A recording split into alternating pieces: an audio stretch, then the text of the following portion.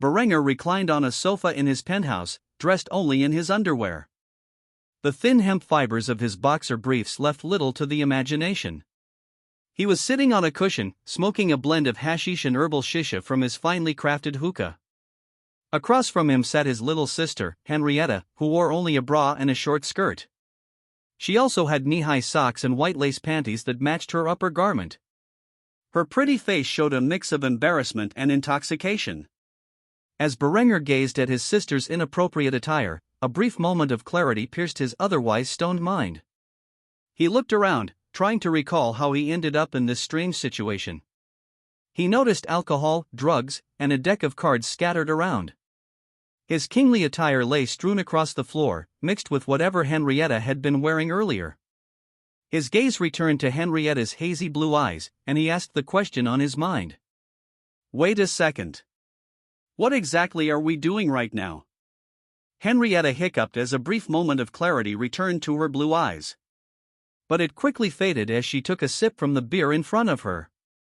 She chuckled and informed Berenger what they had been doing under the influence of drugs and alcohol. "Duh! We're playing poker, remember? Now, are you going to play your hand or not?" Berenger nodded silently, fumbling with his cards. As he did so, he instinctively took another hit from the hookah. After all, more hash wouldn't harm his cognitive abilities any further, right? After inhaling the substance and exhaling a puff of smoke, it suddenly hit him.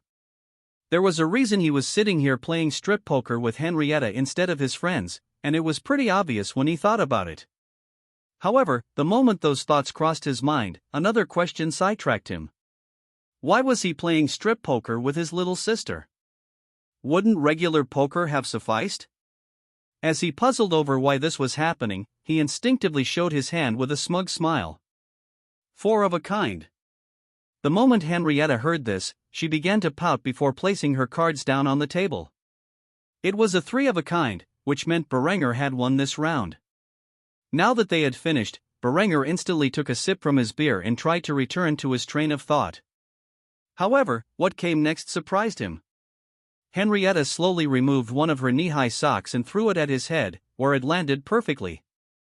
After she did so, she crossed her arms and pouted. This scene immediately reminded Berenger of his initial train of thought. Finally, he managed to ask the question on his mind. "Henrietta, my dear sister, can you explain why we're playing strip poker?" Henrietta's expression immediately changed as she began to ask for clarification on what Berenger had said. "Strip poker? What's that? I thought this was how you played poker." Berenger was immediately enraged when he heard this. He could not fathom where she had gotten such an outrageous idea, so he immediately began to inquire about the person who was tainting his precious little sister's pure mind. "What kind of sick pervert told you that?" A dumbfounded expression etched itself across the girl's face as she stared at her older brother in disbelief. It took her a few moments, but eventually, her bewildered expression shifted to one of embarrassment, and finally, white-hot rage. Afterward, she informed Berenger of just who the sick pervert was who taught her how to play strip poker. "You did. I knew this was not normal. Stupid brother." After saying this, she tried to stand up, but when she did, she lost control of her legs due to the amount of alcohol and cannabis she had consumed. The teenage girl immediately face-planted on top of her elder brother, her face flushed. Berenger could not tell if she wanted to hit him or run away, but one thing was clear, he had done something foolish. When Berenger tried to lift his sister off of him, he accidentally grabbed somewhere he shouldn't have, which caused the girl to react violently by slugging him in the face before struggling to her feet. She somehow managed to shuffle away from the penthouse. As Berenger lay dazed and confused, he entered a state of epiphany and recalled all the events that had led up to this point. It was an average spring morning, and he had a day off for once in his busy life. His only desire was to sit around, relax, and do nothing. However, as usual, his 3 wives wanted him to do something with them. Ultimately, he was dragged around the city for half the day, doing various tasks, like shopping. Seriously, why go out shopping when he could have a servant buy all the items the girls wanted and bring them back to the palace? Nevertheless, by the time he finally got home, Henrietta had a smug expression on her pretty face and openly taunted him. Feeling enraged by his sister's mocking behavior, Berenger wanted to make her pay for her actions.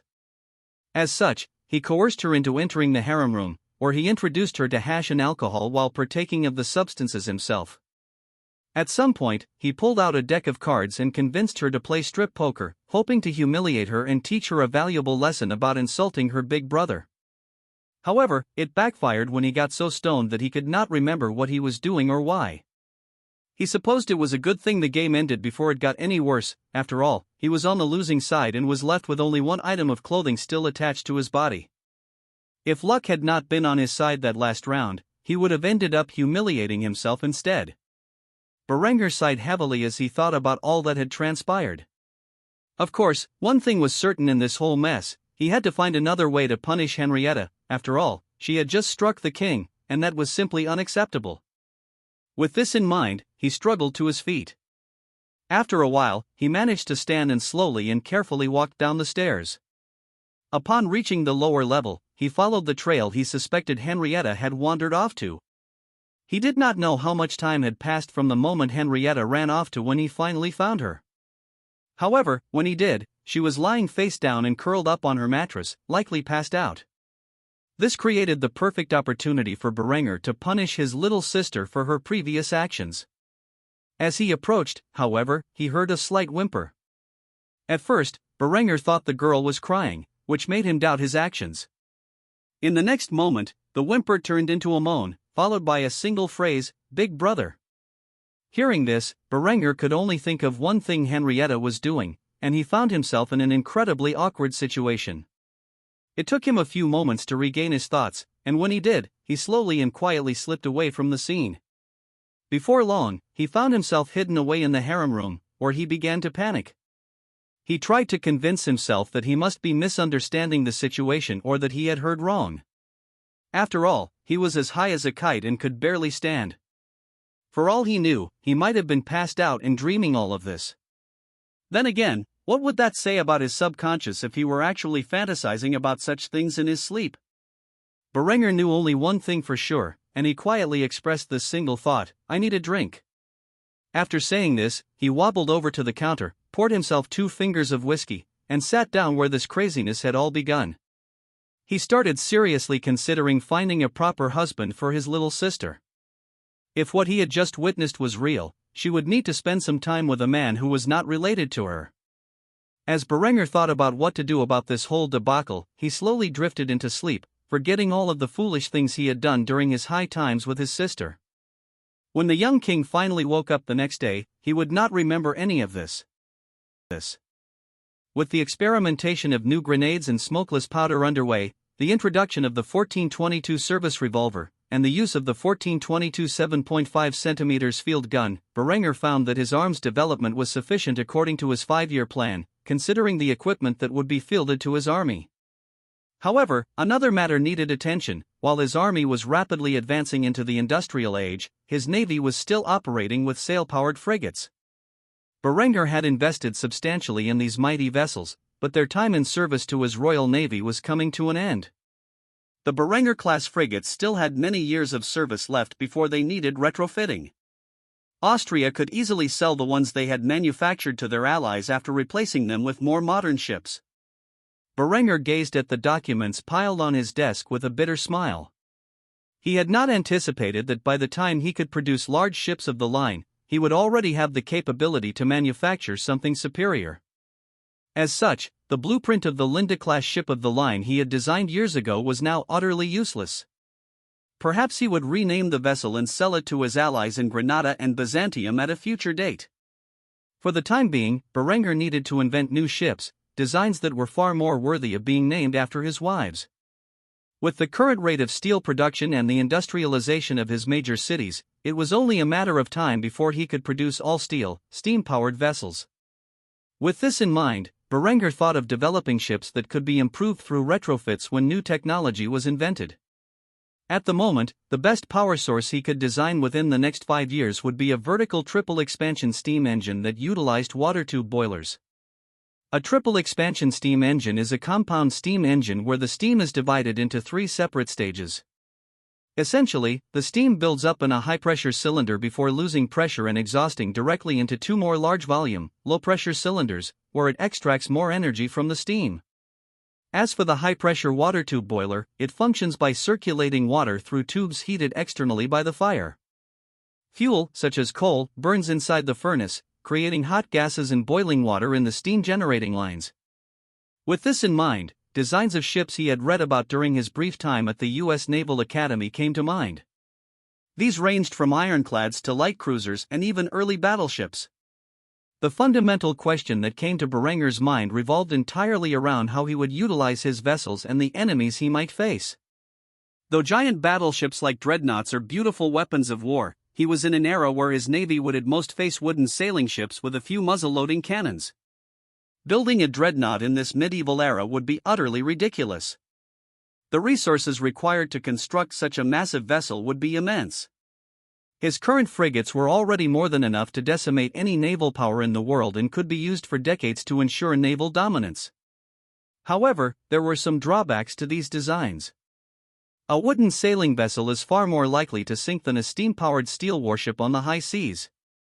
It is also entirely reliant on the wind and is much slower than several designs he could think of. Berenger's purpose in building a powerful navy was not to dominate the Mediterranean, as he was already doing, but to secure a vast global empire that he would one day establish. To fulfill this, his vessels needed to be swift and sturdy.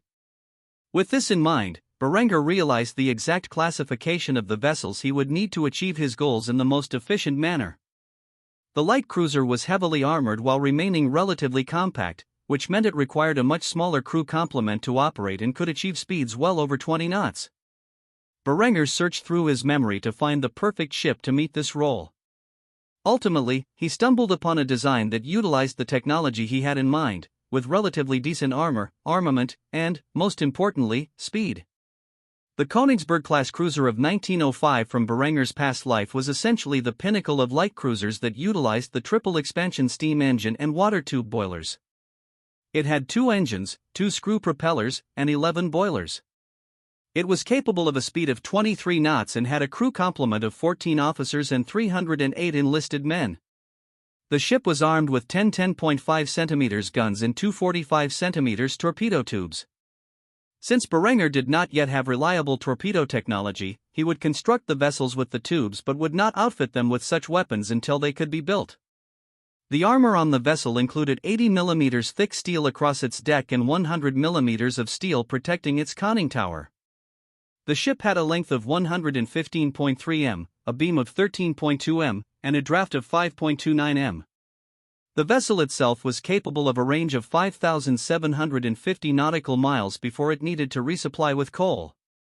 Berenger intended to call this vessel the Adela-class cruiser and did not plan for it to go into production immediately. After all, it would be years before his port cities could update their facilities with the necessary advanced manufacturing equipment to create such a steel behemoth. Yet, by the time he defeated the Crusaders in 5 years and began his wars of unification, he believed he would be able to start construction on such monstrous ships. Berenger hoped to set sail for the New World and begin his colonization efforts by his early 30s. He could only imagine the looks on the natives' faces when the German army arrived in light cruisers, armed with bolt-action rifles and heavy machine guns. The very idea made him chuckle. Such a scenario would truly be utterly unfair, but then again, nothing about life was fair. Reflecting on this notion, he took a sip from his cup of coffee. One thing was certain, he would be the first white man to set foot on the New World in this timeline. That was something he greatly desired to achieve. As he thought about these things, something dawned on him: he would need new cargo ships and troop-carrying vessels, and he had the perfect design in mind. During the Second World War in Berenger's past life, the United States had built thousands of cargo ships known simply as Liberty ships.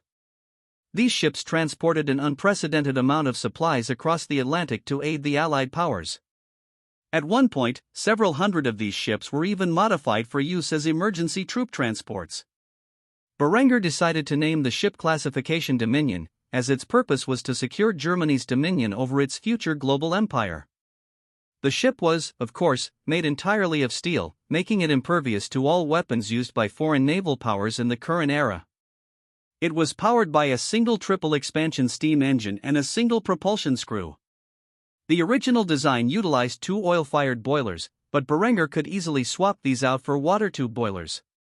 The ship had a displacement of 14,474 tons and a cargo capacity of 10,856 tons.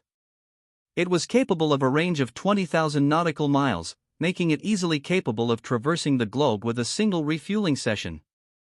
It had a length of 134.57 meters, a beam of 17.3 meters, and a draft of 8.5 meters. For armament, the original design had a 4-inch gun on the stern and aft, which Berenger could replace with a 10.5 centimeters naval gun of his design. This would make the cargo ship more than capable of annihilating any hostile vessel foolish enough to attempt to wrest control of it.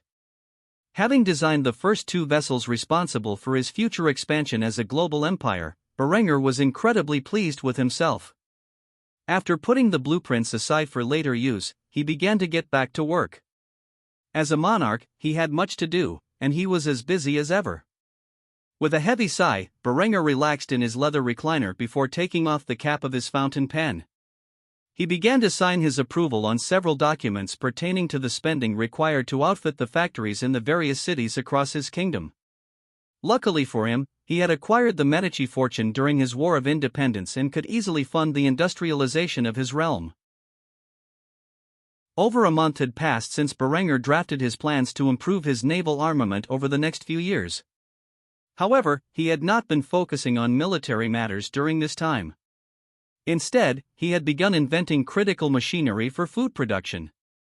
With the development of the steam engine, mechanized factories were starting to become a reality, and this would undoubtedly impact food production. Until now, making bread, the staple of most people's diets, required substantial effort. However, with the plans Berenger had drafted over the last month, the struggles in manufacturing bread would become a thing of the past.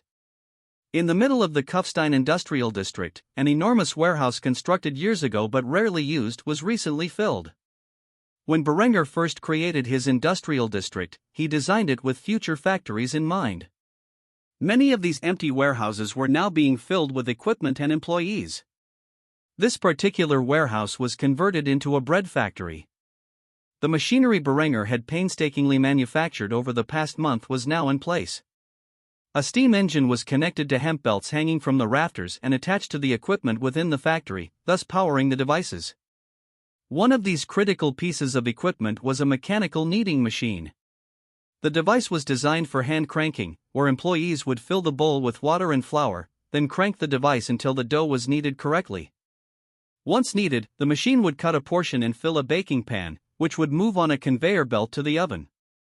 After baking, the loaf would be removed by a baker, who would use a device to cleanly slice it before packaging and shipping it to the market. However, with the invention of the steam engine, hemp belts could be attached to the handle, and the steam engine would power the device without the need for a human to crank it. As a result, the cost of bread was about to decrease substantially, allowing people to spend more of their hard-earned money on other items. Gunther gazed upon the efficiency of the bread factory with a satisfied smile on his face.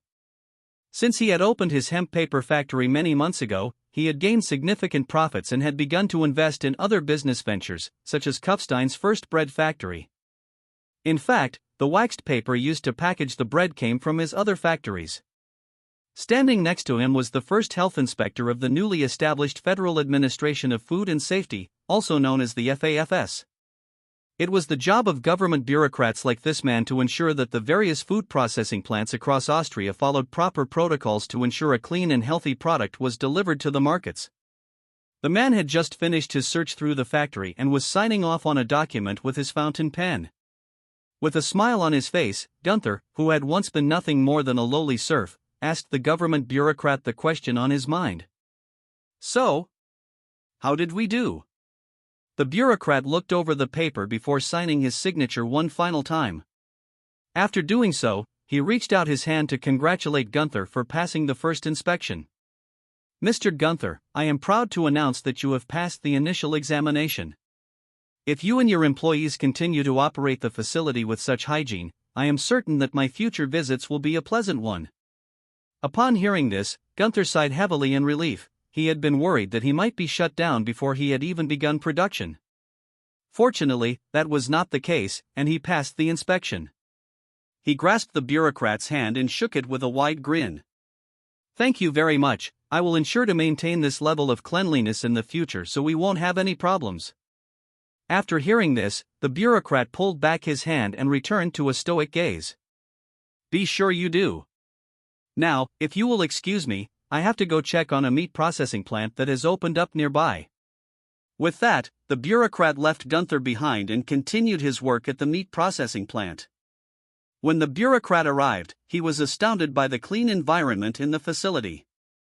People had become aware of germs and were taking every safety precaution to ensure their equipment was sterile.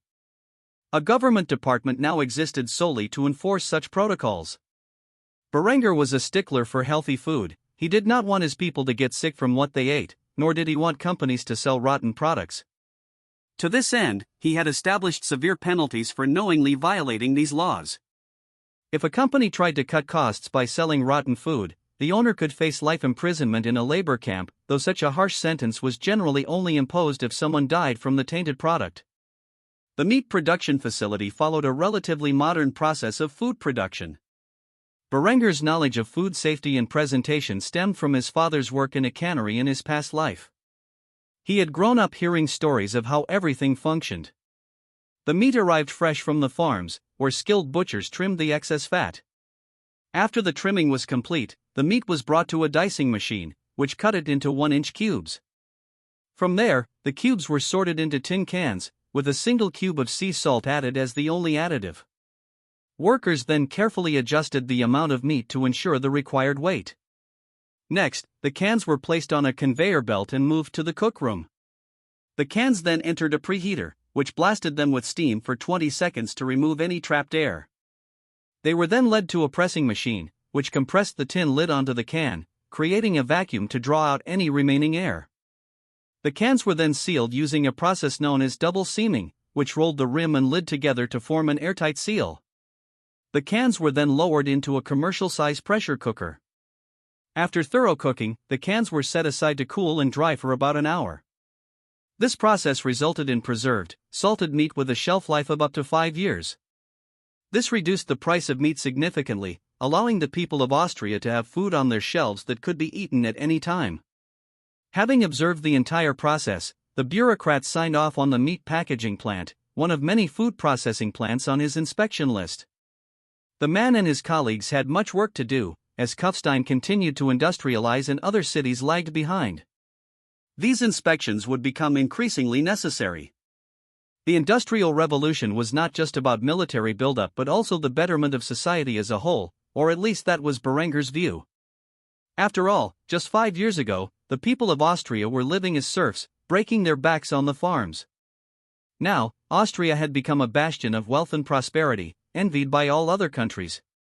Eventually, the reports from these bureaucrats would make their way to Berenger's desk. Luckily for him, he only needed to smile every time he saw another food processing plant receive a proper grading for their inspection. As for those that failed their examination, that was a problem for the Federal Administration of Food and Safety to solve. Berenger had set up a robust government branch to handle it. If he genuinely needed to intervene, it would be due to some form of disaster he did not even want to think about. Thus, everything progressed smoothly as Austria rapidly transitioned into the industrial age. Under King Berenger von Kufstein, the Kingdom of Austria entered a new era of prosperity and growth, the likes of which the world had never seen before. The time had come. In a few days, the day Berenger pledged to provide military support to his ally in the Iberian Peninsula would arrive. After months of preparation, the 1st Division was ready to set sail for Granada, where they would fight against the Catholic armies until every inch of Iberian land was under the control of Al-Andalus once more. Berenger stood in front of his army, dressed in his field uniform, which was based on a field marshal's variant of the M40 uniforms worn by the Wehrmacht during the middle of the Second World War from his previous life.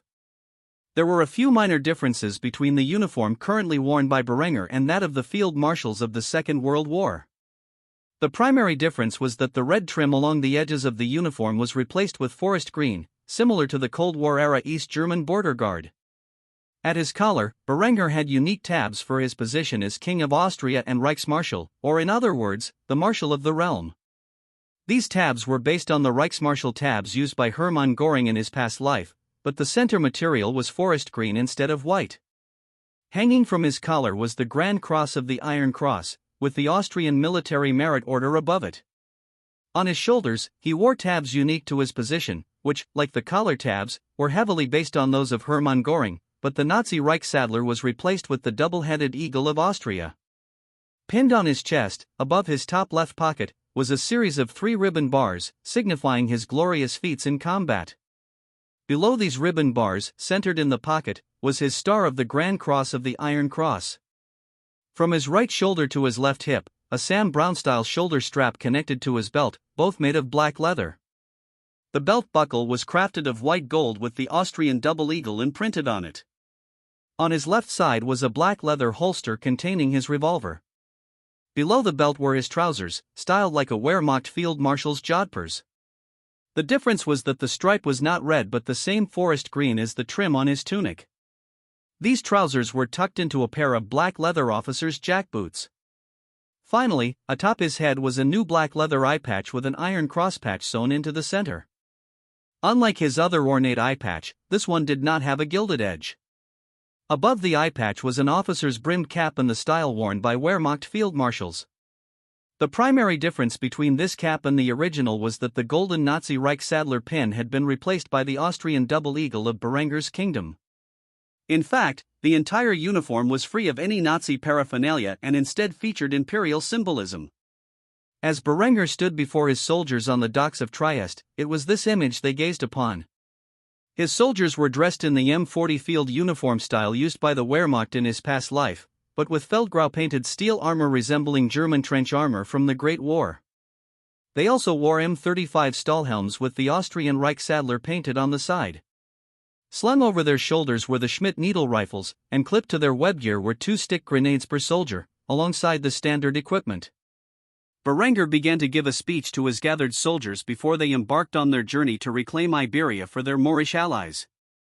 I gaze upon you, the sons of Austria, and my heart is filled with pride. Pride in our people, pride in our kingdom, but most of all, pride in our strength. Each and every one of you is about to embark on a journey to a land far from your birth, with a single purpose, to kill our enemies. I know what many of you are thinking: why should I fight and die in some godforsaken piece of land so that the Muslims can reclaim Iberia? If you are thinking this way, you are gravely mistaken. You will not be killing for the sake of the Granadans. You are doing this for the well-being of your people. Make no mistake, the Church will rally all the major Catholic kingdoms to march upon our soil in 5 years. Hundreds of thousands of enemies will enter our lands, attempting to butcher our families. Why? Because we dare to disagree with the teachings of Christ? Or perhaps to stifle the growth that every man, woman, and child in this kingdom has fought so hard to achieve? Now, I want to ask each and every one of you a simple question: if the 3 Catholic kingdoms of Iberia were to no longer exist, would they be able to assist our enemies in destroying our homes? No. So, do not think of this as throwing your lives away for some filthy Saracens on the other side of the world, so they may see some peaceful days. Instead, think of it as taking the fight to your enemies so that your people and your families will never witness the horrors of war that you, as men, must see. There is a fire inside each of us that burns brighter with every passing breath. We, as Germans, understand the art of war on a profoundly intimate level. It could be considered a rite of passage for all of our young men to enter the battlefield and claim glory for themselves, for their king, and for their fatherland. Now it is your turn, so go forth and kill the enemies of Austria. Hail victory! As Berenger finished his speech, the crowd of 25,000 soldiers and the sailors who would spend the next few weeks ferrying them across the Mediterranean raised Roman salutes and chanted in unison, "Hail victory! Hail victory! Hail victory!" A cruel smile etched itself on Berenger's lips as he witnessed the scene. He had only seen such a spectacular display in historical videos of a specific mustached man's speeches from his past life. Berenger had no intentions of creating a fascist state. Instead, his goals were purely imperialistic. He envisioned a society akin to a far grander Second Reich rather than its failed successor. However, one could not deny the man's powerful oratory and propaganda skills. As such, Berenger occasionally borrowed specific phrases and gestures from the Third Reich, such as the term Hail Victory and the Roman salute, to use among his troops. It seemed to have the desired effect, as the soldiers were fired up and ready to kill any Catholic Iberians they came across. As for Berenger, for the time being, he had no plans to interfere in Granada. Arnulf was a capable enough commander, and he was needed in the fatherland to further enhance its industrial capabilities. The King of Austria had seen enough of war for the time being, and 6 months was not enough time for him to properly enjoy peace.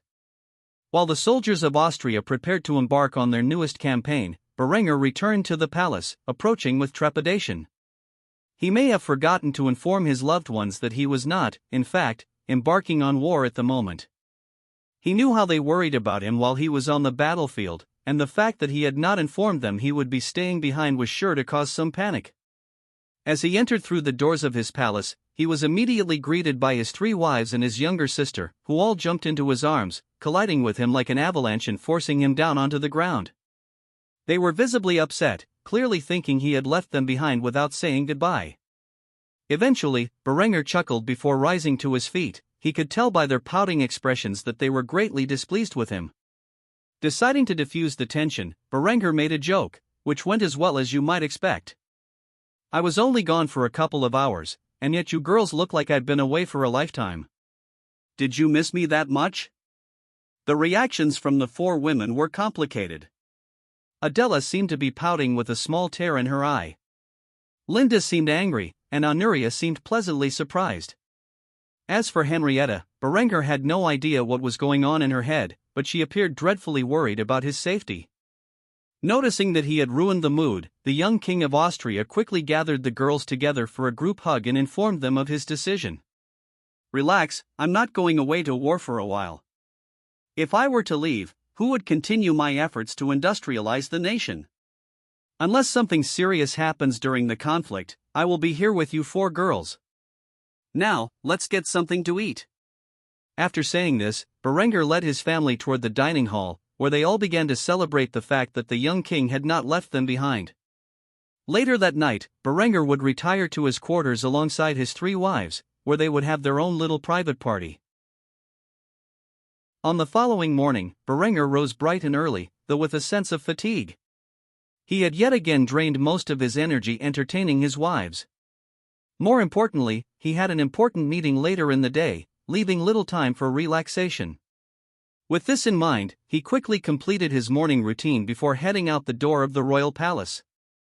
As he sat in his carriage, he carried a briefcase filled with important documents regarding his 5-year plan.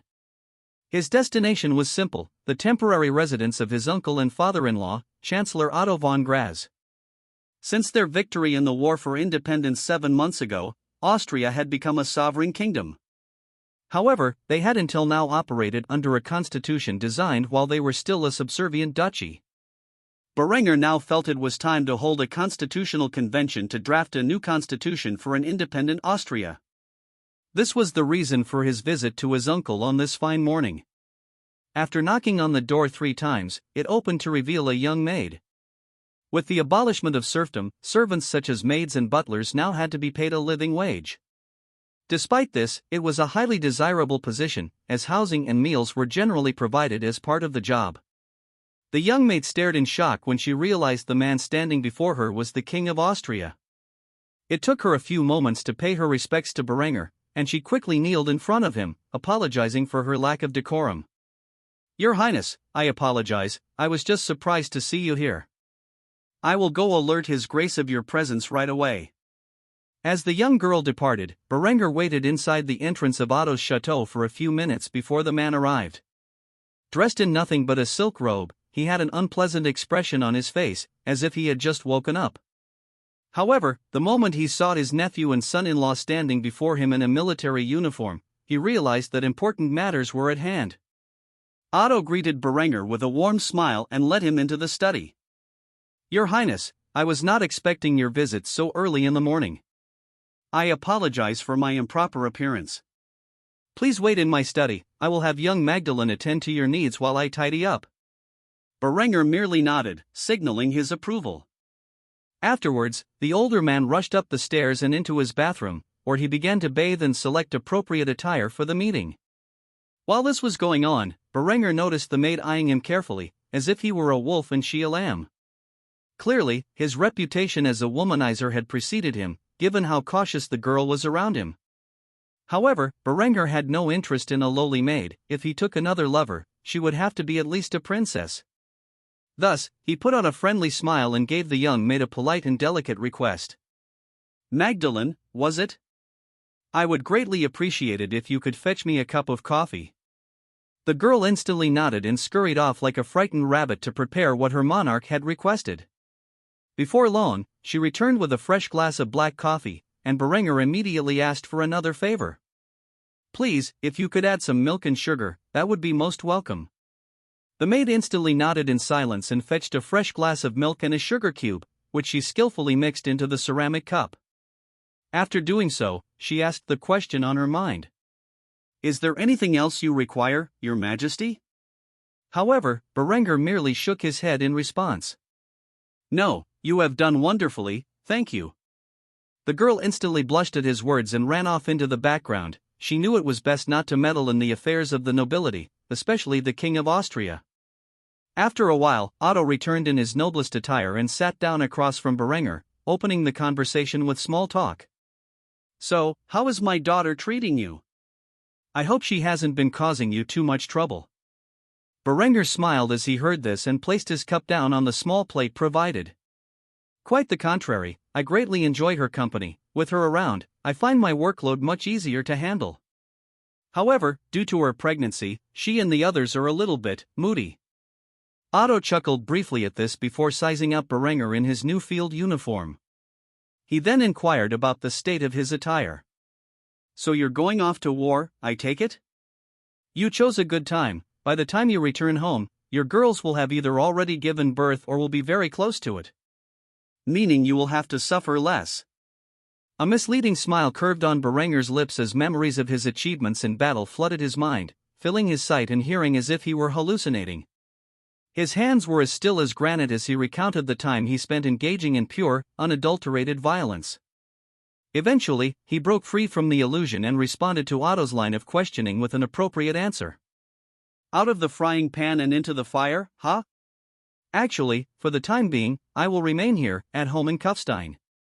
Unless the situation in Iberia turns volatile and my presence is required, I will not participate in this campaign, no matter how much I desire to. As for the uniform, quite honestly, I felt it was a good change of pace from the overly luxurious attire I usually wear. In my humble opinion, it makes me look more militaristic and utilitarian than my usual style, and I greatly admire those attributes." Otto nodded silently in response to this statement, sympathizing with Berenger's point of view. Despite not having participated in Austria's military since a centralized, professional force was established, he had still seen his fair share of war in the past. After a brief period of small talk, Berenger sipped his coffee and finished it. He then immediately switched the topic to the reason for his visit. After all, as king, he was a very busy man and could not stay for long. "Anyways, uncle, this is not what I came here to discuss with you. Instead, I have come to ask for your assistance. I am aware that you are well respected among the nobility of Austria. As the Chancellor of our kingdom and the current Duke of Steiermark, you hold an advantageous position. Hence, I must request something of you." Otto's gaze shifted to a serious glint as he prepared himself for what Berenger was about to ask. By the sound of his nephew's voice, something serious was about to transpire. He nodded before speaking affirmatively. "Whatever you require of me, so long as it is within my power, I will fulfill it to the best of my ability." Berenger naturally smiled when he heard this response. It was exactly what he wanted to hear. As such, he wasted no time and immediately began to inform his uncle of the decision he had come to. "Uncle, it is no great secret that some of my reforms have been less than popular among the higher echelons of Austrian nobility.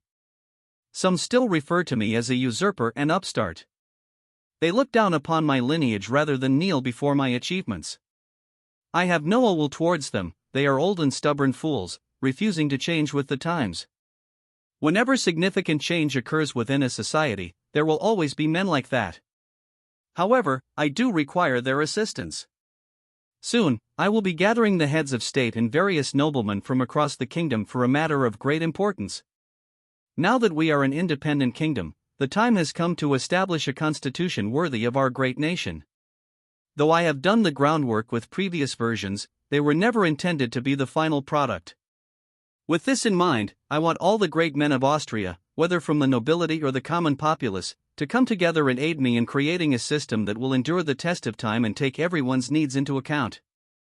The fact is, with a simple request, I can quickly gain the support of the common men and that of the lesser nobility, for nobody has gained more during my time as monarch than they.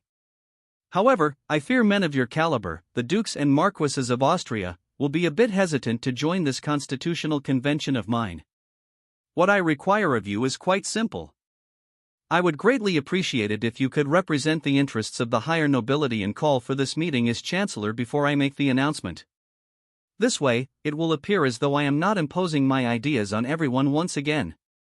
After hearing this, Otto was silent for several moments, not making a single movement as he reflected on Berenger's words.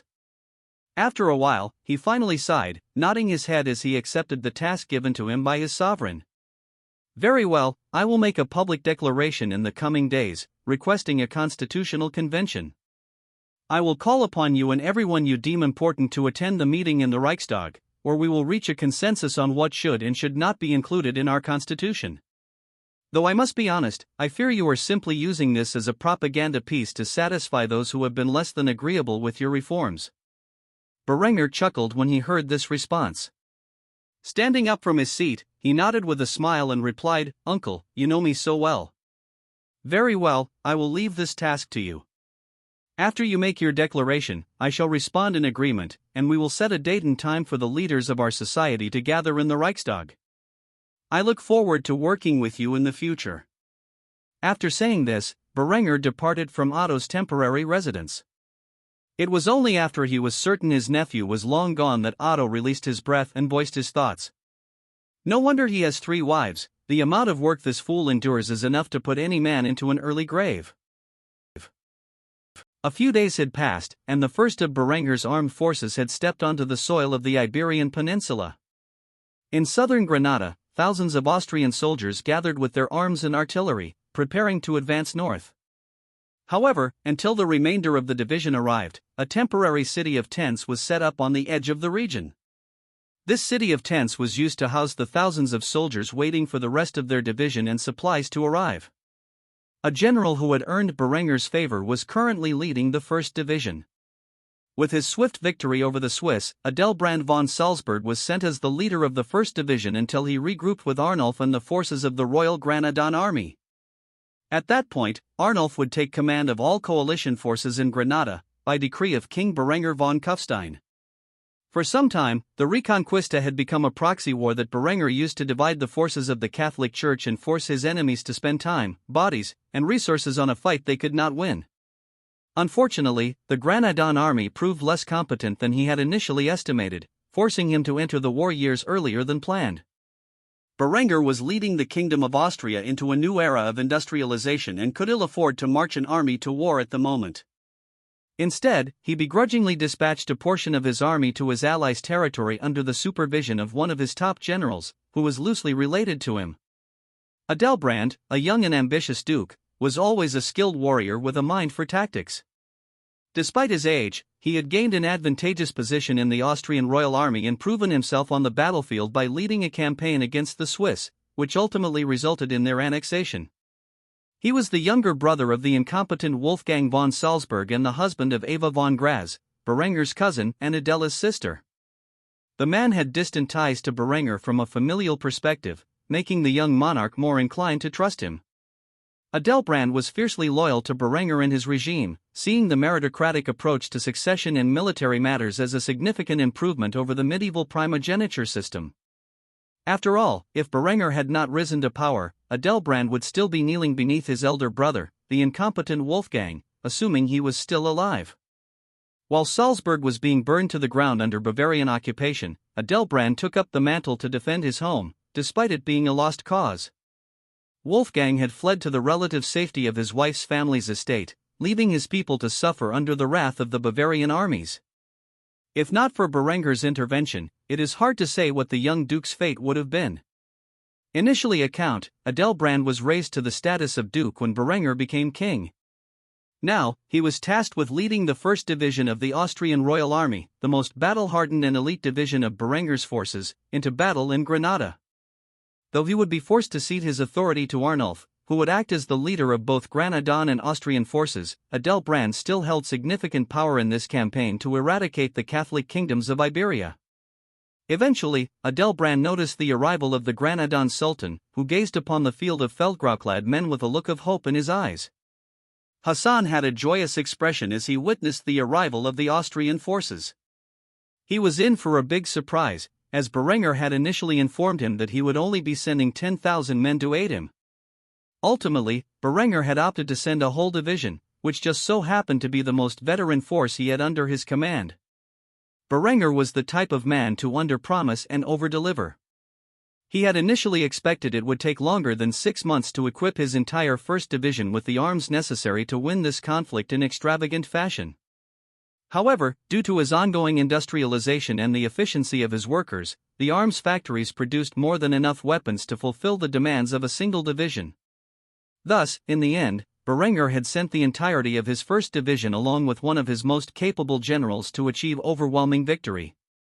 The 1st Division comprised 3 infantry brigades, 1 cavalry brigade, 1 artillery brigade, and a few support battalions, which consisted of specialty units like Jaegers, medics, pioneers, and more.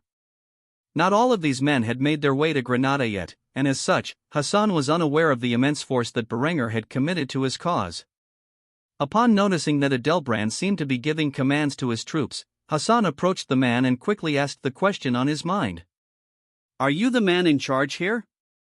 Luckily for Adelbrand, since Berenger had first met Hassan, the man had been studying German and could now communicate effectively with the leaders of the Austrian army.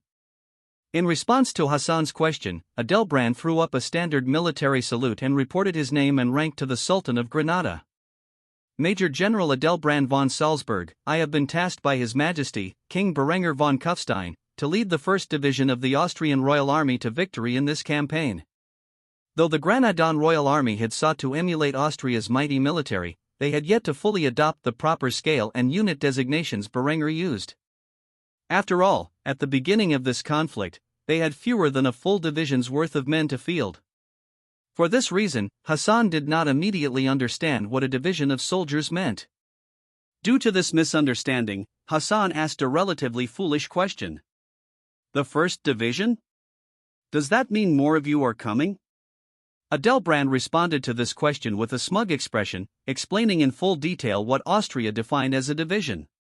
"While my entire unit has yet to reach these shores, I assure you that only 1 division will be taking part in this conflict. Your Majesty, I must inform you that a full division comprises roughly 25,000 men, fully capable of waging war independently if necessary. Due to the superiority of our forces over the enemy, His Majesty, King Berenger, has decided that he will only need the 1st Division to win this war." After hearing that 25,000 Austrians would be arriving to support him, Hassan felt greatly relieved, as if the pressure he had been facing over the past 6 months suddenly vanished. He was aware of how efficient the Austrians were in warfare and knew that Berenger truly valued their alliance if he were to send so many of his soldiers to battle. However, one last question lingered in his mind. As such, Hassan did not hold back his thoughts as he inquired about the whereabouts of a specific person. "Tell me, where is King Berenger? I would very much like to share a drink with him." Adelbrand's expression suddenly became awkward. He had no idea that Berenger had neglected to inform Hassan that he would not be entering the conflict. An uncomfortable smile appeared on his face as he tried to explain the situation as delicately as possible. "King Berenger is currently occupied overseeing a critical transition within our kingdom and is unavailable to lead the conflict. However, I assure you that under my command, we will win this conflict." Hassan immediately began to curse in his native tongue, speaking his thoughts aloud. "That bastard! I bet he's avoiding me because he knows I will try to marry my sister off to him." Adelbrand had no idea what Hassan was saying, but he figured it was not pleasant. Thus, he kept his mouth shut. He would only speak up on Berenger's behalf if the Sultan had the guts to insult him in a language that the general could understand. Luckily for everyone involved, Hassan kept his thoughts to himself. After a while, Hassan began to speak to the Austrian general about the ongoing conflict. At the moment, your General Arnulf is behind enemy lines leading my royal guard in what he referred to as a guerrilla campaign. So far, they have been successful in slowing down the Iberian advance, but it won't be long before they engage my defenses. I suggest you quickly make your way to the front to reinforce my main army, or else it will be a lot more difficult when the first line of defense fails. Adelbrand shook his head when he heard this suggestion. He had a plan and would stick to it. With this in mind, he responded to Hassan's request. I will wait here until the 1st Division has fully landed. Afterward, I will root out your enemies from your land. When I have secured your emirate and exterminated every last Catholic in these lands, I will then drive my army into Portugal, where I will capture its capital and force their king to kneel before me. For the time being, your soldiers will have to hold out. I am sure they can manage it. When Hassan heard this, he sighed before walking back to his caravan. He had traveled a long way to greet the Austrian host and was not going to sit around and wait for the rest of the division to arrive. As he began marching back to his carriage, he called out to Adelbrand, giving him the green light to do whatever he pleased. You are the general. Do what you think is best, but I warn you, if they break through my army, you will be forced to deal with dozens of small armies across my territory, and this will turn into a very long campaign. After saying this, the young sultan departed from the port and traveled back to his capital, Granada.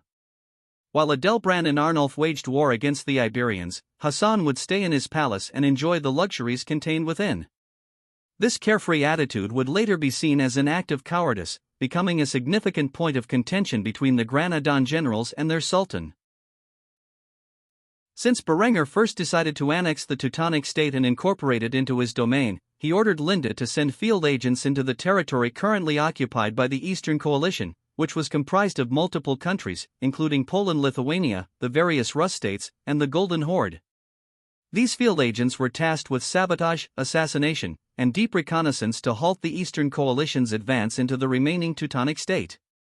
It was a difficult mission, and at the moment, a field agent named Jürgen Speck was deep behind enemy lines with a task that would most likely result in his untimely demise. Nevertheless, for the sake of the fatherland, he was more than willing to pay the price. In his hands was a Schmidt needle rifle, with a range of up to 1,000 yards. Having performed exceptionally well in his marksmanship course, Jürgen was more than capable of making the shot. At the moment, he was sitting far from his target, who was riding with his host. Codden was the current Khan of the Golden Horde, and he was leading his warriors westward to Marienburg with the single purpose of eradicating the last remnants of the Teutonic state. If he and his 130,000 horsemen arrived within those lands, it would undoubtedly be a massacre. At that moment, Jürgen was aiming down his sight in the pouring rain, waiting for the Khan's approach. The man would be entering firing range any minute, and the agent could take his shot.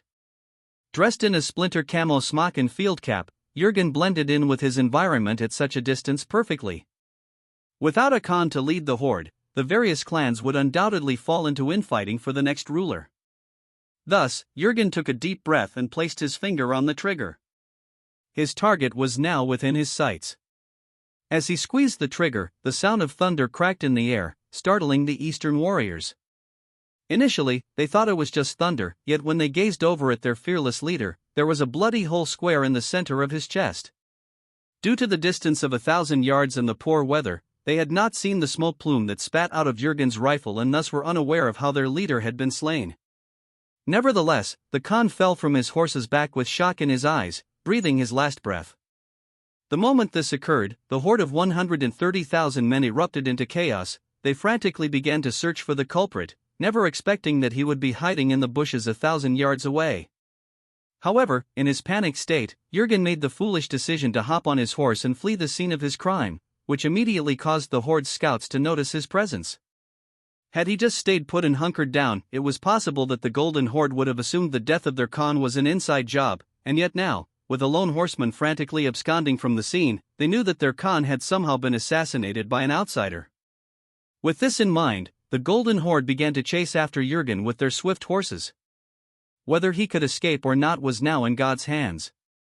The Austrian agent hurried off as fast as his horse would allow him, luckily for him, Arabians had a high endurance level. Nevertheless, despite spending nearly 3 miles outrunning his pursuers, his horse began to slow down. It could no longer maintain its top speed and was completely exhausted. Considering he was left in the middle of nowhere, with no surrounding village to hide in, Jürgen knew he had only one chance of survival. After reflecting on his choices, he quickly halted his horse and pulled out a piece of parchment from his pouch. With a fountain pen in hand, he pulled out a map of the area and marked his general location with the phrase SOS. After doing so, he attached the letter to the messenger owl that was contained in a cage tied to the horse's saddle. He then threw the owl into the air, sending it off to the nearest field camp of his nearby agents. Hopefully, reinforcements would arrive soon and liberate him from his desperate situation.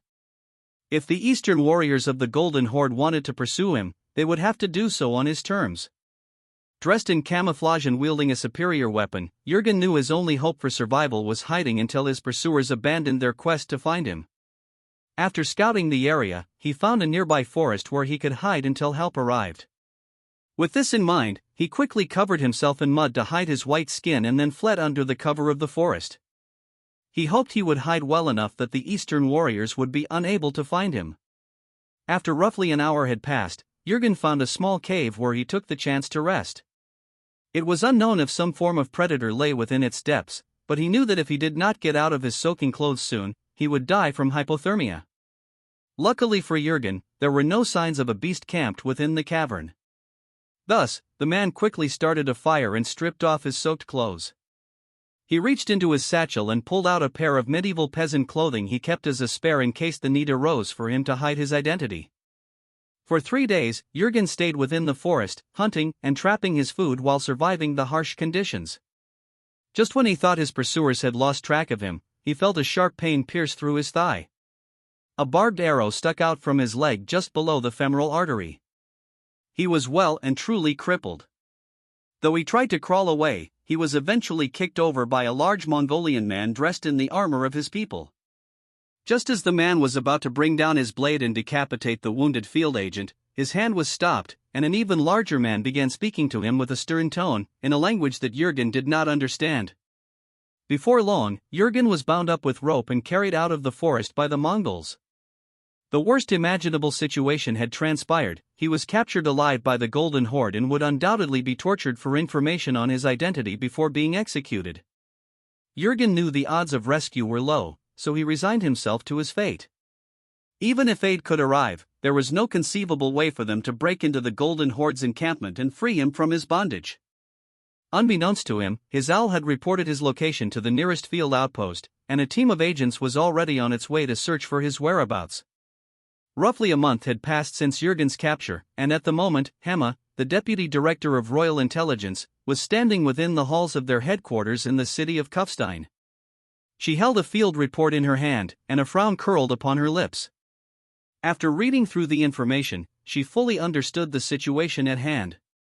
Since Jürgen's capture, the Golden Horde had split into various factions vying for the position of the next Khan. The objective had been achieved, and their advance into the Teutonic state was halted. They were no longer united, and Jürgen was surprisingly still alive. Though tortured mercilessly, he had never revealed his identity. Thus, the Mongols continued to keep him alive, for the time being. However, his current location was deep within the camp of the prime candidate for the position of Khan. With 50,000 horse riders by his side, it would not be easy to extract the field agent from his predicament. A team of agents was constantly monitoring the situation and had sent a request back to headquarters on how to proceed. It would not take long before Jürgen finally broke and revealed that this was a ploy by Austrian intelligence to slow down the Golden Horde's advance into the Teutonic states' lands. When that happened, open warfare would occur between Austria and the Golden Horde. Such an outcome needed to be stopped at all costs. Thus, Hema, currently dressed in her work uniform, had a complicated expression on her face. Until now, none of her field agents had been captured alive. The information that Jürgen had could quickly spark a war between the two countries. Thus, two options presented themselves. Either way, an elite team that she did not have available would have to sneak into the enemy encampment. After dwelling on it for some time, Hema sighed heavily as she stared at her director of covert operations, who had handed her the report. After several moments of silence, she shared her thoughts. It looks like I'm going to have to request aid from the director herself. Berenger, Linda, and Hema were currently within the king's office inside the royal palace. Berenger sat at his seat, with Linda standing by his side, as they read the report given to them by the Deputy Director of Royal Intelligence. Hema had proven herself a capable field agent in the past and was well aware of the dangers associated with the mission she had been ordered to give to the men and women under her command. However, one of her people was captured, and she currently lacked the means to extract them from their compromised position. The only option left was to ask for assistance from the armed forces, directly under Berenger's command as both King and Reichsmarshal of Austria. Berenger gazed at the report with a complicated expression. He knew that he had issued the order to assassinate high-profile targets, but taking out the leader of the Golden Horde was a rather foolish decision on the part of royal intelligence. After thoroughly understanding the current situation, Berenger sighed heavily and placed the report on his desk. He put his fingers together in contemplation, sitting in silence for a few moments before asking the question on his mind. What is it exactly that you are requesting of me? Hema gulped the saliva pooling in her mouth as she struggled to find the words to express her desire. Eventually, she steeled her resolve and asked Berenger for the support she had in mind. I request that you dispatch your forces to enter the camp covertly and either extract or eliminate Jürgen to prevent classified information from being leaked to the enemy. Berenger thought about the question for a few moments. Though his field agents were talented in espionage, assassination, and sabotage, they were not skilled in military matters. As a result, any attempt to rescue the target would likely fail. Berenger had not considered establishing a dedicated special operations unit until now. The reason was simple: he believed the superiority of his forces was so overwhelming that specialized units for unconventional tasks were not necessary. Yet, here he sat, with a mission that even his Jaegers could not easily handle. After all, covert operations were not in their job description, they were direct action, light infantry specialists. With this in mind, he pulled out a piece of paper and began drafting a royal edict to immediately establish a task force under the command of the Austrian Royal Army. If Austria's Jaeger Corps were based on the 75th Ranger Regiment from his past life, this unit would be modeled after the Green Berets. This special forces unit would be called Jagdkommandos and trained in land and seaborne operations. They would act as the silent professionals needed to complete Austria's more delicate tasks. However, Berenger did not yet have the means to manufacture aircraft, so he could not train them in airborne operations. After finishing the edict, Berenger put down his fountain pen and announced his decision. I am authorizing the establishment of a special operations force designed to handle covert missions like these. They shall be known as Jagdkommandos. They will be equipped with specialized equipment for their missions, equipment that will not be seen in the standard armed forces for many years. For what I have in mind, we will only be able to produce a small number of such weapons. You have my permission to select anyone from the army to establish this unit. I want Agent Jürgen extracted alive if possible. However, if this proves too challenging, he needs to be eliminated in a way that does not draw attention to us. A bayonet to the heart will suffice. You have 2 weeks to form this unit and dispatch them to Poland. Any longer than that, and I fear the man will break and reveal everything. Hema immediately stood up and saluted Berenger after receiving her orders. She did not know how effective the unit would be within 2 weeks, but it was better than what she currently had available. Heil Victory! After saying this, Berenger nodded, stood up, and returned her Roman-style salute before dismissing her. After doing so, he sat back down in his seat with a weary expression. Though the Golden Horde had split apart for the time being as they tried to elect a new Khan, one of his agents was captured and would require a specialized team to extract or eliminate him. For the time being, the troops sent on this mission would undoubtedly be recruited from the most elite Jaegers and field agents. After their task was completed, they would be trained into the elite force that Berenger had mentioned earlier and equipped with more advanced weapons than what was currently available to his army. After dwelling on this for a while, Berenger felt his shoulders being rubbed and looked up to see Linda's beautiful smile as she comforted him. After all, ordering the potential elimination of one of his agents was not easy to accept, and thus she knew her husband was likely conflicted. It's okay, even if it comes to what you fear most, he will have died for the sake of the fatherland. What Jürgen knows can't be released to the Mongols. It would invite danger to the people here at home. Berenger began to relax as his second wife gave him a massage. He knew the reasoning for doing such a horrid task, but just because it was logical did not make it any easier on his conscience. While Linda was rubbing his shoulders, Berenger cracked a joke to his wife about her deputy director. "Hema looked good in her uniform, maybe you should dress up in yours more often?" When Linda heard this, she immediately rolled her eyes. Though she was the director of intelligence, she had never actually gotten a uniform tailored for herself. After all, she spent more time at home in the palace looking after the kids than at headquarters. The Austrian Royal Intelligence, acting as both a domestic and foreign intelligence agency, had uniforms for members who spent most, if not all, of their time within the nation's borders. These uniforms were partially based on those of the Stasi from East Germany, with the primary difference being that the collars were in the form of those used by the Wehrmacht in WW2. Hearing that her husband so much wanted to see her in a uniform brought a smile to her face. She wrapped her arms around his shoulders from behind and whispered in his ear, with a sensual tone, "If you want me to have a uniform so badly, then I will have one designed. However, I fear that if I wear such a thing, you won't be able to keep your hands off me." After saying this, she turned Berenger's seat around and sat in his lap, beginning to kiss him passionately. The young king immediately began to unzip her dress from the back, or it fell from her shoulders, revealing her substantial bosom. It didn't take him long to start sucking the milk from her teats. However, before they could become truly connected, they heard a knock on the door followed by their son's voice, which thoroughly interrupted the couple's playtime. "Mommy? Father? Are you in there?" Upon hearing this, Berenger sighed heavily before helping his wife get dressed. After she was dressed, he approached the door and let his son in. Linda's frustrated expression immediately softened the moment she saw her darling little boy enter the room. Berenger picked his son up into the air and smiled as he asked the boy a question. "Hans, what's the matter? You know better than to knock on my office door during work hours." Hans immediately looked over at his mother and then back at his father before explaining his reason for interrupting them. "I'm hungry, and I couldn't find Mommy." After saying this, Berenger set the little tyke down on the floor and ruffled his strawberry blonde hair. As he did so, he gave his son a brief lecture with a smile on his face. "Hans, you're 4 years old now, it's time for you to wean off your mother's milk. If you're hungry, go to the kitchen and ask for a glass of milk and something to eat." This would have been a convincing argument if there hadn't been a leftover drop of Linda's milk on Berenger's lips. Upon seeing his father lecture him in such a manner, Hans began to pout and immediately questioned his father's hypocrisy. "Then why do you get to drink Mommy's milk?" Berenger was immediately awestruck when he heard this.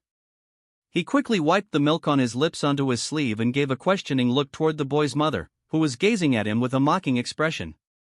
Seeing this, Berenger sighed and came up with the quickest excuse he could think of. "Because I'm your mother's husband, and a husband can have as much of his wife's milk as he wants." The moment Hans heard this, a light flickered in his eyes as if he had come to a profound understanding.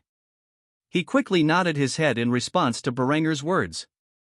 "So if I get married, I can have as much of my wife's milk as I want?" Not realizing the problem he had caused, Berenger quickly nodded with a smile on his face.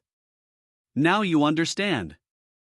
After saying this, Hans hugged his father and ran out the door. Berenger would never know that he had inadvertently passed on his fetish for breastfeeding to his son with this statement. Of course, such a thing would not manifest for many years. While plans were underway to form a special task force to liberate the captured field agent from the Golden Horde, Austrian intervention in Granada was also ongoing. Berenger decided to design 2 new weapons that would eventually replace the needle rifle and the 1422 service revolver in a few years. More importantly, these weapons would become the standard issue for his JAG commandos in the upcoming months. For the time being, Berenger had no intention of mass-producing these weapons because they relied on smokeless powder, and he currently had limited production capability for this valuable resource. Only after his chemical factories expanded would he be capable of mass-producing the substance and the munitions required for these weapons to function. The first firearm Berenger intended to create was a multi-shot bolt-action rifle. This bolt-action rifle was primarily based on the Kar-98K, the standard-issue infantry rifle of the Wehrmacht during the Second World War in his previous life. However, a few alterations were made to the overall design. The first change was that the bolt handle was straight rather than curved. This alteration was due to the inclusion of a dust cover based on the system used by the Arisaka Type 99 rifle, issued to the Imperial Japanese Army during his past life. This dust cover was a piece of stamped steel attached to the bolt and moved alongside it, designed to cover the action and prevent dirt, dust, and grime from entering. This was a huge bonus in trench warfare or jungle environments. The Mauser 98 action was arguably the best action of any service bolt-action rifle. It was robust, reliable, and durable. Unlike other designs, it utilized 3 locking lugs to keep the bolt intact. Aside from its battle-proven functionality, the weapon also featured an internal 5-round box magazine. Other minor alterations Berenger made to the rifle included an insert in the stock and butt plate designed to store the cleaning kit, similar to the AKM, and a magazine breakdown button within the trigger guard, much like the Arisaka Type 99. To put it simply, taking apart the magazine on traditional German Mausers was unnecessarily complicated. While one would rarely need to disassemble the internal magazine, it was sometimes necessary for maintenance, and anything that made the process easier was a plus in Berenger's book. Other alterations to the design were purely cosmetic. For example, Berenger designed the stock based on the predecessor of the Kar-98K, the Mauser model of 1933, also known as the Mauser Standard Modell or the Mauser Banner Rifle. The primary difference between the stocks was the lack of an indent for a curved bolt handle and the inclusion of a small rectangular cut on the handguard beneath the rear sight. In other words, this bolt-action rifle was a blend of 3 excellent rifles from his past life, the Mauser Kar-98K, the Mauser Standard Modell, and the Arisaka Type 99, which was loosely based on the Mauser 98. Berenger believed he was creating the perfect military bolt-action rifle. He decided to label the rifle as the Gür model of 1422, or G22 for short. This was because Berenger intended to introduce it into service in a limited capacity this year, primarily for use by his covert operators, rather than officially adopting it for his armed forces. To Berenger, there was no more excellent full-sized rifle caliber than the 7.92 by 57 mm Mauser. However, for this timeline, Berenger decided to name this cartridge the 7.92 by 57 mm Lang Patroni. After all, within his lifetime, he intended to introduce the 7.92 by 33 Kurs for use in assault rifles. This was a powerful cartridge that was in use by the German army from the days of the Boxer Rebellion to even after World War II, during the early years of the Cold War in Berenger's past life. The 7.92 by 57 mm LP was a rimless, bottleneck-style cartridge. This meant that the rim around the primer was not significantly larger in size, and the cartridge tapered towards the bullet. The projectile itself was a Spitzer-shaped bullet with a copper jacket and a mild steel core. It also utilized a double-based smokeless powder, which meant it contained a mixture of nitrocellulose and nitroglycerin. This cartridge had a muzzle velocity of 790 meters per second or 2,592 feet per second and an effective range of 550 yards when fired from a G25 rifle. In reality, when equipped with a telescopic optic or when used by a talented marksman, the rifle could achieve hits out to 1,090 yards. After designing the rifle, Berenger moved on to the next critical piece of equipment he would be issuing to his JAG commandos, a new sidearm. While the 1422 service revolver was practical among rear echelon troops, officers, and cavalry, Berenger felt that something far superior was needed as a sidearm for his special forces. With this in mind, he quickly began drafting the blueprints for a legendary pistol that was issued to German troops in both world wars from Berenger's past life. However, it would forever remain infamous as the favored sidearm of the Waffen-SS, the elite shock troops of the Nazi Party and the personal army of the Führer. The Mauser C96 that Berenger designed was chambered in 9 by 19 mm Luger, more commonly referred to in the modern era as 9 by 19 mm Parabellum. By the time of Julian's death, this cartridge had become one of, if not the most widely adopted military and police cartridges in the world. The Mauser C96, which would become known as the P22 in this timeline, was among the first commercially and militarily successful semi-automatic pistols. It was commonly referred to as the broom handle by American shooting enthusiasts. However, due to its unique design, it had some quirks that were later redesigned in later models. For example, Berenger fully intended to replace the internal, stripper clip-fed 10-round magazine with detachable 10 or 20-round magazines, as seen on many of the variants that had made their way to China in his past life. Although there were better semi-automatic pistols Berenger could have adopted, there was a particular reason he chose this weapon for use in his special forces. When the Germans adopted this pistol, they generally issued it with a wooden holster that could also act as a stock, turning the gun into a semi-automatic pistol-caliber carbine. This would be essential for dangerous operations, or his jagged commandos would need access to relatively rapid-firing weapons. As such, it made the perfect sidearm for his most elite forces. Additionally, from a purely aesthetic perspective, it was a uniquely German handgun, which Berenger greatly appreciated. Another minor alteration to this weapon was the use of improved iron sights, which allowed the shooter to acquire their target faster than with the original model. Was this essential to the function of the weapon? No, after all, the Mauser C96 from his previous life had an exceptional combat record. Still, it did not hurt to make such a minor improvement. Having designed the weapons that would soon be issued to his jagged commandos and later become standard in his conventional army, Berenger leaned back and relaxed in his office chair. He had done more than enough work for the day, so he broke out the old skull chalice and poured himself some fortified wine. As he drank from his chalice, he saw a particular sight enter his room. Honoria was dressed in a silk dress of the current fashion in Austria, dyed purple, much like her hair. She had a sultry smile on her face as she approached her husband. Though Berenger did not know immediately what she had in mind, he could take a guess. As she reached his seat, she quickly hopped into his lap, nearly knocking the chair over in the process. If not for Berenger's foresight and fast reflexes, the couple would have indeed smashed into the ground. However, after stabilizing himself, Berenger immediately asked his third wife why she was bothering him. "So, I assume you have something to tell me?"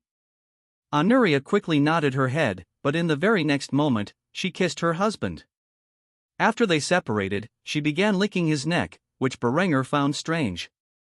After a while, he flicked her on the nose and asked her the question on his mind. "What are you doing?" Honoria playfully prodded his chest with her dainty finger as she whispered in his ear. "Marking my territory, you reek of Linda's perfume." Berenger chuckled when he heard this, then got down to business. "We can play later. Tell me, what is so important that you interrupted my progress?" Honoria pouted at this before sighing. She then shared the thoughts troubling her. "My crew wants to participate in the war against the Catholic Iberian kingdoms, but I'm pregnant and can't enter the battlefield. So, I wanted to know what you think about letting Melissa take over for the time being?" Berenger thought for a few minutes before bursting into laughter. Honoria, unsure how to react, became slightly offended and protested, "What's so funny?" Berenger calmed down and responded to the princess's question. "They're your crew, do what you want with them. You don't need my permission to run your business." Hearing this, a broad smile spread across Honoria's face, and she kissed Berenger on the cheek. She then hopped off his lap and ran toward the exit, leaving behind a single phrase. "Thanks, Daddy." With that, she disappeared from Berenger's sight. He quickly finished the remaining fortified wine, then mused, "Looks like I need to break out the whiskey." Berenger spent the rest of the evening drinking alone. Throughout the past few weeks, while the Austrian expeditionary force gathered on Gibraltar's coast, the war in Granada continued to rage. General Ziad's central defensive line was crushed at Granada's northern borders, forcing them to withdraw to their capital city. Meanwhile, General Arnulf and the Granadan Royal Guard were trapped deep behind enemy lines, struggling to survive as Duke Lorenzo de Benavente ruthlessly pursued them across the plains of Andalusia. After an attempt on his life, Lorenzo refused to show mercy to Arnulf and his men. Currently, the city of Granada was enjoying its last few days of peace, as the men, women, and children within prayed to their deity for their survival. The crusaders who would soon besiege them would show no mercy. What little remained of the Granadan royal army scrambled to form a defensive line to protect their capital city from their enemies' ferocity. Fortunately, the Austrian reinforcements had finally arrived and immediately dug into a massive, well-fortified trench line. 25,000 Austrians, standing side by side with 5,000 Granadans, waited patiently for the arrival of the main Aragonese army. A few miles outside the city, the primary force of the Aragonese army, supported by tens of thousands of crusaders from the Order of Santiago and Calatrava, stood ready. At its head was King Felipe de Trastamara, leading an army of 50,000 men. The Aragonese king had personally led this army to defeat Granada, as the Castilians were struggling to rout out the remnants of the Granadan royal guard, and the Portuguese armies were nowhere to be found. Thus, in his eyes, the glory of defeating Granada and completing the Reconquista naturally fell to him. After nearly 700 years, Iberia would once more belong to its native sons. With this in mind, he sneered with disdain at the supposedly meager fortifications standing between him and total victory. He cared little that the Austrians had arrived in insignificant numbers to halt his advance. They may have powerful weapons, but Aragon had the power of the Lord God Almighty backing them. Thus, the foolish king feared not what sorcery Berenger the Accursed had managed to conjure from the depths of hell. After receiving a scout's report about the nature of the enemy's defenses, Felipe gave his orders to his troops, who were waiting for the battle to begin. "Forward march and fear no evil, for God is on our side." Tens of thousands of men immediately began their charge, attempting to take the trench line from the Austrian and Granadan forces, completely unaware that they were walking into a massacre. The Aragonese were quite confident, having recently begun to manufacture their crude version of the arquebus. Made of cast iron, these weapons had utterly failed to standardize in caliber. Nevertheless, the Aragonese were now equipped with some small capacity to use the weapons the Granadans utilized. Recklessly, they charged towards the enemy, foolishly believing they would not be fired upon until they reached a distance of 100 feet. The knights were the first to enter the fray, as their horses attempted to gallop over the barbed wire. Overburdened by barding and their riders, it did not take long for the Catholic cavalry to get stuck within the defenses that the Austrians had constructed. It was only after the Catholics reached a distance of roughly 600 yards that the echo of the artillery roared through the air. The screams of the shells, twirling out of the barrels of the mighty 1422 field guns, resounded across the battlefield like a titan escaping from the pits of Tartarus. The shells landed upon the army trapped in the field of mud and barbed wire. As they detonated, men were torn into chunks of flesh, and others were ripped apart by the white-hot shrapnel. Blood-curdling screams accompanied the sound of gunfire and artillery, forming a symphony of war. Felipe gazed in horror at the rear of his army, witnessing the destruction wrought upon his men. The sight of the 75mm high explosive shells erupting and engulfing his soldiers in fiery blasts was exactly as the Pope had described. Somehow, Berenger the Accursed had conjured hellfire upon the battlefield. The terrified King of Aragon immediately wet his hose, unable to contain his bladder.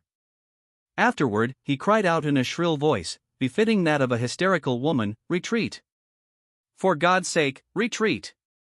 Despite the echoes of gunfire and explosions drowning out his order, the men in the field received conflicting commands from their officers. Under no circumstances were they to retreat. To survive, they must press forward at all costs. As the king watched his army being torn to shreds and disobeying his orders, he immediately gave up and commanded his household guard to retreat. Thus, the king fled the battlefield, leaving his men to valiantly try to overcome the technological gap between them and their foes. Adelbrand, on the other hand, stood upon the city walls beside General Ziad and the young Sultan Hassan. They watched the massacre unfold from a distance through a pair of binoculars. With a wicked grin, Adelbrand immediately declared to his allies, "Wonderful, isn't it? The power that His Majesty's army possesses is not limited to what you see here. I am certain that we will be wielding even greater weapons in 5 years. As for what you see here, it will probably be issued to the reserves. Aren't you glad that His Majesty has a soft spot for Saracens such as yourself?" Hassan could hardly believe his eyes. By now, the Iberians had begun to withdraw. The rapid rate of fire from the needle rifles, combined with the explosive power of the rifled breechloaders, had indeed and utterly torn the enemy army to shreds. Within minutes of the battle beginning, tens of thousands of men lay dead in the fields outside his capital city. The remainder of the Aragonese army were either wounded and bleeding out or struggling to retreat from the trap they had marched into. The young sultan had only one thought as he witnessed the sheer level of bloodshed beneath his very eyes: Whatever it takes, I must marry my sister to King Berenger. Without a marriage to bind our two houses together, this could be the fate of my people one day. As Hassan was thinking these thoughts, Adelbrand reached into his satchel and pulled out a folder, which he immediately handed to the young sultan with a stoic gaze. Confused by this action, Hassan inquired, "What is this?" The Austrian general refused to meet the Sultan of Granada's eyes, continuing to gaze upon the carnage on the battlefield below. However, without the slightest hesitation, he revealed a hint of the true nature behind the folder. "It is a gift from His Majesty, King Berenger. While I win your war for you, he wants you to get to work and begin implementing what is inside this folder." Hassan briefly looked through the folder and was confused by what he saw. Nevertheless, he was sure there was someone in his realm who could understand its contents. He handed it to his general, Ziad, and gave him a command. "Have this folder brought to someone who understands what is contained within." Ziad immediately nodded and saluted his sovereign. Afterward, he gazed upon the battlefield and the trenches below. The Aragonese crusaders had been annihilated, the echoes of gunfire and artillery had begun to fade. This day would mark a turning point in the centuries-long Reconquista. The ruthless massacre of the Aragonese army by the Austrian 1st Division would spark an outcry from the Catholic world, and countless volunteers would soon march from their homes to end the combined threat of the Austro-Granadan alliance. Weeks had passed since Berenger first issued the royal edict to establish a special operations unit known as the Jagged Commandos. During this time, a small team of elite soldiers had been formed with a single purpose: to rescue Agent Jürgen. As expected, this team consisted entirely of Berenger's most elite soldiers from his Jaeger Corps. At the moment, a small fire team from this task force was sitting in a rowboat in the middle of the Vistula River, inching ever closer to their target. Captain Andreas Jaeger was the current team leader of this specialty unit, which would one day become the infamous Jagged Commandos. Despite many potential candidates, he was ultimately selected after a thorough screening to lead this mission. At the moment, he was sharpening his bayonet as he sat in the boat approaching their destination. The likelihood of him and his men needing to use these weapons to eliminate potential hostiles was undoubtedly high. A single shot from their rifles would immediately alert the entire camp to their presence. Jaeger was dressed in what had become known as the M22 field uniform, which served as the basis for all soldiers' uniforms within the Kingdom of Austria. It was a replica of the Wehrmacht's M41 field uniform from Berenger's past life. Over the uniform, he wore a splinter camo smock, and over that, his trusty trench armor, painted to match the camouflage. Attached to the breastplate was a set of black webgear, consisting of 6 ammo pouches containing paper cartridges for his needle rifle. Although Austria had begun to manufacture bolt-action rifles and semi-automatic pistols, they had not yet been tested or approved for field use, so the unit was still equipped with the standard-issue needle rifle. Under this armor was a black leather belt that held his bayonet, entrenching tool, and canteen. His footwear consisted of black leather combat boots that reached his ankles. Over these boots, he wore splinter camo puttees. On his head was an M21 Stahlhelm, a helmet he had worn for some time and painted in splinter camouflage. For better concealment, he wore a ghillie cape that acted as faux foliage, wrapping around his head, shoulders, and back. The only other notable feature of his kit was his face, painted in a woodland pattern to obscure his pale skin, which could be visible in the dark. As the boat approached their destination, Andreas sheathed his bayonet and grabbed his paddle. He and his team silently brought it to shore. Once on dry land, Andreas quickly reviewed the plan one more time. "The plan is simple. We infiltrate the camp and silently take out the guards. After that, we make our way to the tent that Royal Intelligence claims is the current location of our missing field agent. Our objective is straightforward: extract Jürgen and bring him home." The men who made up this unit silently nodded, and Andreas ordered them to move out. They began to approach the nearby encampment, which was not far from the Vistula. Before long, Andreas and his team found themselves behind a pair of Golden Horde sentries. Andreas quickly slung his rifle over his shoulder and drew his bayonet. After placing his hand over the man's mouth, he swiftly slid the blade across his throat, ending the man's life. Blood spilled onto the ground, forming a crimson pool. Before the other sentry could react, he was quickly taken out similarly by one of the men in Andreas' squad. Only after Andreas was sure the two men were genuinely dead did he and his team drag the bodies out of sight and hide them in the bushes. While all of this was happening, a marksman was stationed on the hill above with his needle rifle at the ready. He was gazing down into the encampment through the iron sights of his rifle, prepared to cover the team's escape if needed. After hiding the bodies, Andreas took point and slowly and cautiously made his way between the tents. Fortunately, it appeared to be a celebration that night. Many of the Mongol warriors had drunk themselves to sleep. Only a few, highly intoxicated, hostiles were wandering through the camp, oblivious to Andreas and his squad even if they crouched down 5 yards in front of them. Thus, Andreas and his men swiftly made their way to the tent where Jürgen was supposedly held captive. They split into 2 groups. Andreas and the medic would rescue Jürgen, while the others searched for his equipment. It was not a good idea to leave behind any gear that could identify Austria as the assassins. Upon entering the tent, they found their target tied to a post, with cuts and welts all over his body. He was missing his left hand and both eyes. The fingernails on his right hand were completely removed, as were all of his teeth. It was clear that, when not cutting at his body, they had beaten him with blunt objects, leaving substantial bruising across his torso and multiple fractures in his limbs. How he had managed to survive this long was a mystery to the veteran medic who accompanied Andreas and his team. Jürgen was clearly on the brink of death, and the medic instantly began to treat the few wounds he could manage. When there was nothing more to be done, the medic pulled out smelling salts and placed them under Jürgen's nose, which immediately awakened the poor man. All he could see was darkness from the dark pits where his eyes used to be. Despite his lack of sight, he could still sense that he was surrounded, and he immediately began to panic. However, before he could scream, his mouth was covered, and he heard the familiar words of his native tongue whispered in his ear. "I am Captain Andreas Jäger, of the Jäger Corps. We are here to rescue you." Upon hearing this, Jürgen's brow immediately relaxed as he realized that aid had finally come. Afterward, Andreas removed his hand, and Jürgen immediately began to speak. I said, nothing. Well, besides eat shit." After saying this, Jürgen began to chuckle, which immediately caused him to cough. The medic immediately cut him down, but Jürgen was far too injured to walk. As he collapsed onto the ground, he began to chuckle once more before making a request. "Water." Captain Andreas quickly pulled out his canteen and guided it to Jürgen's lips, where he hastily took a sip. After rinsing the blood from his mouth with fresh water, the man sighed heavily before making one final request. "Kill me. Please." Andreas was shocked when he heard this.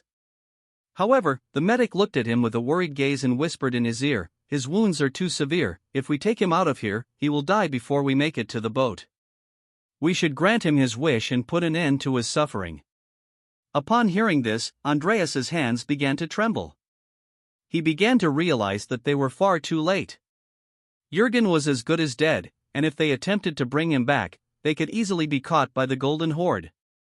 Despite this potential danger, he was undeterred. The veteran captain refused to allow an agent of the crown to die in foreign lands and have his body tossed to the wolves or mutilated further by those filthy savages. With this in mind, he made a solemn vow to Jürgen as the man gasped, struggling for breath. "I promise you that I will have your body buried in Austrian soil." At this point, Jürgen could no longer speak. Instead, he nodded his head with a stern expression on his face. After doing so, the medic pulled out a small capsule containing a fast-acting and lethal poison.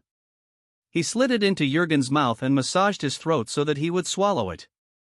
With this act, the agent began to whimper until there was utter silence. Not even the sound of his breathing remained as his soul entered eternal rest. Upon seeing this, Andreas sighed heavily before giving the new order. "Cover me, I'm going to make sure Jürgen makes it home, even if it is as a corpse." After saying this, he slung the fallen agent's body over his shoulder and drew his pistol. His team immediately exited the tent with rifles in hand. For Andreas and his team of operators, the real difficulty was about to begin. Having recovered Jürgen's corpse, or what was left of it, Captain Andreas Jäger quickly made his way out of the tent. However, the moment he exited, he noticed a large, muscular figure. According to the dossier they had read before the mission, this man was likely none other than Sabiti, the favorite to succeed the previous Khan whom Jürgen had assassinated.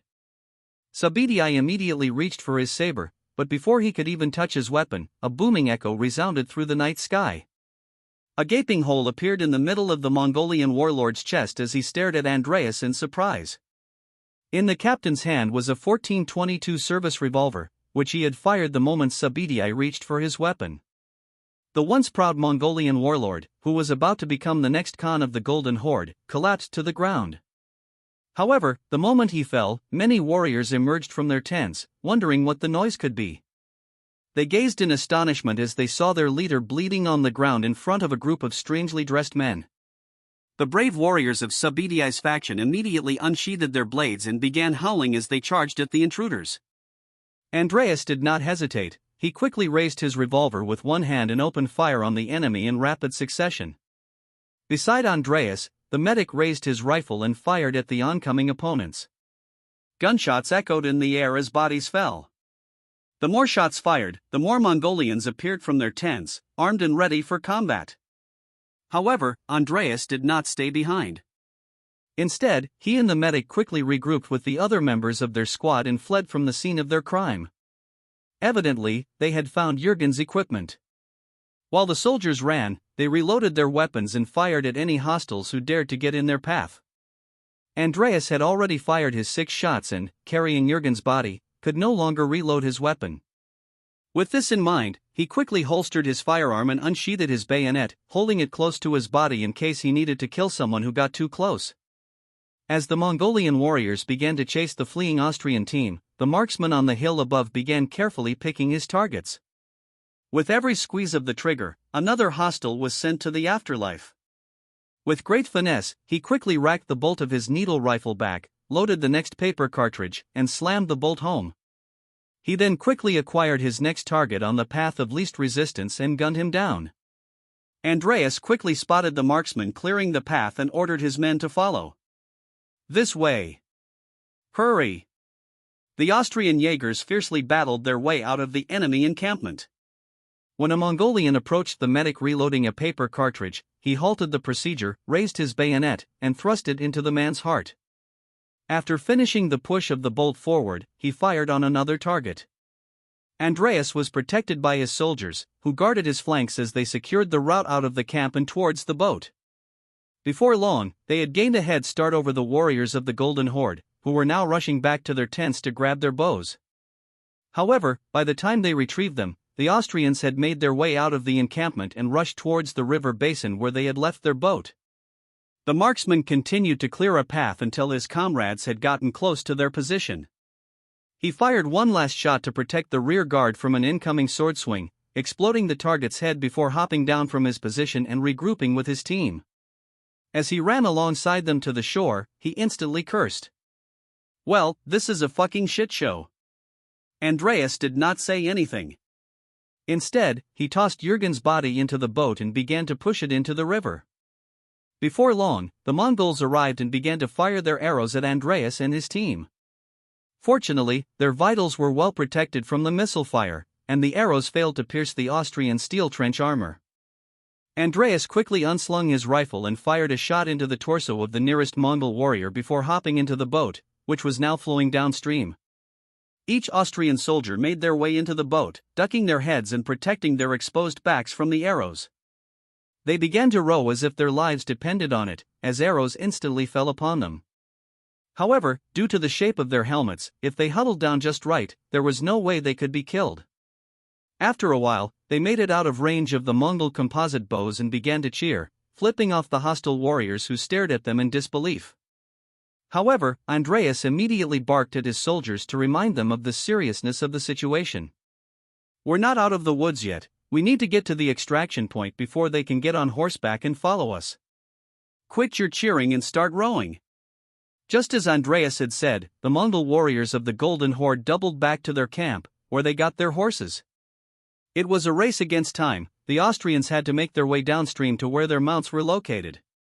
If the Mongolians had arrived earlier, it would have been all over. With this in mind, the team furiously rowed the boat into the rapids, where they were propelled downstream at a tremendous speed. After a while, they reached their destination, and Andreas picked up Jürgen's body, placing it on the back of his horse. After mounting their horses, the team immediately set off toward the Austrian borders. However, before they could celebrate, they noticed that the advanced force of the Golden Horde was not far behind. Several hundred elite Mongolian riders were closing in quickly. Andreas pulled out his revolver once more and began ejecting its empty cartridges. After reloading the weapon, with the reins in his left hand and the revolver in his right, he stormed off on his horse toward his homeland. The Mongolians rushed their horses toward the Austrians without regard for their mounts' safety. Eventually, they began to close the distance and fired their arrows at Andreas and his men. The Austrians were in a precarious position, as their trench armor did not protect their backs. If an arrow penetrated the exposed area, it could mean death. The Austrians faced their oncoming attackers and fired their revolvers. The bullets traveled downrange with limited success, more likely to strike the horses. A .38 special was not capable of entirely stopping a horse with a single shot unless it hit a vulnerable region. However, when their shots did land cleanly, they managed to either knock down a rider or kill a horse. As the chase continued, the situation began to look bleak for the Austrians. By now, they had run out of revolver ammunition and were not equipped with cavalry carbines. However, in their darkest hour, the sound of thunder resounded in the air, and in the next moment, a plume of smoke appeared from the edge of the forest. As it did, more than a quarter of the approaching Mongols fell dead. After a few moments, another volley was fired, and an exciting sight unfolded. Men dressed in uniforms that they did not recognize emerged from the treeline with muskets in their hands, triangular bayonets affixed. They loaded quick-loading tubes into the bores of their weapons before firing another volley. With this third volley, every last member of the horde who had followed them was either slain or trapped beneath the weight of their horses. Seeing that their enemies were defeated, Andreas ordered his unit to halt as they watched the unknown men rush forth from their positions and skewer any surviving members of the horde with their bayonets. Andreas was quite suspicious of this new and unknown force and approached them cautiously. However, the man in charge of the company of soldiers who had helped them immediately saluted him before speaking in what Andreas would politely refer to as broken German. "Captain Christoph Jillik of the Royal Bohemian Army. We were sent to provide aid. I am glad we arrived on time." Berenger had suspected something like this could happen and, with this in mind, had kept the newly established Bohemian army on standby to intercept and aid the Jaegers if they found themselves in trouble during their escape. Andreas was stunned to see that there was some form of support for them, but before he could thank the man and his troops, Captain Christoph immediately continued. "The majority of their army is still out there, and there are not enough of us to fight them off. Quickly, while you can make your escape, we will be returning to Bohemia immediately." Thus, the brief interaction between the Bohemian army and Austria's fledgling Special Forces group ended. Andreas quickly gave his orders to his soldiers. He was confident he did not want to stick around for the rest of the horde to arrive. "Quickly, ride towards the fatherland with haste." His soldiers immediately nodded and followed the path back to Austria. The rest of their journey would be entirely uneventful. Berenger stood within the halls of the Reichstag, surrounded by every prominent political and economic leader in the Kingdom of Austria. After Duke Otto von Graz had openly called for a constitutional convention to amend the current constitution, the nation was in an uproar. How dare the Duke, and father-in-law of the king, question the crown's authority for the sake of the upper nobility? However, when Berenger responded in a cordial and welcoming manner, the people naturally calmed their wrath. Berenger had gone a step further, calling for every titan of industry, every political representative, and every noble of significance standing to gather at the Reichstag for a single purpose: to redraft the constitution in a way that worked for all people. Currently, Berenger was addressing the massive gathering with some of his proposed changes to the current constitution. After much bickering from the nobility and the common populace, the bicameral legislative system, based on the United States of his previous life, was thoroughly scrapped. The young King of Austria began to recount the changes to this system that had become universally accepted after several days of near-constant debate by those attending the Constitutional Convention. "It is my understanding that we have come to some form of agreement on this matter, so allow me to reiterate for official purposes. As far as the legislative branch is concerned, there shall be 2 chambers of parliament. An electorate comprised of educated common men of good moral character can elect up to 1 member of parliament for every 25,000 citizens within the Kingdom of Austria. Every 4 years, there shall be an election to fill these positions. No representative shall be allowed to run for office more than twice. The representative must be at least 30 years of age, pass a background check, and pass a written test supervised by the royal crown itself. Their duty, should they be elected, shall be performed with the principle of serving the Austrian crown for the benefit of the people. A member of parliament will have the right to draft bills, which will require at least a 2/3 majority to pass after being reviewed by the King of Austria. They shall also have the power to impeach government officials, provided a 2/3 majority supports the motion. In the event of an impeachment of a member of the peerage, the trial will be conducted by the House of Lords. Are there any objections to these terms? Berenger gazed around the Reichstag at the gathered men to see if anyone raised a hand or voice in protest to these terms. As he had previously announced, it had become universally accepted at this point, and thus not a single person raised a complaint regarding this portion of the Constitution. Upon seeing that there were no voices of dissent, Berenger cleared his throat before moving on to the next portion of the legislative branch. Moving on to the House of Lords. There shall be 5 members of the House of Lords for every duchy within our great realm. These noblemen shall be elected by a simple majority from the peerage of their respective duchies and will serve a 4-year term, with a limit of 2 terms. The requirements to become a candidate for a position within the House of Lords are as follows. The nobleman in question must be at least 30 years of age, a citizen of Austria for at least 5 years without dual citizenship, pass an intensive background check, and complete a written test supervised by the Austrian crown. If the duchy in question has not managed to fill its seats within the House of Lords, then the Austrian crown will choose the remaining representatives on their behalf. The King of Austria will also select a total of 5 lords to represent his interests within the House of Lords. With the greater good of the Austrian crown in mind, the members of the House of Lords will have the power to draft and edit legislation for the king to review, the authority to remove government officials from power through a fair trial, and the ability to suggest potential members for the king's court.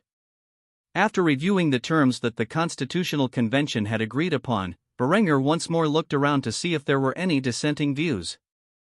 Yet again, not a single man present raised an objection to the proposed terms. Having gained the consent of the various members of society present, Berenger began to address the executive branch of government. As for the executive branch of government, I will reiterate the consensus that was previously agreed upon during our deliberations. The King of Austria shall be the head of government. He will preside over the House of Commons and Lords, where he will have the power to sign bills into law, declare war, and oversee treaties. The Crown of Austria shall hold the title of Reichsmarschall, serving as the de facto commander-in-chief of Austria's armed forces. The king shall also retain the power to issue royal edicts. If the reigning monarch deems it necessary to personally pass legislation for any reason, he can issue a royal edict to do so. This law will remain in place until his successor is chosen, at which point the new king will have the power to renew these royal edicts or terminate them. As for the laws of succession, the king will have the ability to appoint a successor of his choosing from his dynasty. This successor shall be determined by merit rather than order of birth. Only the most competent of his male offspring shall be chosen to inherit the crown. If there are no male offspring, then the most qualified of his brothers or nephews shall be selected to succeed him. The crown of Austria cannot be passed down to anyone outside the von Kufstein dynasty. As such, only full-blooded German men can succeed the reigning monarch. For female members of the von Kufstein dynasty, all marriages must be matrilineal. If the king passes away without selecting an heir, the royal court will vote among the male members of the von Kufstein dynasty for succession, with a simple majority determining the result. If there is a need to remove the king from office, this can be done provided both the House of Commons and the House of Lords reach a unanimous decision. The king cannot amend the Austrian constitution unless a 3/4 majority in both the House of Commons and the House of Lords decides otherwise. Having discussed these matters, Berenger surveyed the crowd. It had taken several days of intense debate to reach this agreement. Nonetheless, the people ultimately nodded in acceptance of the terms. Satisfied, Berenger then turned to address the role of the royal court. The royal court will serve as the personal advisors to the reigning king and as the heads of the various federal departments. They will provide expert advice to the king in their respective fields and manage departmental matters. The members of the royal court will have the authority to draft bills, which will then be reviewed by the House of Lords. Selection for the royal court can be made directly by the reigning monarch or suggested by the House of Lords. The minimum requirements for membership are as follows. A candidate must be at least 35 years of age and have been a citizen of Austria for at least 10 years without holding dual citizenship. They must pass a written exam overseen by the Austrian crown, undergo an extensive background check, and have previously held a position as a government official. After saying this, Berengar gazed upon the crowd, who nodded their heads once more. By now, this was merely a formality to ensure that everything they had debated over the past few days was still in agreement. Luckily for him, nobody disagreed with the previously mentioned roles of government. With this in mind, he moved on to the judicial branch. The judicial power of the Kingdom of Austria shall be vested in one Supreme Court, and such inferior courts as Parliament may from time to time ordain and establish. The judges, both of the Supreme and inferior courts, shall hold their offices during good behavior, and shall, at stated times, receive for their services a compensation, which shall not be diminished during their continuance in office. The trial of all crimes, except in cases of impeachment, shall be by jury, and such trial shall be held in the duchy where the said crimes shall have been committed, but when not committed within any duchy, the trial shall be at such place or places as Parliament may by law have directed. Berengar admitted to himself that the judicial portion of his government was copied nearly word for word from the Constitution of the United States from his previous life. He wanted nothing to do with sentencing criminals unless related to subjects such as treason, war crimes, etc. After getting through this final part and seeing the unanimous agreement by the members of society gathered in the Reichstag, Berengar took a deep breath. Now that he had established the three branches of government, he needed to discuss other essential amendments to the Constitution, such as individual rights. Having established the three branches of government within the Austrian Constitution, Berengar had now moved on to the individual rights and liberties that the people in his society would maintain. Naturally, as a semi-constitutional monarchy, the people would not be given the extent of freedoms they had during Berengar's past life. Amendment I of the Austrian Bill of Rights is as follows. Unless in the event that such freedoms are deemed a threat to national security, Parliament shall make no law respecting an establishment of religion, or prohibiting the free exercise thereof, or abridging the freedom of speech, or the right of the people to peaceably assemble and to petition the government for a redress of grievances. Amendment II of the Austrian Bill of Rights is as follows. Unless in the event that such action is deemed necessary for national security, no soldier shall, in time of peace, be quartered in any house without the consent of the owner, nor in time of war, but in a manner to be prescribed by law.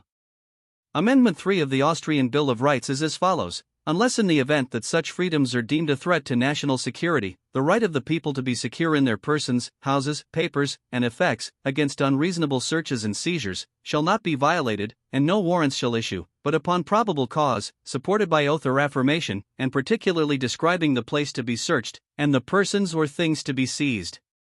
Amendment IV of the Austrian Bill of Rights is as follows. Unless such freedoms have been deemed a threat to national security, no person shall be held to answer for a capital or otherwise infamous crime, unless on a presentment or indictment of a grand jury, except in cases arising in the land or naval forces, or in the militia, when in actual service in time of war or public danger. Nor shall any person be subject for the same offense to be twice put in jeopardy of life or limb, nor shall any person be compelled in any criminal case to be a witness against himself, nor be deprived of life, liberty, or property, without due process of law, nor shall private property be taken for public use, without just compensation.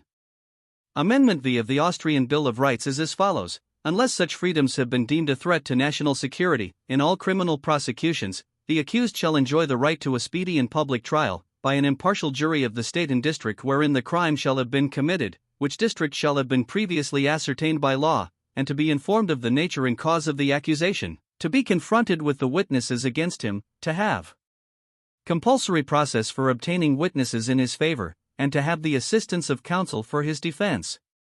Amendment 6 of the Austrian Bill of Rights is as follows. Unless such freedoms have been deemed a threat to national security, excessive bail shall not be required, nor excessive fines imposed, nor cruel and unusual punishments inflicted. Berengar had once again simply copied several aspects from the United States Constitution that he deemed to be necessary. However, for the purpose of future stability of his empire and to combat the potential threat of dangerous ideologies, Berengar had ensured that there was an exemption to these individual rights under the guise of national security. With these amendments spoken, Berengar searched around to see if any member of the Constitutional Convention disagreed with any of the terms presented. However, such matters had already been thoroughly debated over the past few days, and not a single person rejected these notions. Having established the three branches of government and the people's individual rights, there was one final article of the Constitution that Berengar wanted to establish. Thus, he spoke in an authoritative tone as he addressed the convention. There is one final addition that I wish to add to our Constitution, which I will present now for the floor to decide whether it should be included. All men between the ages of 18 and 30 must serve a minimum of 4 years in active duty in the armed forces of Austria and another 4 years in the reserves. Exemptions will be granted if one is deemed unfit for service. However, if one is deemed unfit for service without a proper disability, they will be required to pay an additional 3% of their income tax until the age of 37, for a maximum of 11 years. After saying this, Berengar gazed around at the gathered people, expecting some form of fierce debate to erupt, thus causing this constitutional convention to continue for another few days. However, only silence remained. That is, until one man, in particular, stood up. This man was well respected within the Kingdom of Austria as its most outstanding general. As Eckhard stood up, he threw a Roman salute toward his monarch while shouting a patriotic slogan, "For King and Fatherland." Upon seeing the fervent response from the man responsible for many of their kingdom's victories, everyone else in the room stood up and followed in his footsteps. For King and Fatherland. Berengar gazed upon the men gathering before him with a sense of pride as he returned their salute and echoed his usual response, "Hail victory!" After the commotion settled, he addressed the members of the Constitutional Convention. If there are no objections, I will conclude this Constitutional Convention, and we will hereby ratify this document as the basis of our government. With that, the crowd erupted into cheers. After several days of intense debate, they had finally reached a unanimous agreement on the roles of government and the liberties of the people. While this government might seem restrictive to the people of Berengar's past, it was undoubtedly the most liberal ever seen in this medieval world. Of course, under the guise of national security and the power of royal edicts, the royal crown of Austria still held significant authority to act as it pleased. Thus, Berengar's power was not meaningfully limited, allowing him to implement the reforms he deemed necessary for society. The Constitutional Convention succeeded in creating a sense of belonging among all members of society, as if all classes were represented in the creation of this new form of government, rather than the king drafting it alone. As Berengar returned to his palace, he began to wonder if a true liberal republic would ever emerge in this world he had so drastically altered. After all, with the overwhelming power and technological superiority of the future German Empire, would other nations seek to emulate his semi-constitutional monarchy? Would the ideals of the Enlightenment ever come to pass? Considering that his society would one day be the envy of the world, with principles based on collectivism, militarism, meritocracy, and autarky, he felt a mix of anticipation and uncertainty. How could the ideas of liberty and individualism ever sprout when his people realized that under their monarchs, they enjoyed a better life than foreign nobles? He pondered these questions as he opened the door to his palace and entered. As he had suspected, his family was waiting for him with varying expressions. Linda was concerned that he might have ceded too much power in an attempt to appease the masses, while Adela was happy that he was taking steps to ensure the rights of the common people. On the other hand, Honoria did not care about the Constitutional Convention since it would not affect her or her children. Instead, she was just glad her husband was home and approached him first, planting a kiss on his lips while whispering in his ear, "Welcome home, Daddy." Berengar had grown accustomed to the intimate way the young princess referred to him and stroked her purple hair as he embraced her. His other wives followed suit, each trying to outdo the others with their affection, kissing him and calling him by their pet names. However, in the next moment, something unexpected happened. Henrietta ran up and hugged him, planting a kiss on his cheek. She then rested her head on his chest and said, with deep emotion, "Welcome home, big brother." Berengar was confused. His sister did not usually behave in such an overly affectionate manner, similar to his lovers. In fact, for a while now, she had been deliberately inciting conflict between his wives, yet now she suddenly greeted him the same way they did. He was just thankful that she didn't kiss him on the lips, or else he would have to have an awkward conversation with her about boundaries. Due to his intoxication, Berengar had forgotten entirely what he witnessed during the poker game with his sister. Thus, he could not rationally understand why her behavior had been so sporadic over the past few months. However, he decided not to dwell on it and quickly petted her golden hair before changing the subject. "So, what's for dinner?" While Berenger may not have known what was going on in his little sister's mind, Linda began to gaze at the young girl with suspicion. Henrietta had stolen the spotlight, gaining the majority of Berenger's affection. The veteran spymaster started to consider that perhaps Henrietta was not the innocent rabbit she had always thought her to be, but instead, a sly fox. Berenger was a rational and logical man. Because of this, he had never considered the possibility that Henrietta might be developing feelings for him. After all, she had been confined to the castle her entire life. This limited her interaction with people outside her family, who were all girls from her school. Her two brothers were the only males she had ever interacted with in any significant capacity, and they were close to her age. With Lambert dead and Berenger being the only man left in her life, it was natural that as she entered her teenage years and began puberty, she started entertaining some taboo ideas. One thing was certain: if Berenger did not find a proper suitor for his sister soon, she was bound to act on her incestuous fantasies, which could only bring trouble for the young monarch. However, he was unaware of this and brought his family to the dining area, where they enjoyed a meal in peace. The only person in the room who had begun to suspect Henrietta's intentions was Linda, whose gaze never left the young girl. With the catastrophic defeat that the Kingdom of Aragon and its supporting Crusader armies suffered outside the city of Granada, the Catholic world was turned on its head overnight. Adelbrand did not stand idly by. He led his forces into the occupied Granadan territory to liberate it from the Catholic oppressors. Battle after battle, the superiority of his artillery and the individual soldiers under his command utterly massacred the Iberian forces. In doing so, he successfully rescued Arnulf and the remainder of the Granadan royal guard from their pursuers. While the King of Aragon had managed to flee the site of his soldiers' slaughter, he was far from unscathed. Physically, he was fine, but mentally, he could not shake his fear. Every time he closed his eyes, he heard the roar of the Austrian artillery and the fiery explosions from its shells. His men being turned into nothing but meat paste had a particularly chilling effect on his mental state. If Austria had such fearsome weapons, he knew that only death awaited those who embarked on such a foolish venture. Despite this, he sent a warning to the papacy about what he had witnessed on the battlefield. Pope Julius had just finished reading the letter written by King Felipe of Aragon. His hands were trembling in rage as he tore the document to pieces in a fit of fury. The King of Aragon had requested the Pope to gather all faithful Christian men and send them into Iberia, believing there was no conceivable way for the Iberian Union to achieve victory. The idea that the King of Aragon felt defeat was inevitable without sending countless men into the meat grinder brought an overwhelming sense of wrath to the Vicar of Christ. Just when the Catholics were about to win the centuries-long Reconquista, Berenger the Accursed had deployed his forces in defense of the Moorish invaders. Austria blocked its path no matter what ploy for power the papacy sought to achieve. "God damn you to hell, Berenger von Kufstein. You are always one step ahead of me, no matter where I seek to strike. It is simply intolerable. What kind of devil are you to torment me in such a manner?" If Berenger could hear the Pope's words right now, he would be smiling with a vicious grin genuinely befitting the devil. The papacy's greatest military supporter was on the verge of collapse.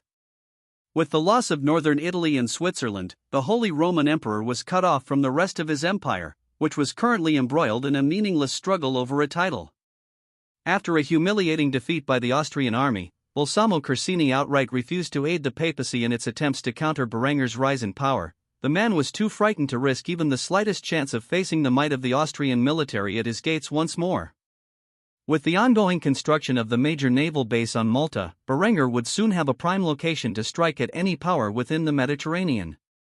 The very idea that Austria controlled the land and seas with such dominance was enough to make the Pope wish death and damnation upon its entire populace. Julius was so worked up that he could no longer think straight. In a state of mental turmoil, he somehow came up with the brilliant idea of issuing a decree to the entire Catholic world. Thus, he put on a calm facade as he walked out onto his balcony and announced to the people of Rome the supposed word of God: "Any man who gives his life in pursuit of the Reconquista shall surpass the depths of purgatory and directly enter through the gates of heaven. To kill an infidel is to gain a higher status in the Lord's kingdom." Go forth, righteous men of Christendom, and drive the Moors and their Austrian allies out of the Iberian Peninsula. God wills it." After saying this, the Pope immediately withdrew from his balcony. He returned to his papal throne, beginning to curse his enemies out loud, utterly unaware that the cardinals were nearby, watching his erratic behavior. "I don't care how many men must bleed to achieve it, but make no mistake, Berenger von Kufstein, your wretched army shall be driven from the lands of Iberia, and the Catholics shall achieve their victory over your heresy. You will not replace the Church as the major power of the West." Weeks passed since the Pope's announcement, calling upon all men of faith to march to Iberia to eradicate the Granadans and their Austrian allies. The various kings of Europe reacted to the message differently. The King of Hungary, like others, was eager to gain vengeance on Austria for past grievances and thus sent not only a detachment of his military but also tens of thousands of his peasants into the conflict. Others, like the kings of England and France, were too busy with their petty squabbles to bother sending troops to the Iberian Peninsula. Despite this, many of their peasants, seeking glory in the afterlife, picked up whatever weapons they could and traveled voluntarily to the land that was supposed to guarantee them a spot in the kingdom of heaven. After all, an eternity in the Lord's domain was far better than the life of a serf. Even Poland-Lithuania was affected by this decree. Believing they were on the verge of victory with the Teutonic Order, the Polish-Lithuanian Commonwealth sent 10,000 soldiers to the Iberian Peninsula and another 20,000 peasant levies. They had no idea that Berenger had set his sights on the rump state that was the Teutonic state and the lands that once belonged to Prussia. Hundreds of thousands of Christians had taken up the cross in an attempt to reclaim the lands belonging to the Emirate of Granada. In response, Sultan Hassan al-Fadl of Granada began to panic as he stood within the war room of his royal palace. By his side were three notable generals, two of whom were Austrian. General Arnulf von Thierse, the commander of the Austro-Granadan coalition, spoke with confidence, trying to assure the young sultan that he need not worry. "Your Majesty, you must remain calm. Even though hundreds of thousands of hostile forces will march upon these lands, you still have the support of the 1st Division. I am certain that King Berenger is already planning to dispatch additional troops to Granada as we speak." Adelbrand scoffed in response. "His Majesty will likely lead the charge himself after hearing that such a massive army is on its way. You know how King Berenger is, he likes to be in the thick of combat. I doubt he will miss such an opportunity to indulge his endless bloodlust." Upon hearing that his ally would likely send further support, Hassan began to calm down a bit. To aid his nerves, he took a sip from the fortified wine he had acquired through trade with Austria. The man nearly choked on the liquid when he heard Adelbrand's further speculation. His Majesty may request the aid of the Byzantine Empire. After all, he has close ties to the Emperor, and our army is still in the process of being equipped with the newest weapons. Perhaps he will even bring the Bohemian forces with him. After all, they have yet to be truly tested in battle. Adelbrand nodded in agreement. Berenger did not form the Bohemian royal army to sit back and defend its borders. As for the Byzantines, it was a stretch to involve them, considering their history with Muslim nations. However, if anyone could convince the emperor to send an army to Granada to fight against the Catholics, it was Berenger. When Hassan heard this, he immediately began to inquire about the number of troops that would support him. "Just how many men do you think Berenger will bring with him?" Upon hearing this, Adelbrand and Arnulf exchanged complicated glances, as if trying to figure out their liege's mind. Ultimately, it was Arnulf who sighed before revealing his thoughts. His Majesty doesn't simply aim to win wars, he aspires to dominate in every conflict. I wouldn't be surprised if he brought another division with him, along with however many troops he has raised in Bohemia. So, most likely an additional 30,000 troops, which should be more than enough to handle the enemy. After hearing this, Hassan felt relieved and no longer worried about his future. He had seen the destruction a single Austrian division had inflicted on an army twice its size. Thus, if another division were to arrive in Granada, he need not worry about the war any longer. All that was left to do now was drink and wait for the storm to arrive. Berenger stood at the funeral procession in the cemetery established for fallen soldiers and field agents. He had a downcast expression as he stared at the closed coffin containing the body of one of his bravest field agents. Though he had sent his best soldiers to rescue the captured agent, Jürgen Speck, they arrived too late. Jürgen was on the brink of death and only managed to inform his comrades that he had not revealed any information to his captors. Because he died in service to the fatherland and resisted his tormentors until the end, Berenger arranged a grand funeral service for him. Various heads of state, including the king, the chancellor, the director and deputy director of royal intelligence, and the director of covert operations, were present to honor him. Due to the condition of the body, the funeral was held with a closed casket. At that moment, Ludolf, the head of the German church, was saying Jürgen's last rites as his coffin was interred in the earth. Berenger felt a hand on his own and, looking over, saw the somber expression of his second wife, Linda von Kufstein, the director of intelligence, gazing into his one good eye. For this special occasion, Linda wore a uniform that proudly displayed her status as director of royal intelligence. It was a Steingrau-colored uniform, similar to those worn by the Stasi of East Germany in Berenger's past life, but with a downturned collar in the Wehrmacht style and imperial symbols replacing any communist emblems. Berenger felt that his wife was quite attractive in her uniform, and if not for the fact that they were at a funeral, he would have pinned her to the ground and ravaged her then and there. However, now was not the time for such things. As Ludolf concluded his speech, Berenger let go of his wife's hand and approached the podium to address the gathered mourners. My fellow Austrians, we are gathered here today to mourn the loss of a great man who gave his life in service to his king and fatherland. I cannot go into the exact details of the operations that Jürgen Speck conducted, which led to his untimely demise, but know that his efforts were not in vain. While I did not personally know Jürgen, as I have little contact with the Department of Intelligence aside from regular communications with its director, the soldiers dispatched to rescue him spoke highly of his conviction. He has left behind a widow and 2 young children, and his sacrifice to this kingdom will not go unrecognized. His family will be taken care of at the expense of the crown. After saying this, a man approached Berenger with a small wooden case. Berenger took it and approached Jürgen's widow, who struggled to contain her tears as she watched her loving husband be interred. Standing directly in front of her, Berenger placed a hand on her shoulder in comfort and expressed his sympathy. I am sorry for your loss. For your husband's conspicuous gallantry, extraordinary heroism, and courage in the face of a significant and known risk above and beyond the call of duty, I hereby award him the highest honor a man of his position can achieve, the National Intelligence Cross. Berenger opened the small wooden case to reveal a solid gold cross patee. This cross had a wreath surrounding its center with a black enamel filling. Inside this filling was a golden Austrian double-headed eagle. The ribbon attached to the medal mirrored the pattern of the United States National Intelligence Cross from his past life, with the difference being that the colors were in black, white, and gold. Berenger handed this award to Jürgen's widow and embraced her in a platonic hug as she cried into his shoulder.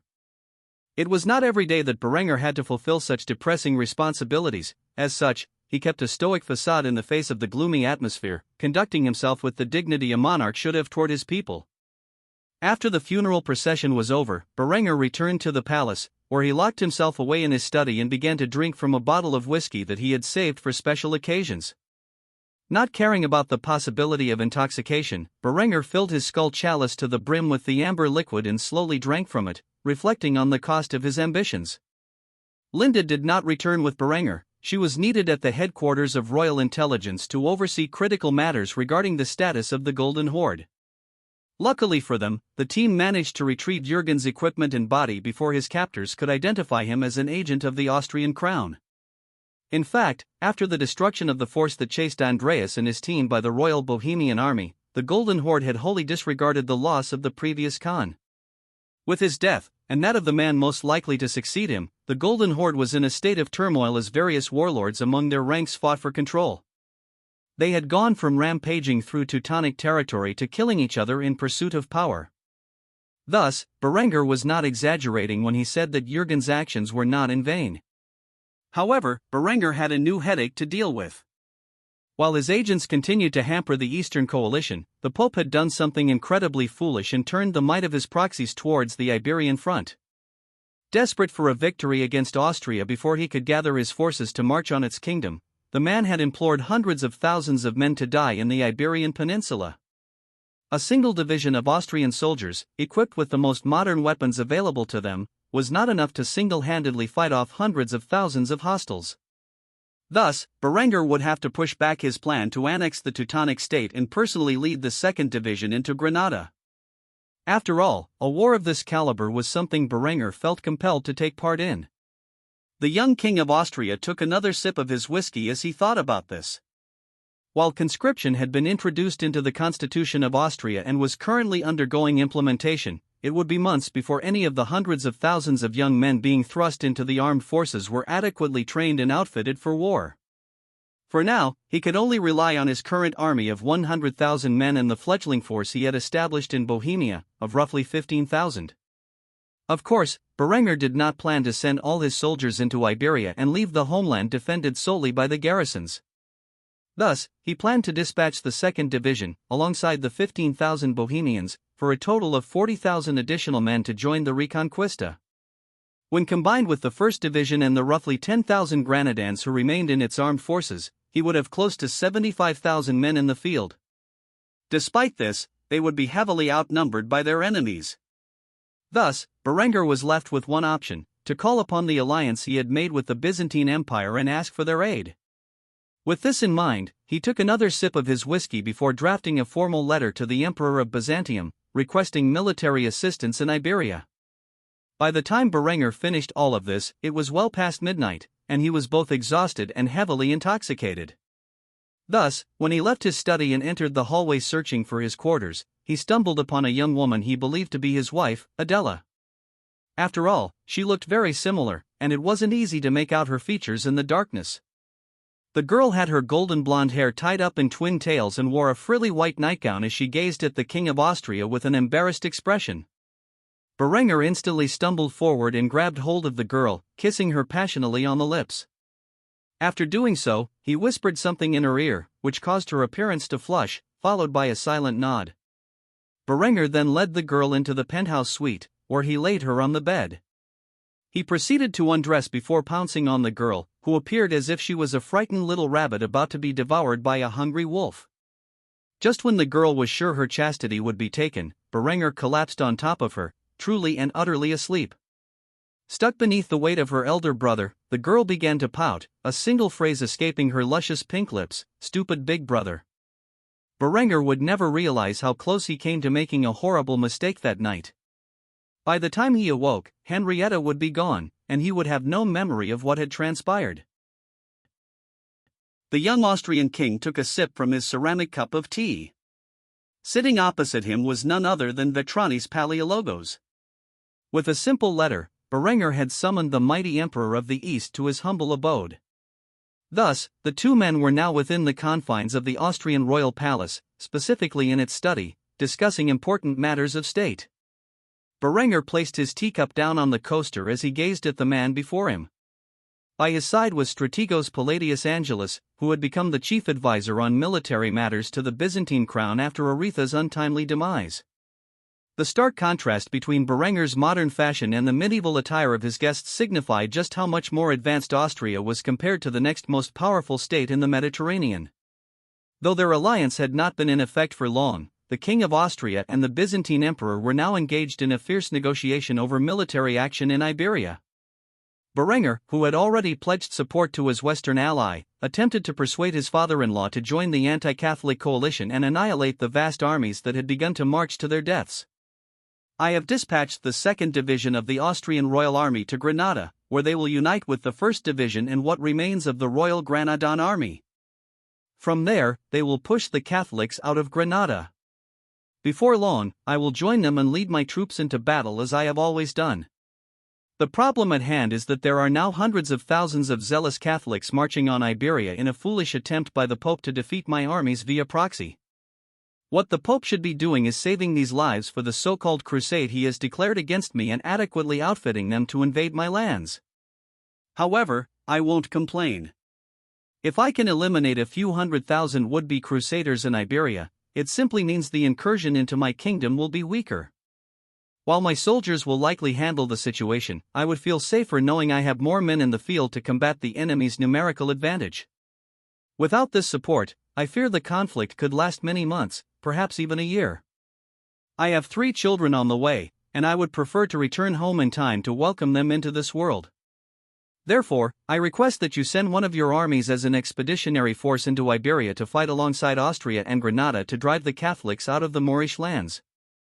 More men and more guns are always a bonus on the battlefield. After hearing this request, Palladius whispered something into Vetrani's ear, which caused the emperor to nod.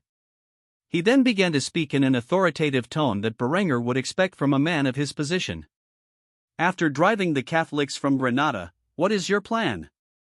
Do you intend to continue arming the Granadans to resist any further incursions into their lands? Berengar took another sip of his tea before responding to Vetrani's question. After several moments of introspection, the young Austrian king revealed his plan for the Iberian Peninsula. After I have crushed the Catholic armies of Iberia and the fanatics who flock to their cause, I will begin rebuilding the Granadan army and navy from scratch. My intent is not to spend years of my life fighting their wars. Instead, I plan to outfit them with the means to reclaim much of Al-Andalus on their own. A unified Catholic Iberia is unacceptable for my plans. While Hassan may not be the most competent ruler or even a half-decent strategist, he has something far more valuable, in my opinion. The young Sultan of Granada has a degree of tolerance for those with different views from his own. If Al-Andalus were to somewhat resurface under the control of his dynasty, it is possible that we will see a reformation in the Muslim faith, making them far less hostile to those of different religions. This would strengthen cooperation between our people. At the end of the day, a cooperative and moderate Islamic state in Iberia is a far better alternative than a fanatical and militant Catholic one. A wide smile formed on Palladius' face as he heard this. Such grand ambitions for establishing a powerful ally in the Western Mediterranean reassured him of his plan to place Berengar and Honoria's heir on the Byzantine throne. Though Vetranis may not be aware of Berengar's intent, Palladius had a very tacit understanding after listening to this conversation. The young king of Austria intended to create an economic and military alliance between several powerful states, with Austria at its head, to dominate the politics of Europe, the Near East, and North Africa. While Palladius did not want his empire to play second fiddle to the Austrian kingdom, he was rational enough to realize there was not much he could do to prevent this fate. It had been half a year since he last visited Austria, and in his absence, the fires of industry had been introduced to its capital and had even begun to spread across the entire realm. The veteran strategos also knew that Berengar would never give the supreme weapons he had begun to manufacture to anyone but his own army. However, the use of older models and the means to manufacture them was something Berengar had already shown interest in equipping his allies with.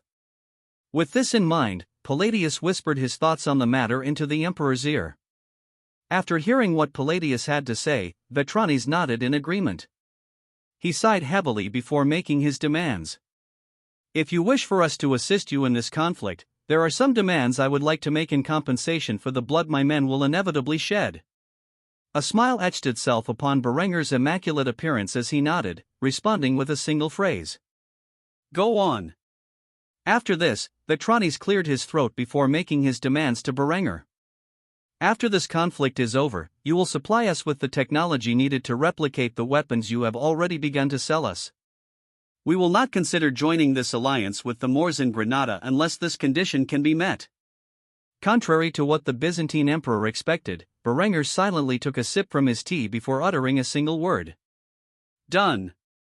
Hearing this, Vetranis gazed at him in shock, unable to think of his second demand.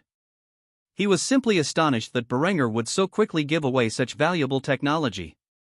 However, he had no way of knowing that Berengar had already planned to do such things in due time. Berengar even planned to sell the technology behind his frigates and clippers to the Byzantines after replacing them with his proposed Adela-class light cruisers and Dominion-class cargo ships.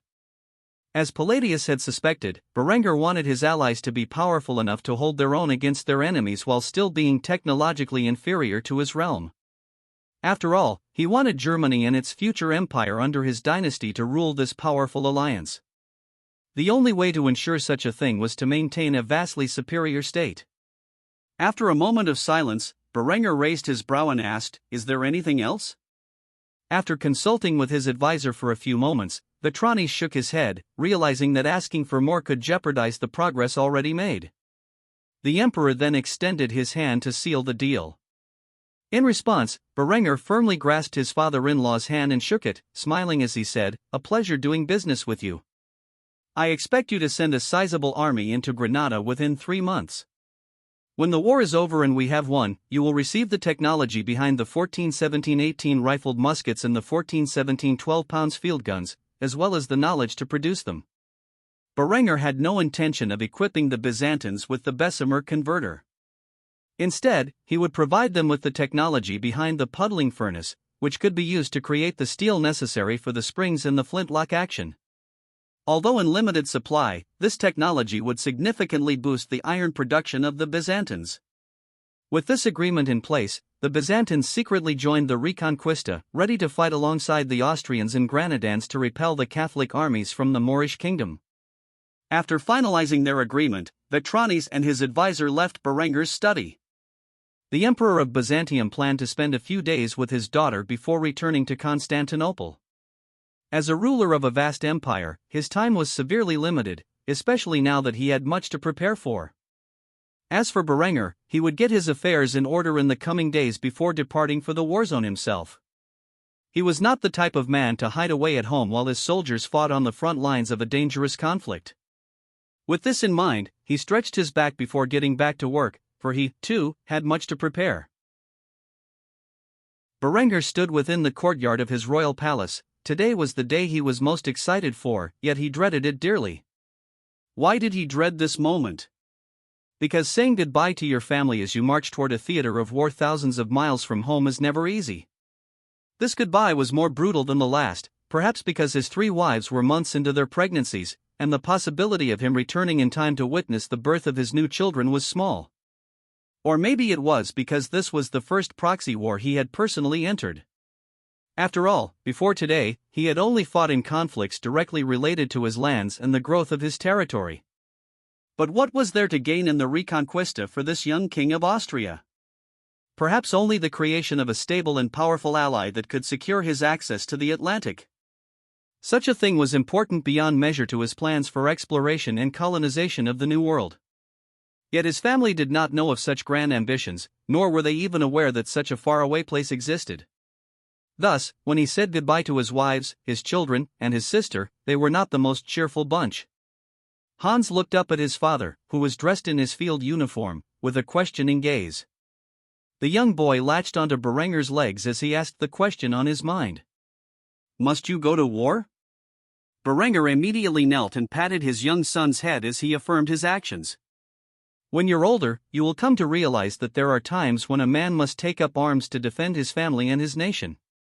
I know it may not seem like it now, but this conflict in Granada is essential to our kingdom's long-term power and stability.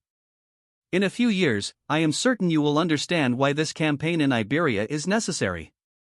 Trust me when I say that if it weren't for the degree of resistance my soldiers are currently facing, I wouldn't leave you and your sister behind so soon after returning from my last campaign.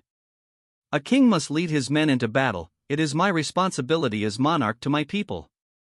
Tears began to form in Hans's eyes as he heard his father speak these words. Berengar wiped the tears from his young son's eyes with his thumb before hugging him. As he did so, he whispered some much-needed fatherly advice into the young boy's ear. As a man, you must never cry in front of others. It is a sign of weakness, and those with ill intent toward you and our family will take advantage of it. So stiffen that upper lip and put on a show of strength, even if you are at your weakest. Upon hearing this, Hans immediately stopped crying and put on a stoic facade. He let go of his father and saluted the man. Berengar returned his emotionless gaze with a proper salute of his own before turning his attention to Helga. The girl was almost 2 years old now, but she didn't have her brother's exceptional mind. Instead, she was rather average for her age. Berengar lifted the girl into the air, kissed her on the forehead, and then placed her in her mother's arms. As he did so, he told her something he had seldom said. Remember, no matter what may come to pass, that Daddy loves you. After handing off his daughter to her mother, Berengar kissed his second bride on the lips, her beautiful sky-blue eyes brimming with tears. Though she was confident that Berengar would return home unharmed, she always struggled with the worry that inevitably arose within her whenever her man marched to war.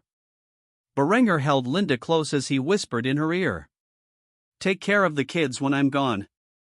Linda nodded silently, struggling to contain her tears. After saying this to Linda, Berenger latched onto Honoria, kissing her passionately like a lamprey. After their tongues parted, he whispered words of encouragement in her ear. "Don't worry, you carry my child, which is far more important than piracy. I promise future glory awaits you and our child. Besides, I'm not that easy to kill, you haven't gotten rid of me just yet." Honoria laughed bitterly at the poor joke. After speaking, Berenger patted her on the head before turning to Adela, who could wait no longer. She immediately grabbed him and kissed him as if she would never see him again. After a long embrace, she released her lips and gazed fiercely into his eyes with a stern expression. "Be safe. I swear, if I lose you, I will never forgive you." Berenger pulled the girl into his chest, kissing her forehead. After a moment, he released her and hugged his younger sister. Henrietta's face showed nervousness as various thoughts collided in her mind. As her elder brother hugged her goodbye, one thought echoed loudly. "If you don't tell him now, you may never get another chance." So, just as Berenger was about to pull away, Henrietta grabbed his face and kissed him, shocking everyone in the courtyard. With a flushed appearance, Henrietta let go of Berenger and admitted her feelings in an embarrassed tone. "I love you, big brother. When you come back, I will fight for you." After saying this, she was too timid to wait for her elder brother's response and immediately ran back to the palace, leaving Berenger, his wives, and his children in utter confusion. Berenger's heart thumped rapidly as his brain tried to process what had just occurred. After a while, a single thought escaped his lips. "Well, now I hope I die on the battlefield." Berenger shifted his gaze to his three wives, who were glaring at him with unbridled fury in their eyes. They did not know what he had done to charm his younger sister, but they were determined to prevent such an unspeakable relationship from forming. Thus, the three young women, who were often at odds with one another, formed a pact to protect Henrietta from her lecherous big brother. Of course, at that moment, Berenger genuinely felt that he would rather die than deal with the landmine that was his sister's incestuous feelings for him. Marrying a cousin was one thing, but taking his sister as a mistress? That was a line even he, a pervert, was unwilling to cross. Berenger decided he would have to introduce a proper suitor to the girl when he returned, or things were only going to get worse. Seeing how viciously his wives glared at him, Berenger sighed and announced his departure. "Well, I am off, I will see you all later." Of course, he didn't mention that he would need a stiff drink after this whole debacle.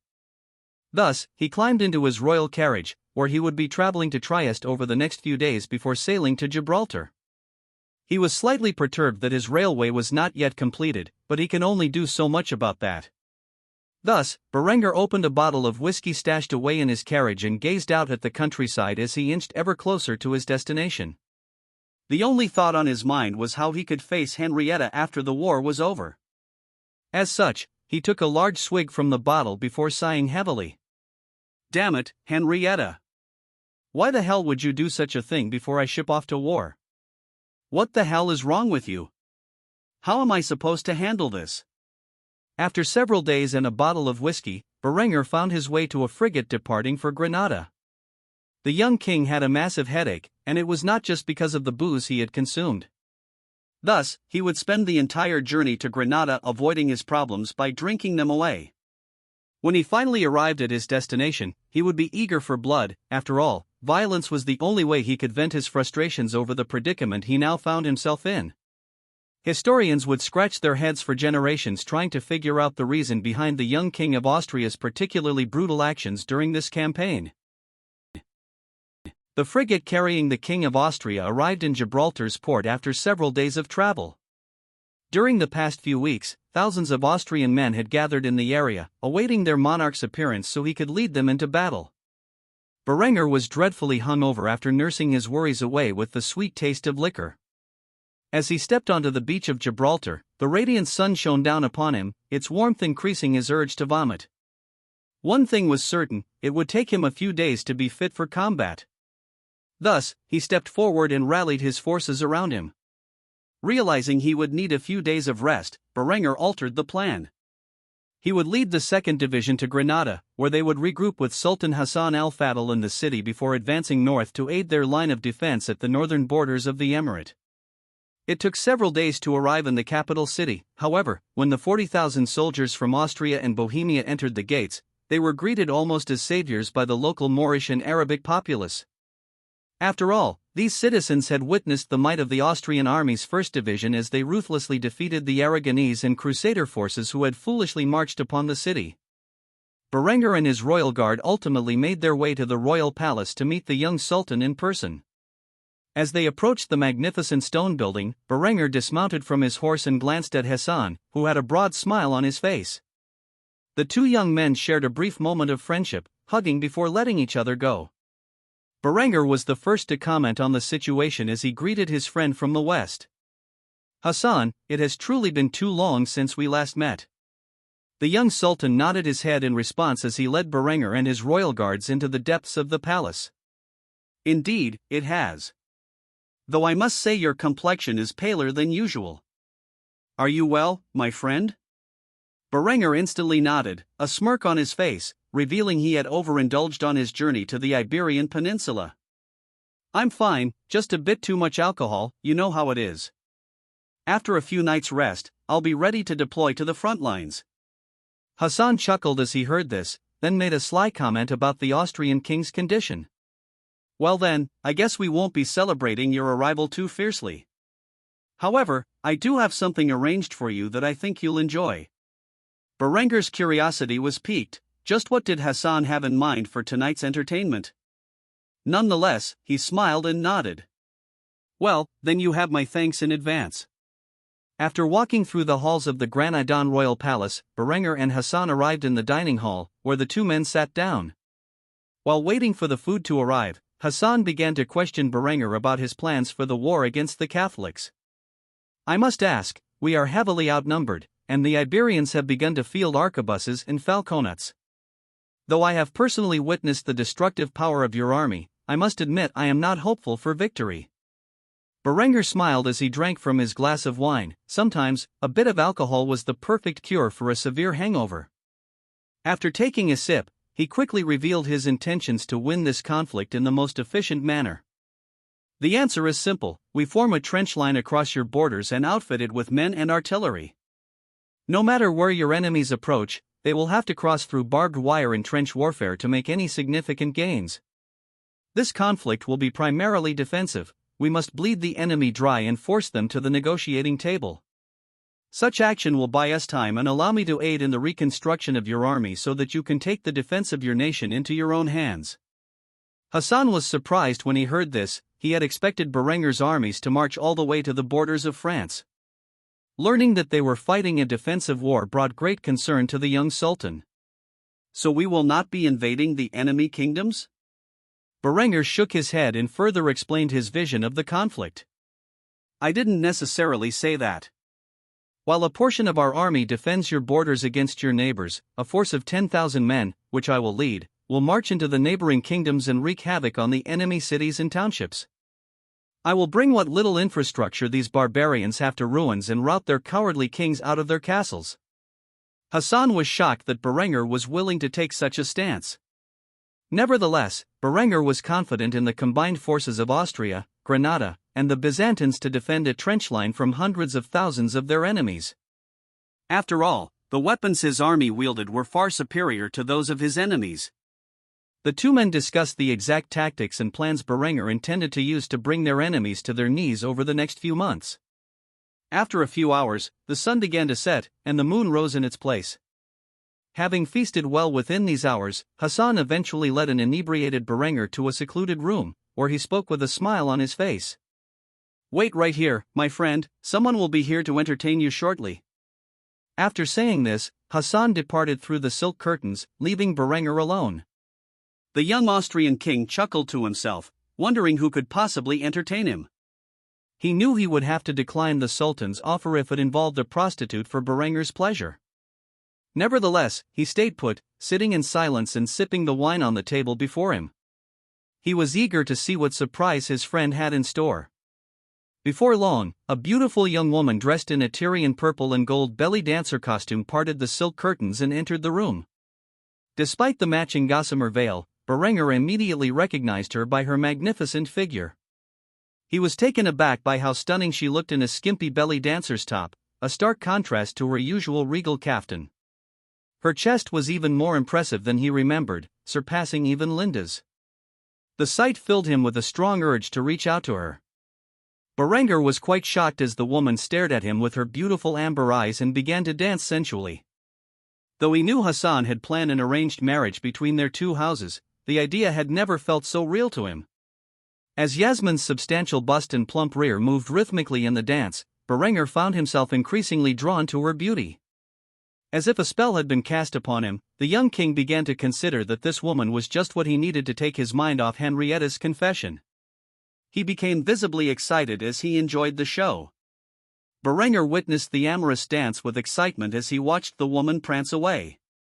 In the end, she halted her actions and climbed atop Berengar's lap, staring intensely into his one good eye. He could feel her breath escape from beneath her veil as she whispered in his ear, "Name your desire, my husband, and I shall fulfill it." Upon hearing these words, Berengar was incredibly conflicted. Should he take the woman up on her offer and sleep with her? After all, she was as beautiful as any of his wives, and what man wouldn't want to sleep with such a woman? Or should he reject her and, in doing so, escape from the trap that Hassan had laid for him? For if he had sex with Yasmin now, the likelihood was that he would be taking her purity, or at the very least, such a thing could be pinned on him.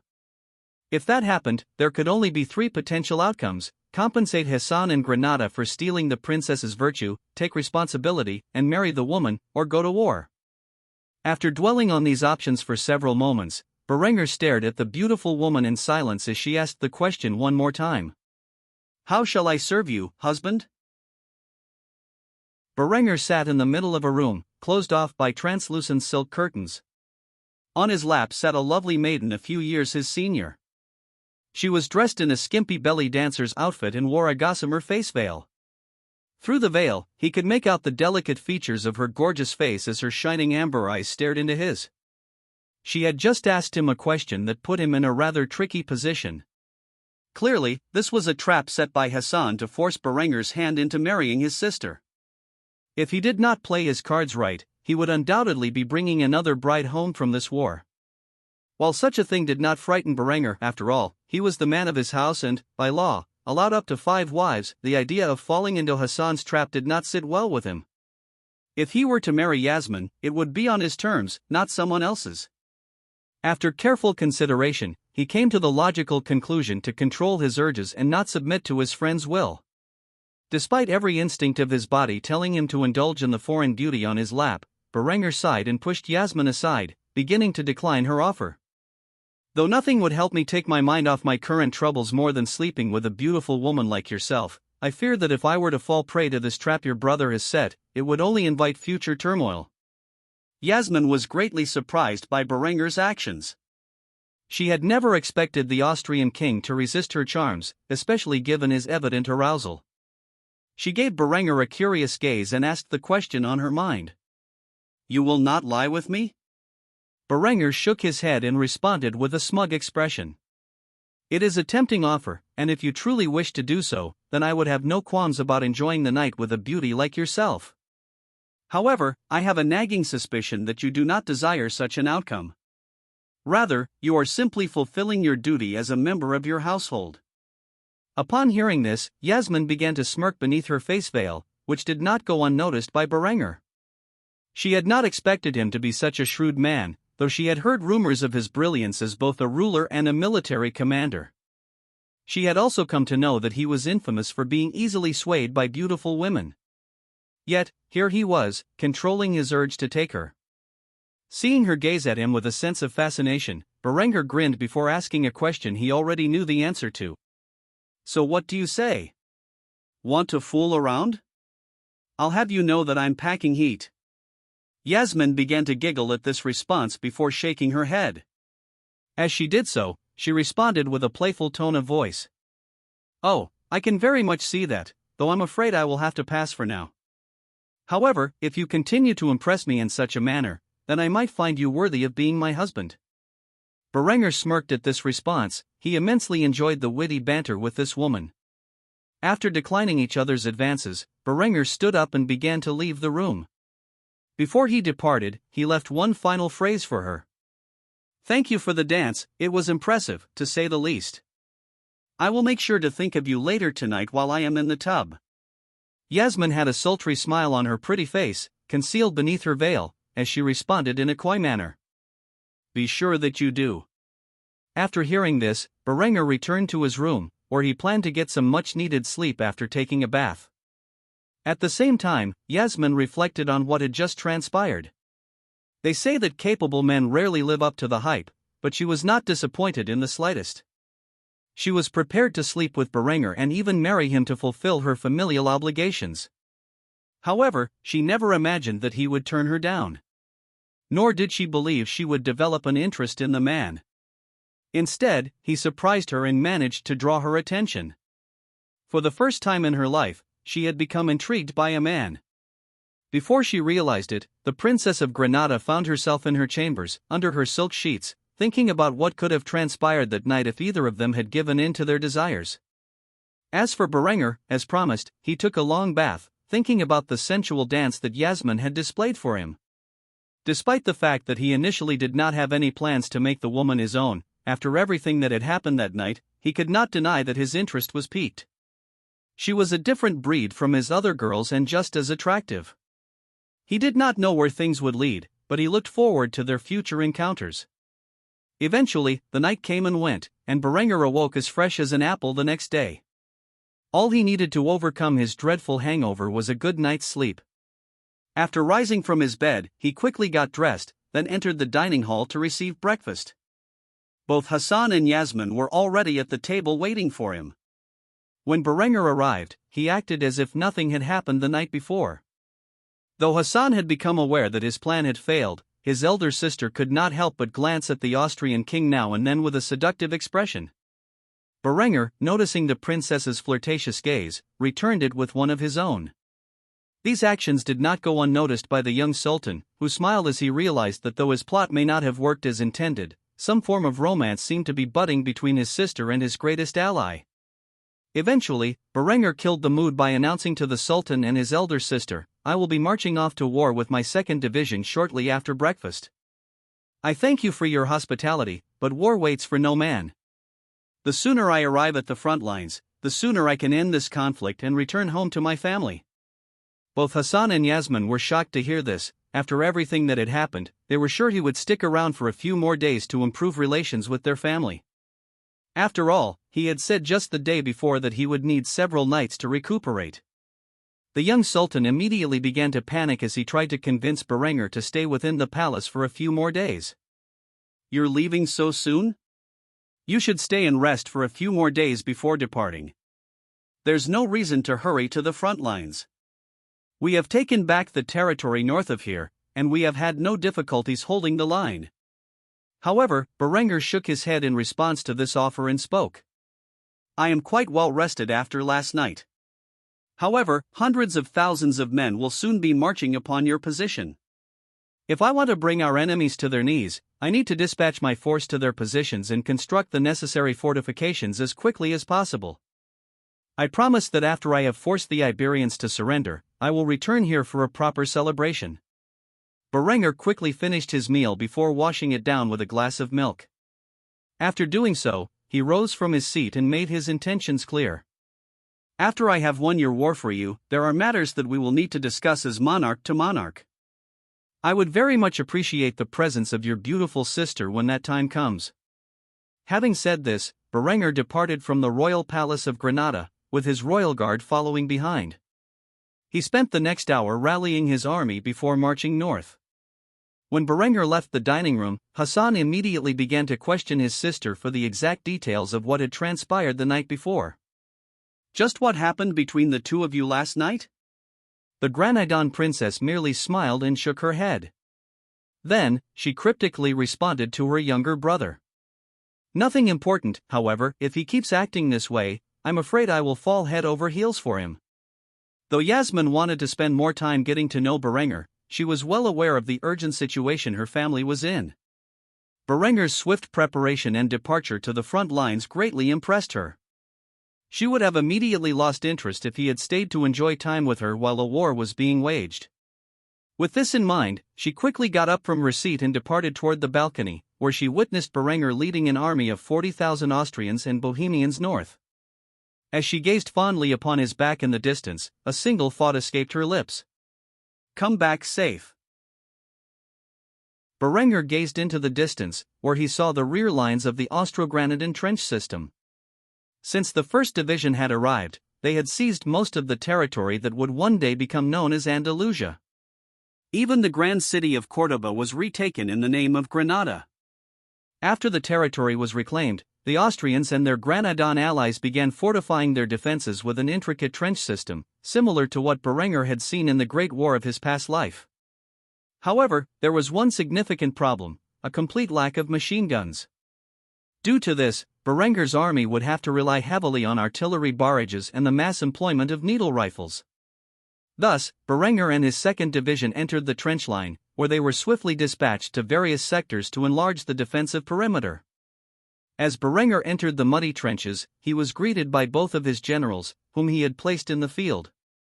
Generals Arnulf and Adelbrand quickly saluted their king and Reichsmarschall as they saw him and his soldiers enter the massive trench system dug into the Andalusian border. The two men immediately welcomed him to the front line. Your Majesty, we were not expecting your arrival so soon. I must say, it is good to have some reinforcements. Berenger returned their salute before gazing off into the distance. Far to the north of the front lines, an army was on the march, displaying multiple banners that Berenger did not recognize. Upon seeing their leader's interest, General Arnulf handed him a pair of binoculars to observe the oncoming forces. As he did so, he brought the young monarch up to speed on the situation. The enemy approaches. They have split into a total of 5 armies, each consisting of nearly 100,000 men. A prominent Iberian nobleman leads each army, which consists of Iberian Catholics, Crusaders, and foreign volunteers. Their objective is to break through our lines of defense, hoping to penetrate our thinly spread forces. With the arrival of the 2nd Division and the soldiers of the Bohemian army, we will now have 140 of the 7.5 cm FK-22 guns placed along our defensive perimeter. The rest of the artillery will be from Bohemia and Granada, a mix of about 101-pound falconets and 1,417 12-pound field guns. I'm not sure how many rifled musketeers and arquebusiers we have, but it is definitely in the tens of thousands. Berenger immediately began to speak of his plan to his generals with a voice filled with determination. My plan is simple: the bulk of our army will hold the line until our Byzantine allies arrive. At the same time, I will lead the cavalry, mounted infantry, and a single artillery battery to pierce through the enemy lines and lay siege to their capital cities. Once I have their monarchs and their families in my hands, I will demand that the Catholic forces withdraw from Granada and the lands they have seized in this conflict or face the execution of the royal families. Arnulf and Adelbrand looked at Berenger with worried gazes. The plan was risky, to say the least, and could easily result in his capture or death. As ever-loyal subjects of the king, Generals Adelbrand and Arnulf immediately began to protest Berenger's current strategy. Your Majesty, such action is reckless beyond measure. We should hold the ground we have until our reinforcements arrive and do our best to slaughter as many of the enemy as possible. Berenger immediately frowned upon hearing this and began to speak about the reality the Austro-Granadan alliance was about to face. 500,000 men will be marching upon the Emirate of Granada. They will come in waves, and we lack the firepower to cut them all down effectively. Some of them will make it into these trenches, where you and your men will be forced to fight them in melee combat with your bayonets and spades. Allow me to clarify the situation further. You currently have 75,000 men at most, spread out across the entire Granadan border. If I do not force the enemy to capitulate by some unconventional means, then we are in for a hell of a fight. I will not concede defeat simply because my enemies outnumber me. If the Catholics do not surrender when I capture their royal families, I will slaughter them down to the last child. If they do not capitulate when I seize their capitals, I will massacre every living being within them. If they do not concede defeat when I have taken their fields and infrastructure, I will burn them to the ground. If they do not kneel before me and wave the white flag when they die of disease and starvation in the trenches, I will rain poison gas upon their positions. I will destroy this entire godforsaken peninsula in a fit of fire and fury if I must. Adelbrand and Arnulf stood there in silence, this was not the usual behavior of King Berenger. Something must have happened to invoke his ire so severely. Various ideas formed in their minds as they pondered what could have made Berenger so enraged. They would never guess that he was venting his frustration over Henrietta's confession onto the Iberian people. Having thoroughly discussed their plans, Berenger and his soldiers decided to rest in the trenches for the time being. Hours passed, and eventually, the sun set, replaced by clouds that blocked out any illumination normally provided by the moon and stars. Seeing the complete lack of light, Berenger decided it was time to use one of the inventions he had brought to Granada. He pulled out an exciting new device, a short-barreled flare gun based on the Look Pistol 34 from his past life. The main difference was that it was made entirely of steel, as Berenger had yet to invent aluminum. After opening the breech and sliding in a flare, he closed it, raised the flare pistol into the air, and fired it into the sky. As his flare gun went off, dozens of others in the hands of various Austrian troops also fired, creating a bright illumination as if stars were falling from the sky. By now, the advance force of the enemy army was unknowingly camped within range of the Austrian artillery. They gazed upon this sight with horror, mistaking it for angels falling from the heavens. Immediately, the Catholic soldiers dropped to their knees, made the sign of the cross, and began to pray. In the next moment, the thunderous echoes of hundreds of 7.5 centimeters FK-22 field guns resounded through the illuminated night sky, and the shells landed on their targets. Tens of thousands of men were caught unaware as the Austrian munitions rained down on their encampments, blasting everything to pieces. Bodies exploded as the shells landed nearby, and limbs were hewn apart by the shrapnel. Blood splattered the dirt as the men accepted their fate, fearing further wrath from the heavens. In the distance from the vanguard, the Castilian commander gazed in horror at the scene. Angels fell from the sky, and death was brought upon his men with their descent. There was no mistaking it, this was a sign of the apocalypse. Frightened out of his wits, Duke Lorenzo de Benevente, tasked with leading the Castilian army, trembled in trepidation as he witnessed the extraordinary scene. His lips quivered as he struggled to find the words to order a full retreat. After several moments, he began to scream to his forces in a hysterical voice, "Retreat! Angels are falling! Retreat!" He had no way of knowing that the disaster inflicted upon his vanguard was solely the work of modern science, not superstition. How could medieval noblemen understand the existence of flares or rifled breechloaders firing high-explosive shells? He genuinely believed that angels were falling from the sky above Granada, causing massive explosions. The Castilian army, composed of many foreign volunteers, immediately abandoned their camp and supplies as they fled the chaotic battle scene in the dead of night. Berenger, in the rearmost trench, observed the scene with a wicked grin. Did these fools think he would allow so many to escape alive? With the sound of a whistle, the cavalry, on standby, immediately began to charge after the retreating Catholics. There would be no mercy that night. Only those favored by the heavens would manage to escape the Austrian wrath. Berenger himself mounted his horse and charged toward the fleeing Iberians.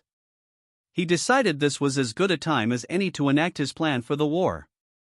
With this in mind, 10,000 cavalry of various forms, alongside mounted infantry and an artillery battery, marched off to fight, chasing down the frightened Iberians numbering in the tens of thousands.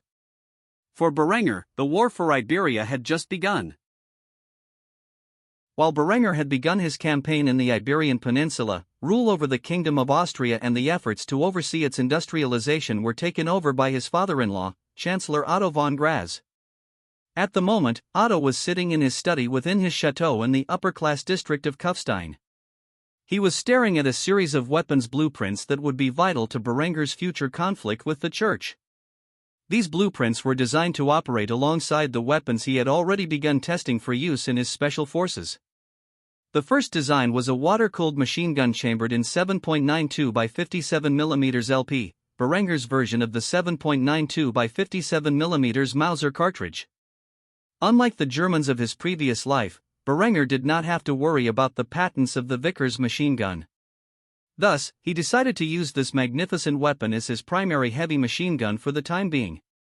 The Vickers machine gun was, in all honesty, just an improved Maxim machine gun with its action flipped upside down, which allowed it to save substantial size and weight. The Germans were unable to outfit themselves with this improved version of their machine gun due to business disputes, such as patent infringement. A water-cooled machine gun was exactly what it sounded like, a heavy, bell-fed machine gun with a barrel shroud that contained water. As the barrel heated up, the water would cool it down, allowing for virtually unlimited volumes of fire. However, this also made the gun exceptionally heavy, to the point where it needed to be used as a static weapon. In fact, during Berenger's previous life, when the British Army retired this weapon from service, a crew of armorers tested a single Vickers gun to its limits by firing approximately 5 million rounds of ammunition over 7 days without stopping the gun. By the time they finished, they had taken the gun apart and gauged its pieces, only to find that the weapon was still within functioning parameters. Since Berenger currently lacked the technology to mechanize his forces, static defensive tactics would inevitably play a large part in waging war against his enemies. Thus, there was no weapon better suited to the task than the Vickers machine gun.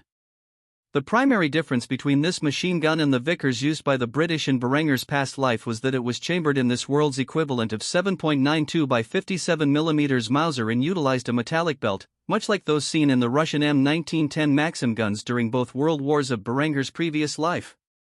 Ultimately, Berenger decided to designate this variant of the Vickers as the MG-22. Otto reviewed the document and stamped his seal of approval to begin production and testing in the armed forces. If what the notes Berenger left behind were true, they would need to build as many of these weapons as possible over the next few years. After approving this design for manufacture and testing, Otto reviewed the next blueprint.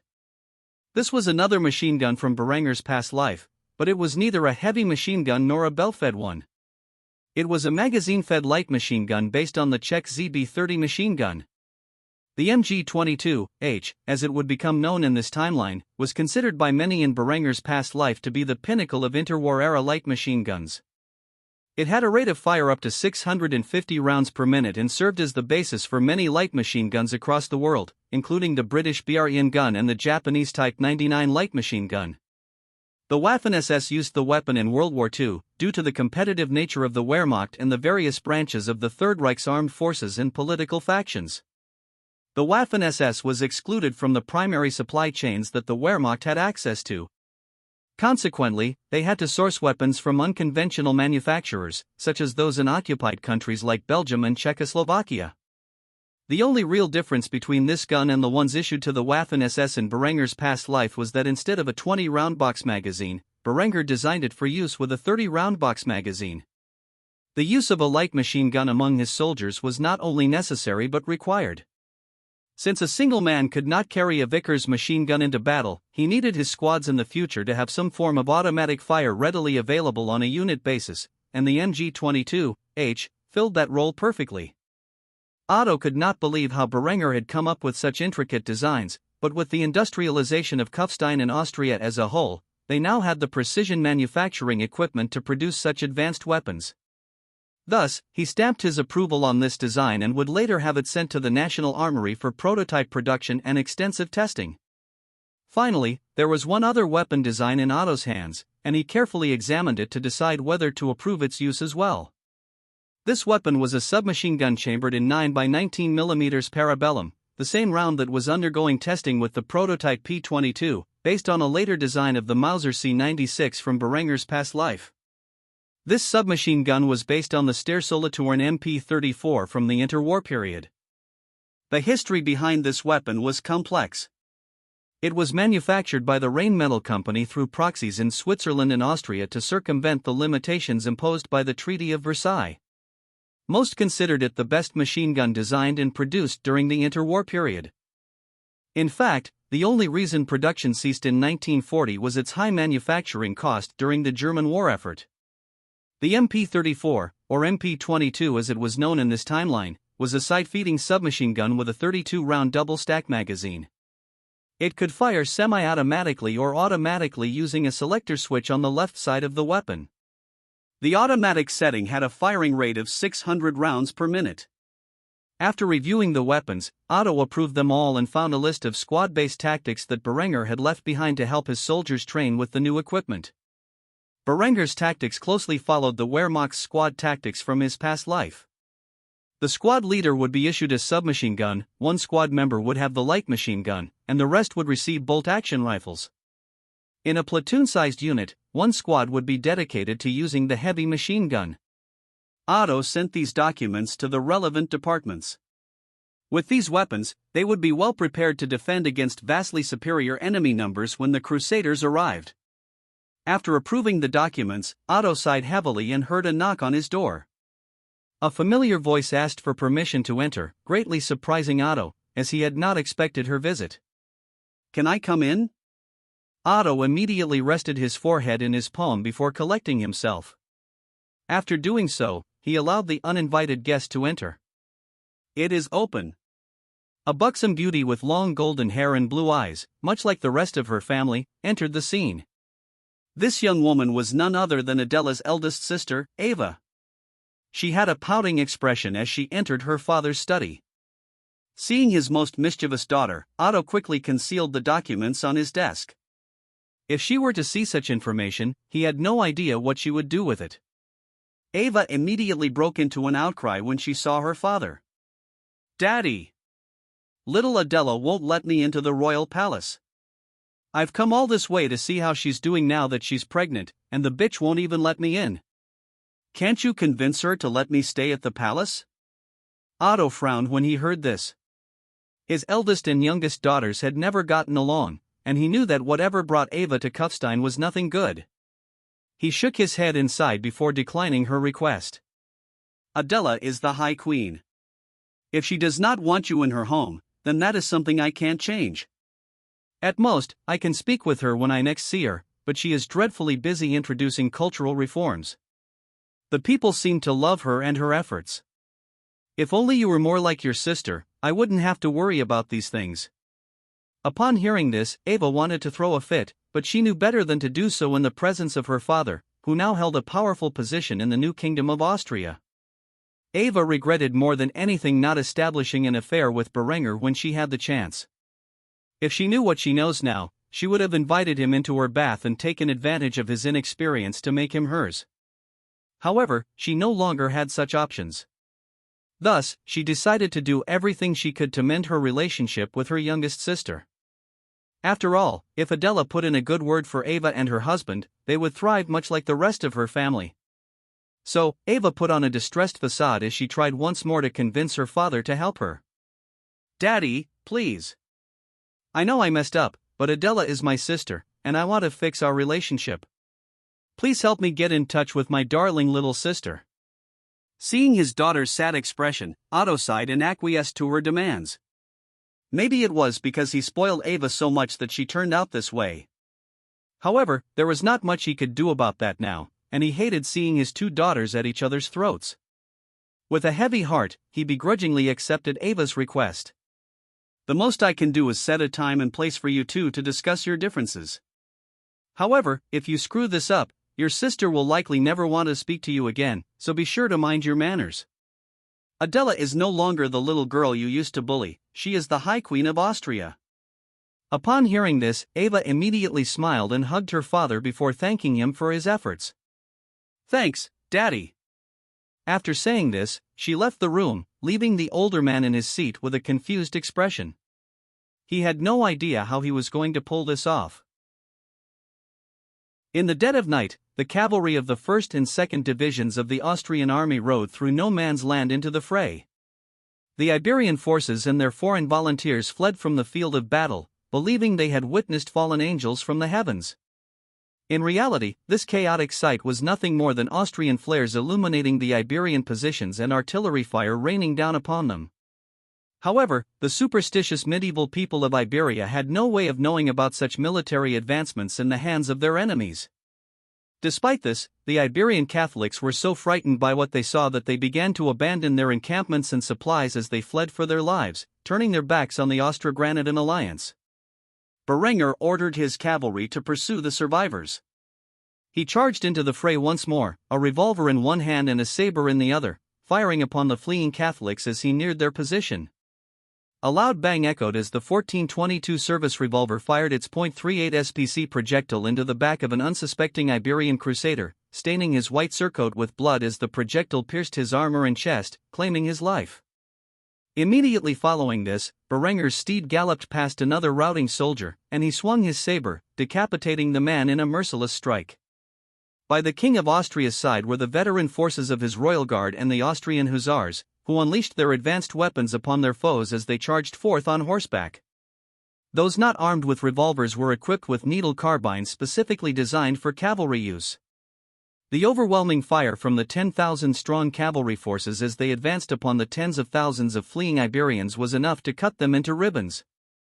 Bodies fell into the muddied terrain, where they either bled out or were crushed by the weight of the warhorses' hooves. To the Castilian duke, who had recently engaged in a brutal guerrilla campaign against the Granadan royal guard, it seemed as if hell itself had risen from the depths and swallowed the Iberian peninsula.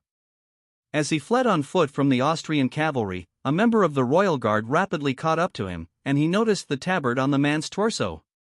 Realizing that the cowardly man before him was none other than Duke Lorenzo de Benevente, the cuirassier quickly pulled out his pistol and aimed for the man's leg, firing a shot. The first shot missed, but the cuirassier remained undeterred. He quickly fired another shot, which again missed.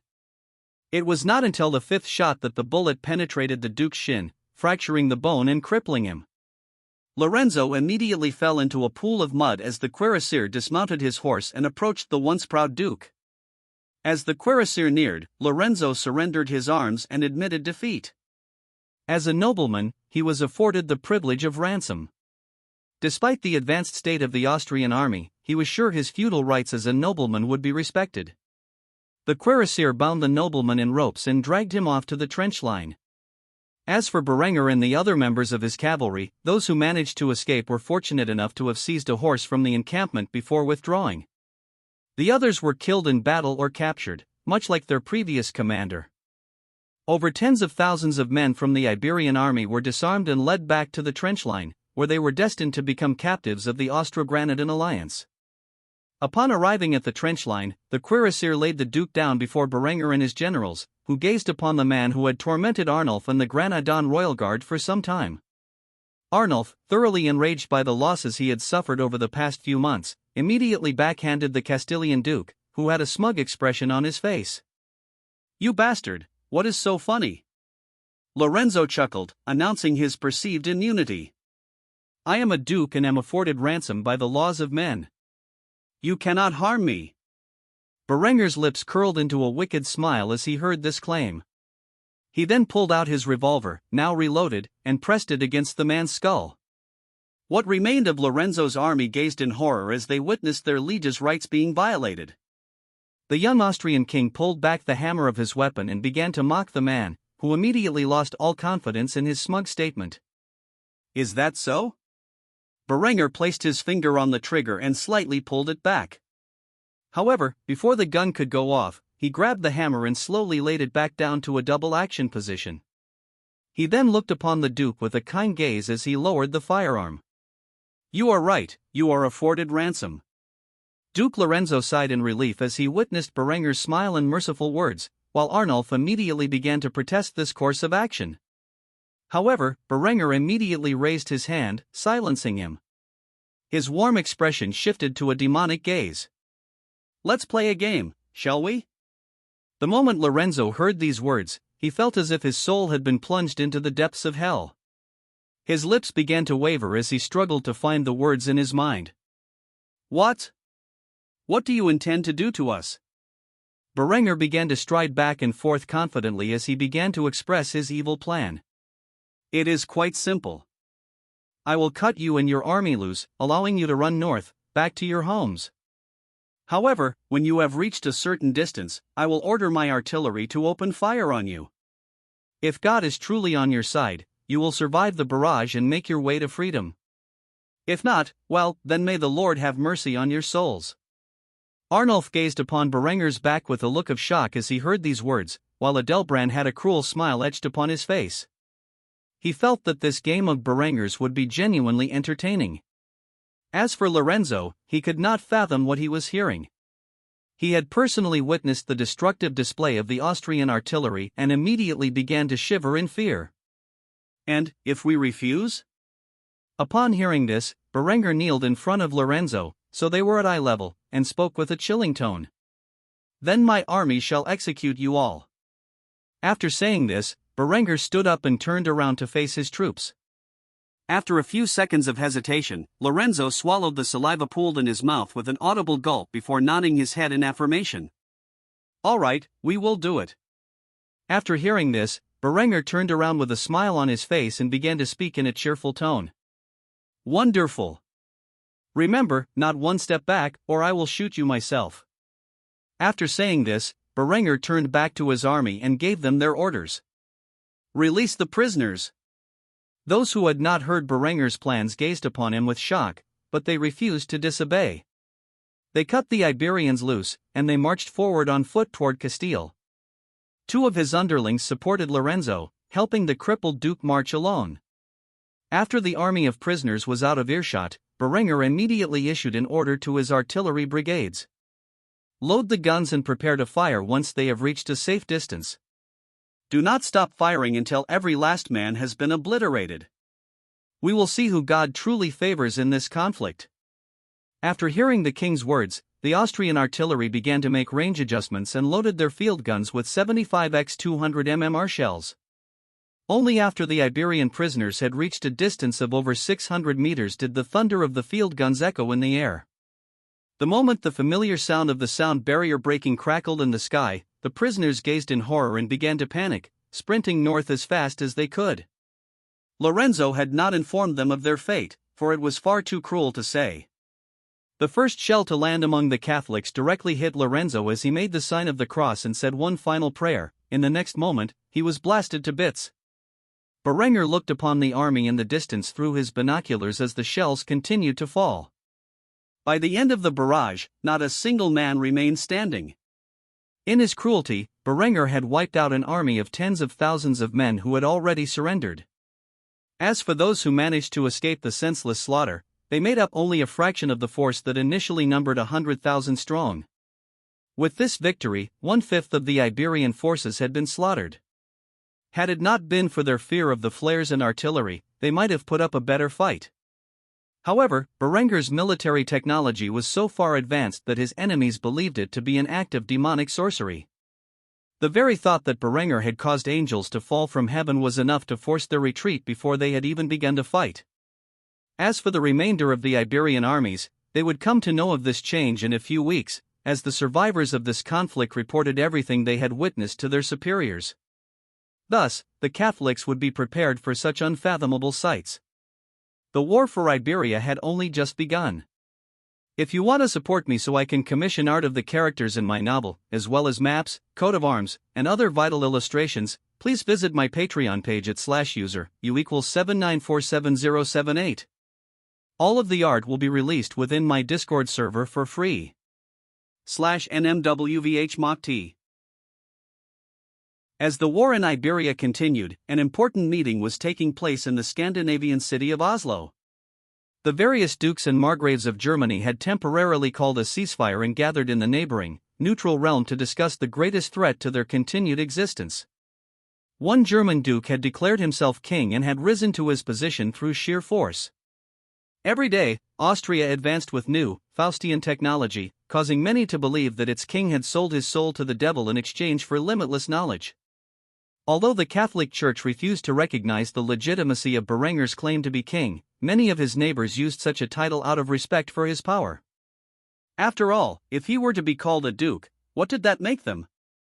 Duke Dietger of Bavaria spoke of their southern neighbor, whose power and rapid expansion had become a significant threat.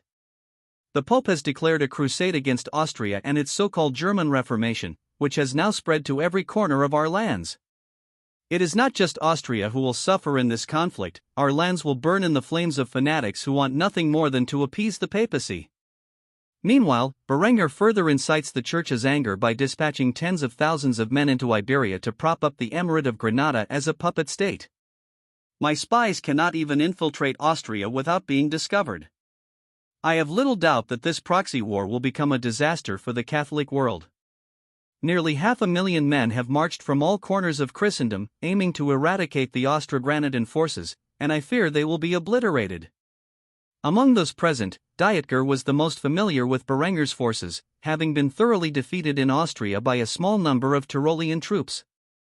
He was unaware that the Austrian army's equipment was rapidly modernizing, and the weapons that had so decisively defeated his forces were already being phased out. Dietger concluded his warning by addressing his peers from the German-speaking regions. If we do not unite and march on Austria now, we will have no chance of victory when the Pope finally leads his crusaders against our enemy. Although Dietger's statement was accurate, the other dukes looked at him as if he had gone mad. The Margrave of Baden, in particular, spoke out against his paranoid concerns. Though Berenger has defeated the forces of Italy and Switzerland, I do not believe he has the power to repel the nearly 500,000 men who have marched against his allies in Granada. He has sent half of his army into their lands and will undoubtedly face a disastrous defeat. If the so-called King of Austria does manage to escape his inevitable loss in Iberia, he will be left with half his army to face the force that already defeated him. Moreover, the additional crusaders preparing for this conflict will be marching alongside them. Despite this, I understand your fears as his neighbor and concede that this self-proclaimed Kingdom of Austria is a grave threat to our continued existence. Therefore, instead of uniting to march upon Austria immediately, I propose we conduct a ceasefire, which will allow us time to build up our forces to contribute to the upcoming crusade against the Berenger heresy. Only after we have wiped this heretical menace from our lands should we continue our petty disputes over the title of King of Germany. What the Margrave of Baden said made sense to the remaining German dukes and margraves. However, it was ultimately up to the two potential successors to the throne to agree. Thus, all eyes turned to the man known as Duke Hartmann von Luxemburg, or as his rivals referred to him, the Bastard of Luxembourg, to see if he would be willing to declare a ceasefire for the time being. After careful consideration, the young man, who was currently engaged in a brutal stalemate with the Bavarian pretender, sighed heavily before nodding his head in affirmation. Under these circumstances, I can allow for a ceasefire to exist between our camps. Until the Berenger heresy and its leaders are routed out and destroyed, I swear that my forces and those of my allies shall not aggress further upon Dietger or his faction, so long as they agree to the same conditions. Dietger was upset that his warning was not taken seriously and knew that such efforts would ultimately be in vain. He believed that Berenger would rise in power over the next few years and would quickly sweep aside the Crusader army, no matter how large it grew. From there, he would use it as an excuse to invade the German realm and unite it under his banner. Dietger may be a proud and ill-tempered man, but he was wise enough to see the writing on the wall. As such, he hung his head in defeat before nodding his head in agreement. After doing so, he spoke his piece. Very well, I shall agree to your ceasefire, but mark my words, by the time we invade Austria alongside the Crusaders, it will be too late. After saying this, he stood up from his seat at the conference and stormed out of the room, flanked by his ministers. It was not until they reached a secure location that he began to speak in secrecy. Send a letter to the Chancellor of Austria. Tell him that Bavaria is willing to cooperate with their realm in the upcoming crusade and is even prepared to repay our debts immediately. If they are willing to forgive our previous intrusion, then I, as Duke of Bavaria, am willing to aid them in their efforts. The ministers gazed at Dietger in shock, immediately questioning his words. I thought we were here to convince the other realms to unite against Austria. How did we get to the point where we must grovel before them? Dietger slammed his fist against the stone wall in rage as he enlightened his ministers about the doom he perceived in the near future. Those fools think Berenger and his army will be trounced in Iberia and during the upcoming crusade. However, they do not know what I know. If they wait that long, defeat and annexation are inevitable. We might as well submit now and gain some advantages as loyal followers while we still can. It goes against every fiber of my being to submit to another man, but I see what lies on the horizon and am willing to put aside my personal pride for the sake of my family and my realm. Do as I say and make sure the other dukes do not find out about this. Dietger's ministers immediately bowed their heads in respect. Even they feared the ever-increasing threat of their southern neighbor. If the Duke was willing to submit to the Austrian crown, then they believed it was indeed a wise decision. With this in mind, they quickly got to work, silently dispatching a messenger to Kufstein to inform the German chancellor of their decision. Their choice to kneel before their southern neighbors would prove wise, and Diaker would one day consider it the wisest decision he had made as a ruler. The remainder of the German high nobility had no way of knowing that their entire meeting was observed by Austrian royal intelligence, as one of the ministers present was a devout believer in the German Reformation and had long been recruited as a spy by the Austrians. Thus, before the Bavarian delegation reached Austria, Linda would already know what had transpired and begin making preparations to sabotage the German rearmament. With this, a new war of intrigue was about to begin. The dust had settled after the army of tens of thousands of prisoners was rendered into meat paste by the Austrian artillery brigades. Many of the young and veteran soldiers gazed upon the destructive scene with expressions of both trepidation and pride. They were fearful of what could happen if they ever made the mistake of taking up arms against the crown, yet proud of the military might their nation possessed. They had single-handedly wiped out an army more than twice their numbers without the enemy even getting into range to fire their weapons.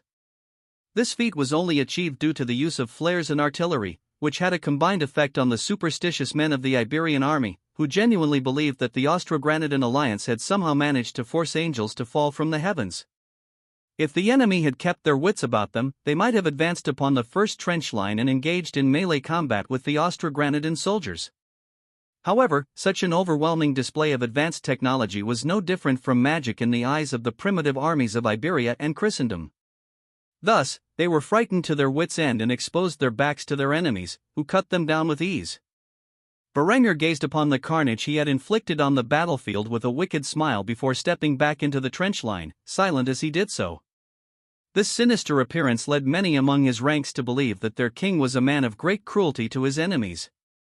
After approaching the rear trench line, Berenger lay down in his command bunker, where he quickly fell asleep without a care in the world. Hours passed, and morning came. Berenger was up bright and early, rallying his cavalry forces to prepare to set off in an attempt to wrest control of the capital of Castile.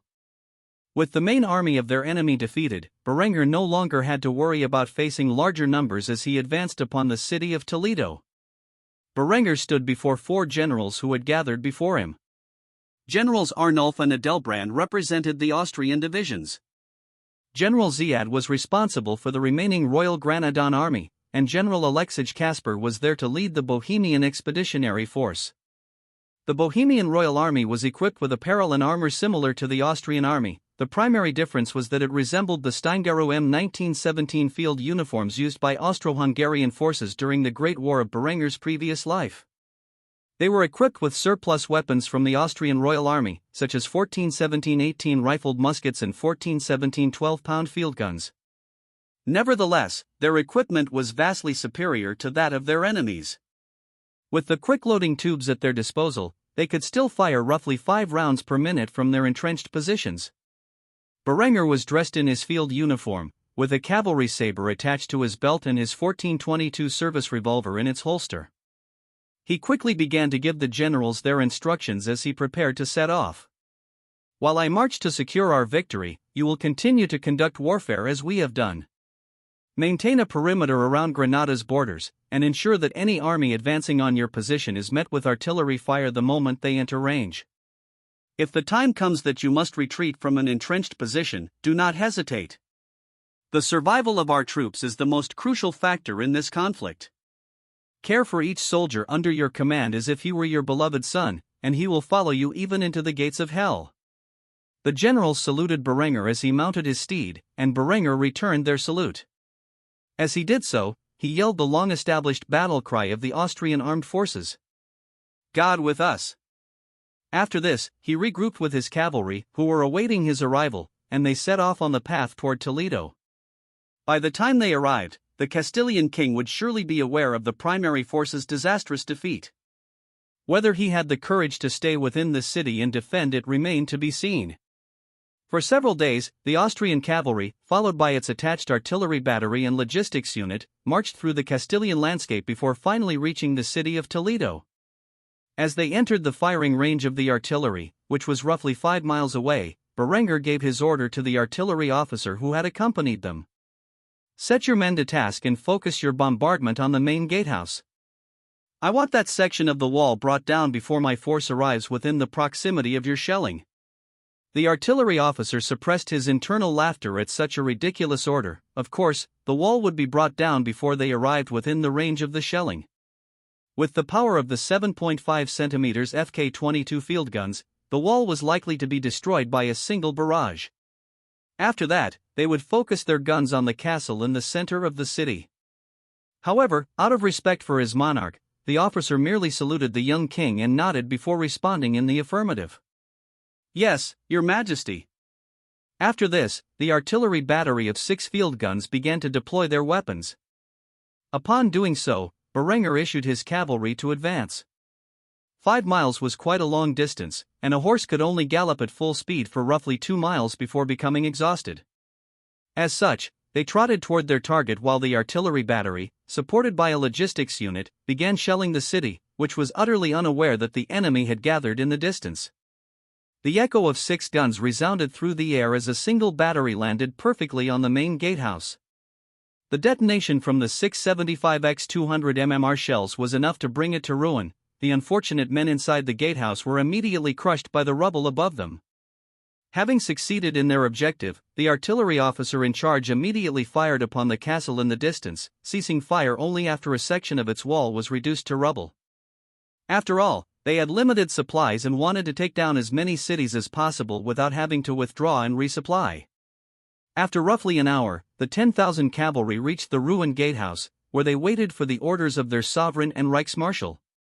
Berenger did not hesitate and immediately bellowed his decree with a stern tone. "Charge!" With this command, 10,000 cavalry, comprising hussars, uhlans, cuirassiers, and mounted infantry, rushed into the city with weapons in hand in ruthless intent. The path to victory was cleared by the artillery, and all they had to do was cut down anyone who got in their way. The city's few defenders were quickly cut to ribbons by the advancing cavalry. Those who were not shot with revolvers or needle carbines were ruthlessly torn apart with swords and lances. The mounted infantry had dismounted from their horses and advanced into the city, needle rifles in hand and bayonets affixed, firing upon any man clad in armor or carrying arms. Blood now stained the streets, and corpses lay piled atop one another as the Austrian forces rapidly made their way through the city, filled with panicked citizens, toward the castle where the King of Castile was sure to be hiding. With the castle walls brought down, it was a simple matter of rushing through the courtyard, where Berenger's cavalry quickly gunned down the royal guards of Castile. Afterward, Berenger sheathed his blade, dismounted from his horse, and raised his pistol, cocking back the hammer to single action mode as he advanced toward the castle's entrance. Surrounded by his royal guard, who were outfitted with needle carbines, Berenger pulled out a stick grenade, pulled the pin, and threw it toward the front gates. The wooden doors immediately shattered into splinters as the grenade exploded with a powerful blast. Berenger and his royal guard then advanced into the castle as the vanguard. As the smoke cleared, Berenger saw a knight of Castile rushing towards him with a blade in hand, but the young monarch did not flinch. Instead, he aimed down the sights of his revolver, held in his left hand, and squeezed the trigger. A .38 caliber projectile shot from the barrel and into the skull of the heavily armored knight. Blood and gray matter splattered out of the massive exit wound in the steel helmet, covering the walls. While Berenger eliminated his opponent, his royal guard quickly raised their carbines and ruthlessly gunned down any other knights at the entrance. Access to the Castilian royal castle was now secure. Having secured the entrance to the castle in the city of Toledo, Berenger waited for his mounted infantry to arrive. When the men finally caught up to the cavalry, they immediately advanced down the narrow stone halls with rifles in hand and bayonets affixed. Berenger proceeded calmly behind them, his revolver safely stashed in his holster. The mounted infantry swept through the halls, ruthlessly firing on any man who stood in their way. After each shot, they lifted the bolt handle, racked it back, and loaded another paper cartridge into the chamber. After seating the round, they pushed the bolt back into place and prepared to fire on the next target. The Knights of Castile bravely defended their master's abode, trying to hide behind corners and ambush the oncoming mounted infantry. However, their efforts were in vain. The moment they slashed their blades forward, they were easily deflected by the 10-inch bayonets fixed to the side of the infantry's rifles. Following the deflection, a round was fired through the knights' torsos, tearing their insides apart and spewing them out the other side of their armor, mercilessly reaping their souls like wheat to a scythe. The soldiers confidently reloaded their weapons as they led their monarch through the castle's vast interior. Despite the conflict present in every corner of the castle, the Austrian soldiers found themselves well protected by their armor and sustained few, if any, casualties. Instead, the halls were littered with the bodies of heavily armored knights, their blood flowing onto the cold stone floor. Eventually, Berenger and his soldiers reached the Great Hall, where the King of Castile sat upon his throne. Strangely, there was not a hint of fear on his face. Instead, it was tranquil, as if he had come to peace with his fate. Berenger and his soldiers cautiously approached, securing the room from the few remaining bodyguards of the Castilian king. Upon seeing the devil in the flesh, King Francisco de Trastamara gazed upon Berenger with disdain, boldly spitting upon the floor in front of him before speaking his mind. "So, you are the Austrian upstart who challenges the authority of God. I did not expect you to have such a regal appearance.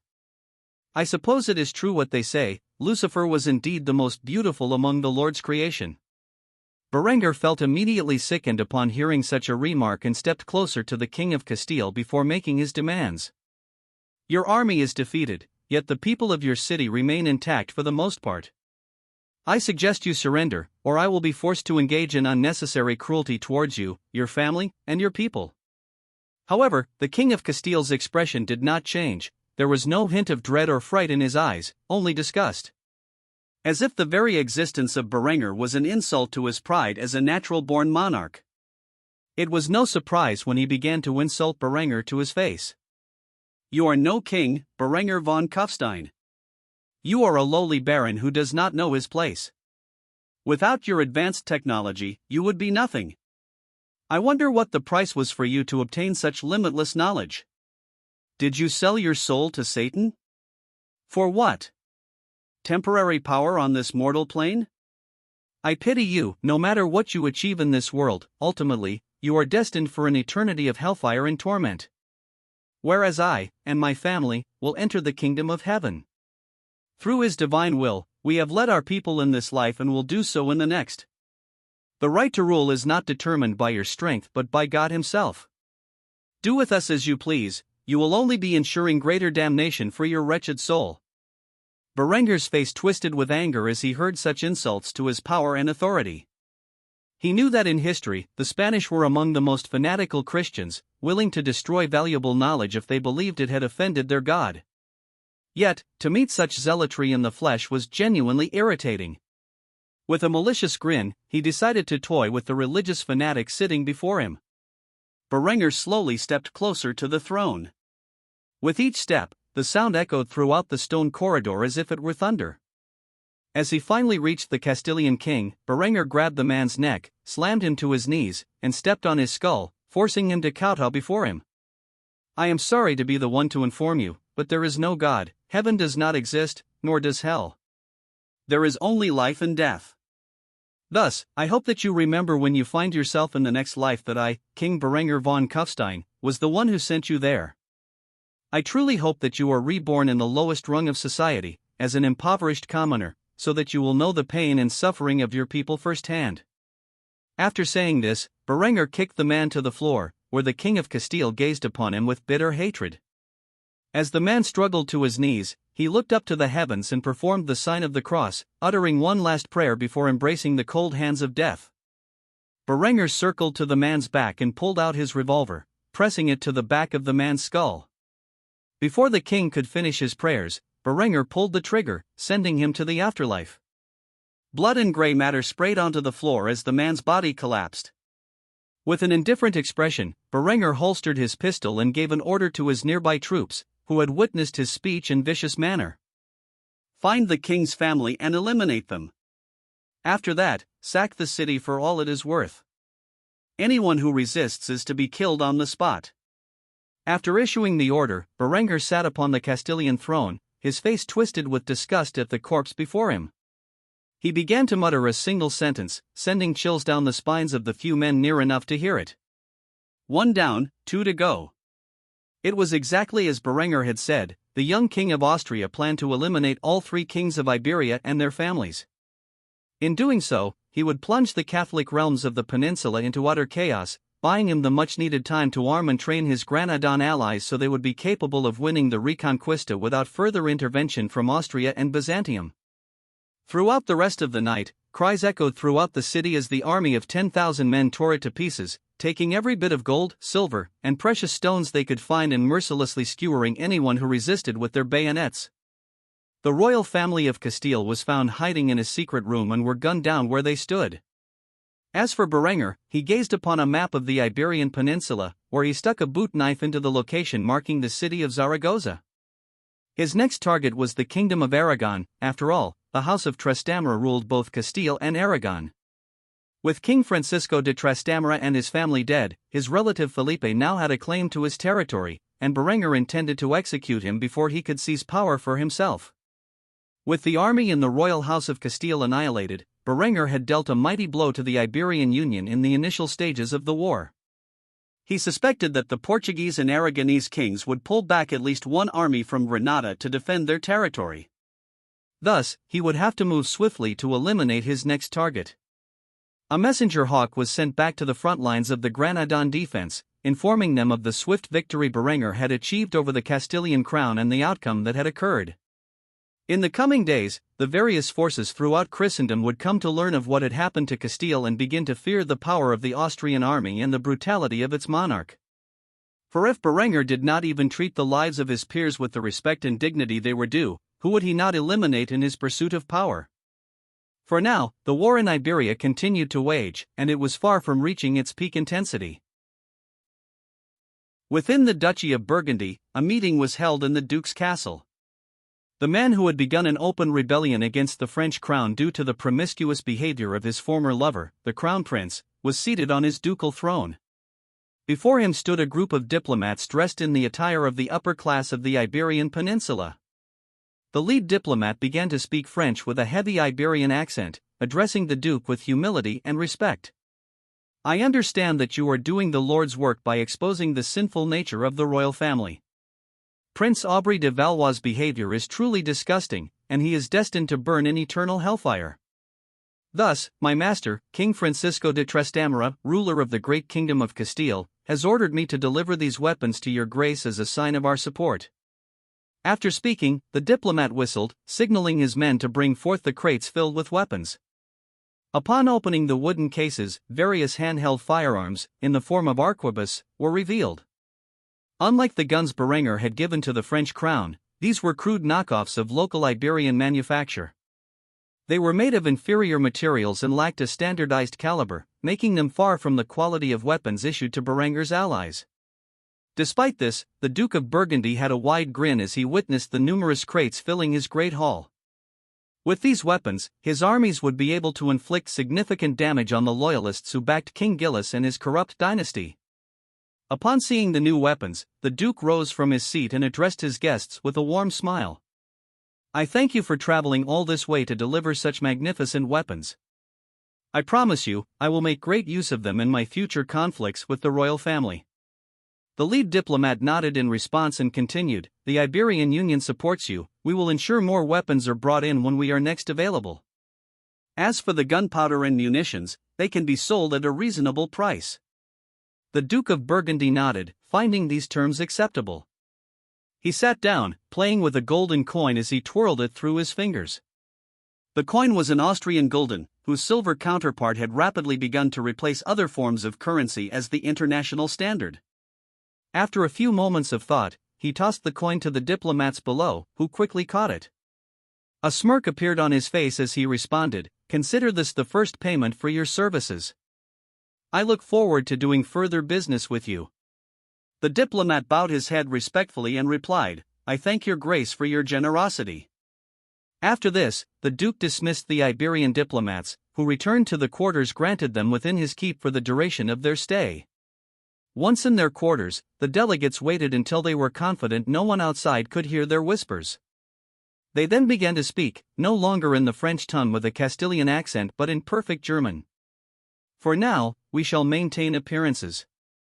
Later tonight, I will dispatch an encrypted message to headquarters, letting them know that the first stage of our operation has been successful and that we will maintain contact with the Burgundian host for some time before beginning the next phase." In reality, this was not a delegation from the Iberian Union but rather undercover operatives from Austrian royal intelligence, who had begun the initial stages of Austria's covert operations within the Kingdom of France. Upon hearing this, the other agents nodded in response to their commander's orders. One of the men immediately inquired about the second phase of their objective in a hushed tone. What exactly is the second stage of this operation? The commander immediately began to inform his subordinates of their plans for the near future with a cautious tone. After we have finished establishing ties with the Burgundians, we will withdraw from their castle under the ruse that we are returning to Castile. Instead, we will enter the borders of the Kingdom of France and begin encouraging dissent against the royal family. Upon hearing this, the agents nodded in silence before their commander gave them their remaining orders. All right, get some rest. In the coming days, we will maintain our current identities as foreign dignitaries until after we have withdrawn from the keep.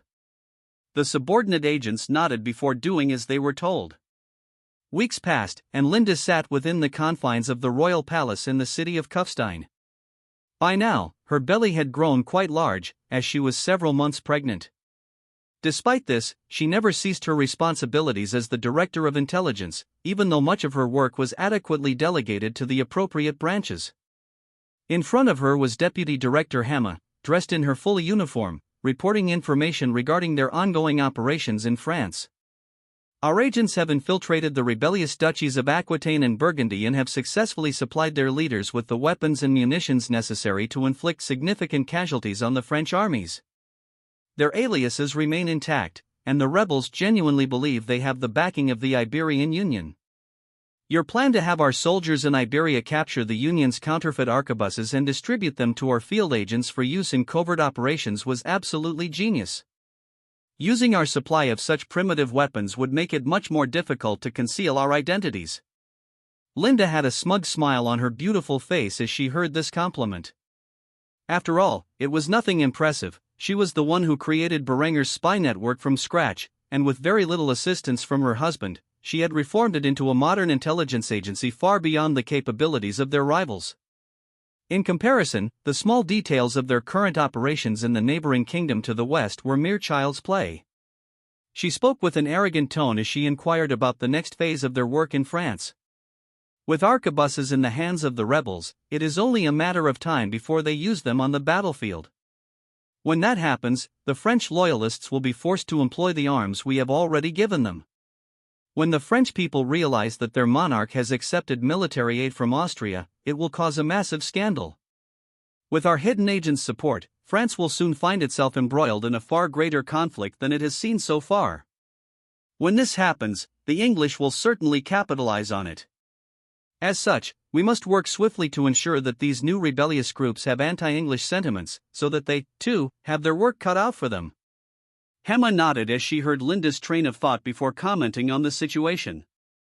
I will make sure to relay your orders to the field. Before long, the entire Kingdom of France will be one giant war zone. I do not doubt that such a thing will spark a refugee crisis. What should we do about this potential outcome? Linda's smile turned from smug to cruel as she sipped her tea. After drinking, she responded with a bold statement. Seal the border, and give our soldiers orders to open fire on anyone who tries to enter the Kingdom of Austria illegally.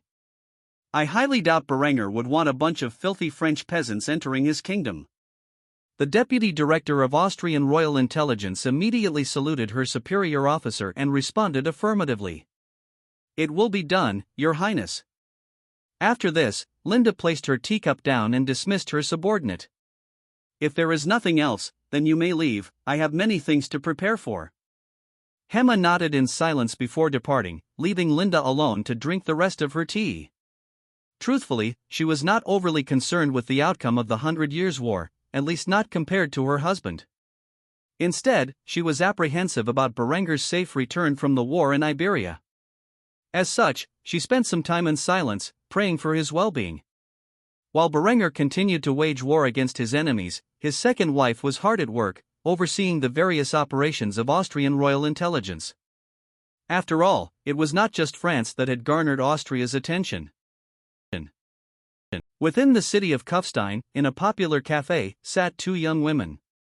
Adela and her eldest sister, Eva, were seated across from each other, with the younger of the two siblings wearing a scowl. It had been some time since she had seen her elder sister, and, as usual, the relationship between the two sisters was far from cordial. Since Adela had become engaged to her cousin Berenger years ago, her relationship with her eldest sister had continuously worsened. By now, it was abundantly clear to Adela that her sister Ava was envious of her marriage to Berenger. Thus, like a childish brat, Ava had repeatedly acted out against her in numerous fits of jealousy. Now, the mother of 3 and former Countess of Salzburg was begging for an opportunity to rescue her husband's place in the Austrian social hierarchy. Due to his cowardly actions during the Bavarian occupation of Austria, Wolfgang had been stripped of his land and titles and thoroughly disgraced in the eyes of his peers. Chancellor Otto and his wife grew weary of looking after their eldest daughter and her dull husband. Consequently, Ava had no option but to convince Berenger to allow her family back into his good graces. The only way to achieve this was through her sister, the first wife of the King of Austria. After all these years, Ava still found it hard to believe that the sickly boy she had grown up with was now the most powerful man in the Western world. With each passing day, she lamented her past actions, though Berenger was unaware. When the two of them were both small children, they were engaged to be married upon reaching adulthood. However, as Berenger's condition declined to a near-death state, Ava became disillusioned with the boy she once loved and convinced her father to break their betrothal. Years later, to her surprise, this resulted in Berenger and Adela's engagement, which greatly shocked her. After all, her youngest sister had become engaged to her first crush. It was not until Berenger began to rise in power that Ava truly regretted her decision and felt envy toward her sibling.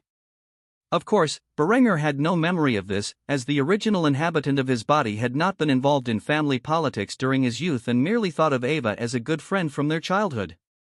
If he knew he was once engaged to Adela's older sister, he might have taken her as a mistress to reclaim what could be seen as his original wife.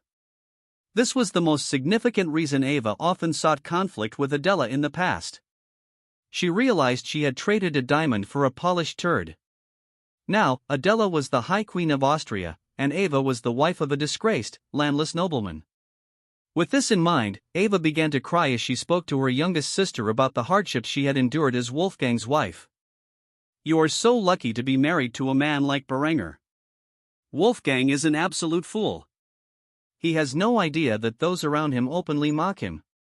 Everywhere we go, people treat us as pariahs with their backhanded comments, and he thinks they're being genuinely nice to him. Daddy won't even pay for my children to get a private education, so they have to sit with those filthy commoners in the new public schools. Without our parents, my family wouldn't even have a thaler to our names now that Adelbrand has seized control of his house and their fortune." Adela was not the least bit sympathetic to her sister. Unlike Berenger, she was aware of the arranged marriage between Ava and Berenger when they were children. In fact, the young Queen of Austria was quite spiteful toward her elder sister. The very thought that her husband could have been married to her older sister, whom she considered a bitch, brought out the worst in her. Luckily for Adela, Ava threw it all away for a numbskull like Wolfgang, simply because his family was wealthy and powerful at the time. As such, the young queen did not hesitate as she spoke with firm determination to her spoiled eldest sister. "Ava, what exactly do you want from me? If you have come to ask for money, it is out of my hands. Berenger has invested most of our wealth into the royal treasury, which funds the entire kingdom. I regret to inform you that I do not have the authority to withdraw from it. As for our savings, I will need to discuss with Berenger personally whether or not I can loan your husband money. Since the king is currently in Iberia waging war against our enemies, it will be some time before I can make that request." Ava bit her lip as she heard this news. She suspected that Adela could grant her some money but refused to do so. Her heart was filled with resentment as she thought about the luxury that Adela lived in and the fact that, if she had not been so foolish in her youth, it could have all been hers. Despite this growing fury, Ava calmed her inner wrath and put on a gentle facade. "Little Adela, I'm not asking for money, I simply want some land for my husband so that we can earn a decent living. Surely there is some factory, or even a small production facility, that your husband doesn't need. With the wealth he generates from the rent he charges business owners for using his land, can he not spare some for his family?" Adela's brow raised slightly as she glared at her sister in disbelief. She immediately asked for clarification on what Ava was suggesting. "Are you suggesting that I use my authority as High Queen to usurp a private business, which has been granted the power to operate in the Kingdom of Austria by the royal crown, solely for your husband's benefit? If I were to do such a thing, I would be committing multiple crimes under the anti-corruption laws. Not only would you and I be punished severely, but the prestige of the Austrian crown would be forever diminished in the eyes of the people. You don't understand how things work nowadays, do you? The nobility can no longer take whatever they please from the common people. There are punishments for all members of society, including the royal family, for engaging in such corrupt behavior. No, Ava, I will not give you land, even though you are a member of my family. If you and your husband want to run a business, you will have to build it from the ground up like everyone else. You will have to purchase or rent the land, build the factory, pay your employees a decent wage, and produce a product of high enough quality that people wish to buy it. You will also have to pay the necessary taxes to the royal treasury.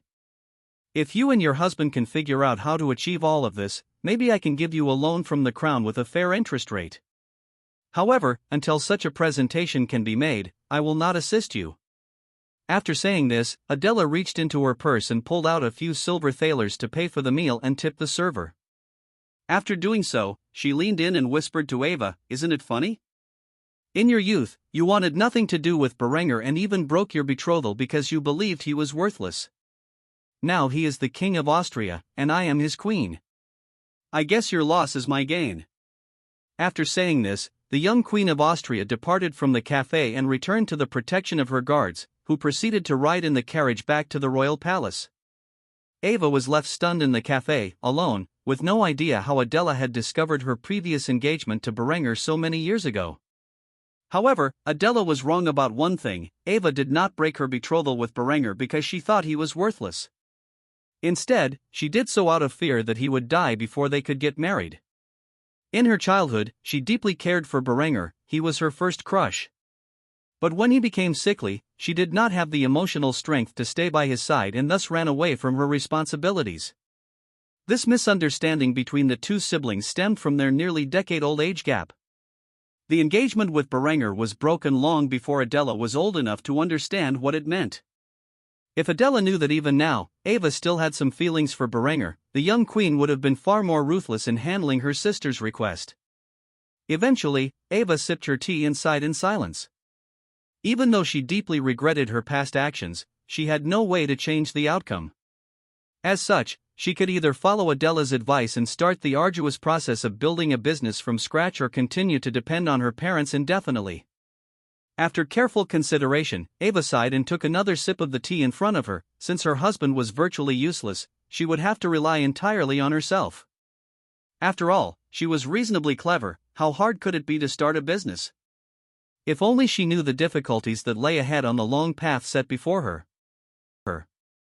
It was early morning in the middle of summer at the southwestern border of Andalusia. A regiment of landwehrers, comprising roughly 2,000 men, sat within a fortified trench line. Only 2 artillery batteries supported these infantrymen as they gazed across no man's land, bored out of their minds while guarding a section of the border deemed the least likely to see combat. At the moment, the Austro-Granadan alliance, consisting of roughly 75,000 men, was deployed along the borders of Andalusia. This forced them to spread thin throughout the area, waiting for the attack of the Iberian Union, which had now gathered 4 separate armies of roughly 100,000 men each in different locations. While the King of Austria led the cavalry to eradicate the royal families of the Catholic Iberian kingdoms, regular soldiers like those in the trench line drank their coffee and entertained themselves with card games. Colonel Johann Beilinger was drinking from a stainless steel field cup as he fulfilled his duty by watching over his men and ensuring their defense area remained under Austrian control. The man had graduated from officer training with high marks, but he never believed he would be sitting in the rear lines at a hardly noticeable section of the Andalusian border while his comrades were fighting off waves of medieval soldiers. He was in a state of depression, thinking about how mundane his life as an infantry officer had become. As he lamented his current position, he decided to fulfill his obligations. Peering his head over the sandbags to look into the distance, he saw a sea of shimmering iron. Though it was far off, one could tell this was no natural structure. Instantly alerted by this discovery, the man pulled out his binoculars to get a better look at what he was seeing. In the distance, an army of roughly 100,000 men, flying various banners, especially those of the Kingdom of Portugal, were clad in different forms of armor. The sun's glare reflected toward the colonel's position as he gazed upon the sight of tens of thousands of ironclad warriors. At the same time, they marched toward the entrenched Austrian soldiers. The moment the colonel realized what he was looking at, he lost control of his grip, and the stainless steel cup fell onto the mud beneath his feet, splashing hot coffee.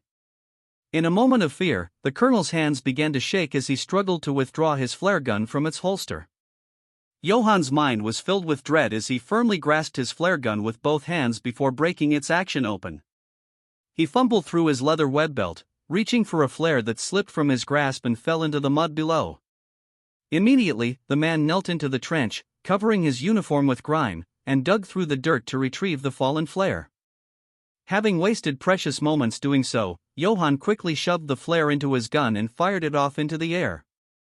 As the red projectile lit up the blue sky, the sight caused the half-asleep soldiers in the Austrian trench line to panic as they immediately looked over the edge of their fortified position and gazed in horror at the massive army heading in their direction.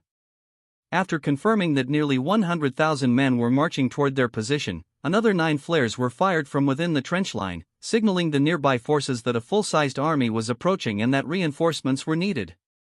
This caused a chain reaction, with the various infantry placements firing off their flares until they reached the central portion of the Austro-Granadan army.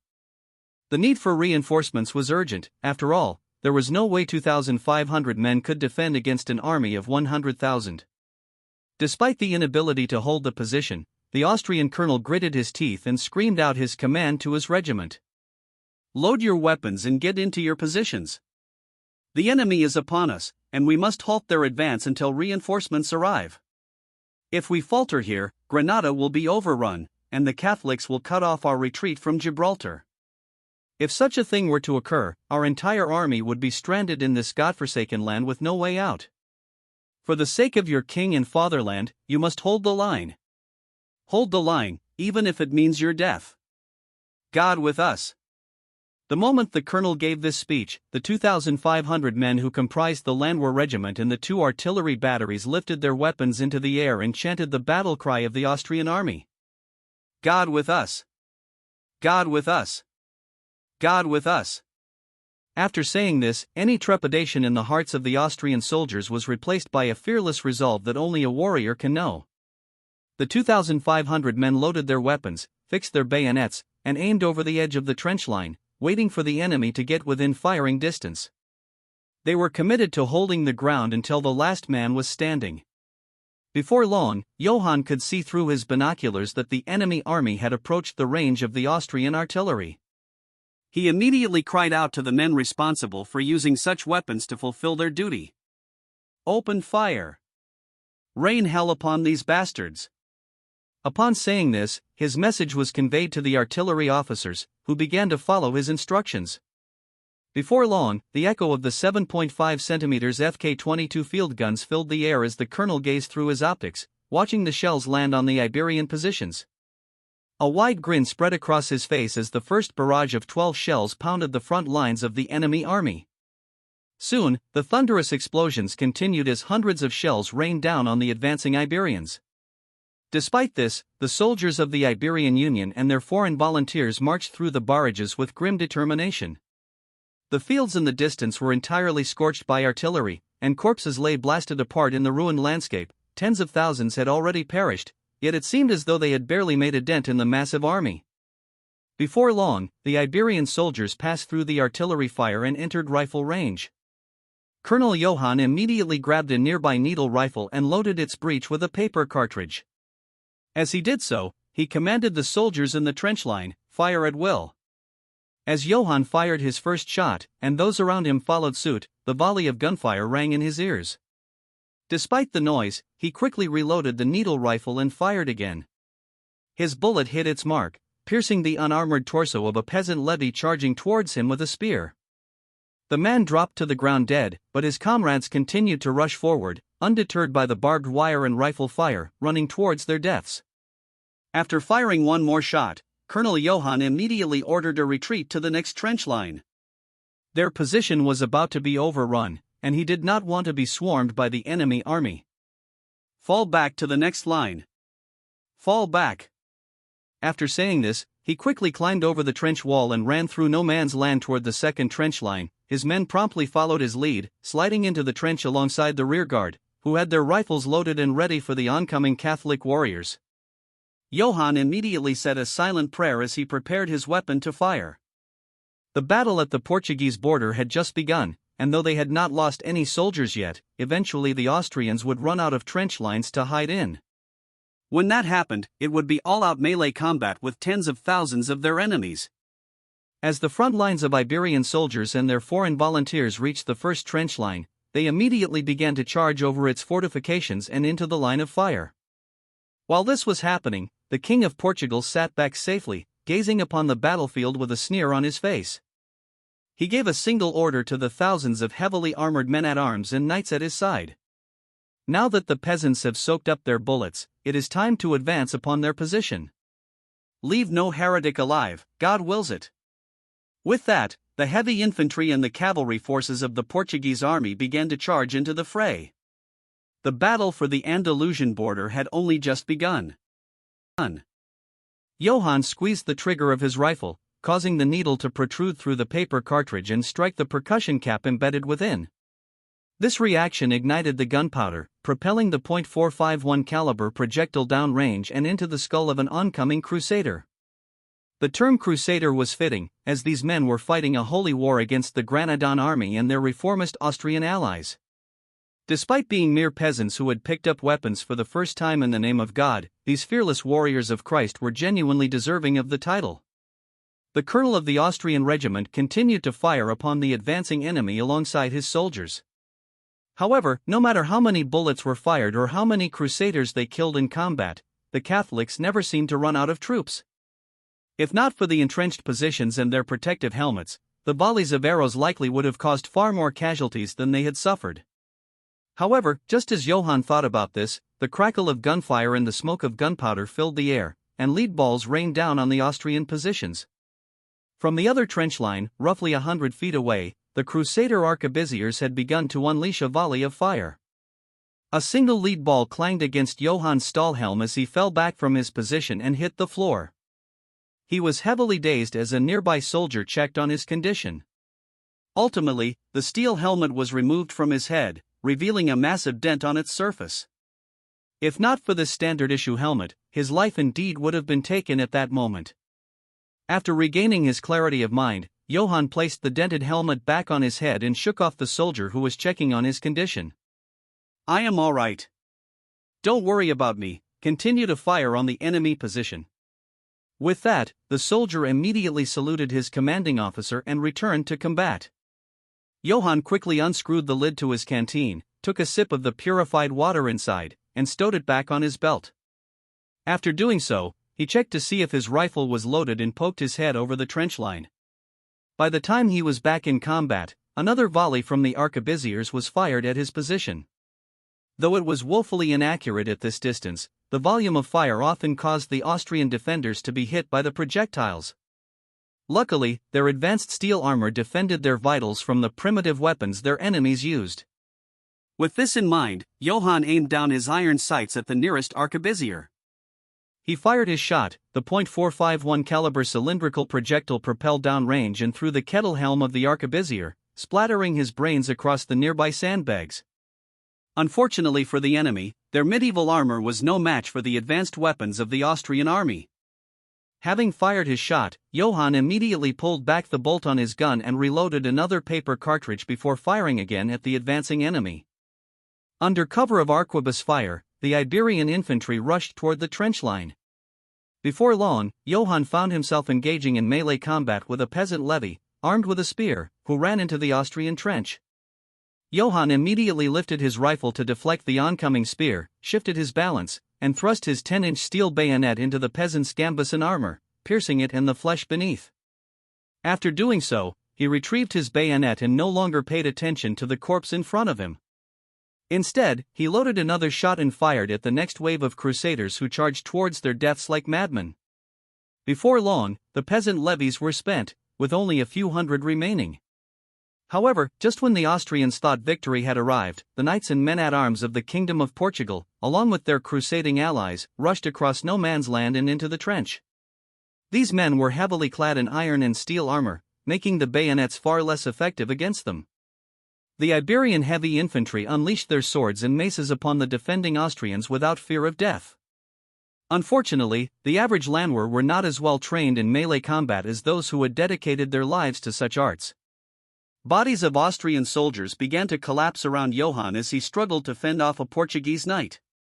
Before long, he felt the hot sting of steel penetrating his flesh as a longsword pierced through his back.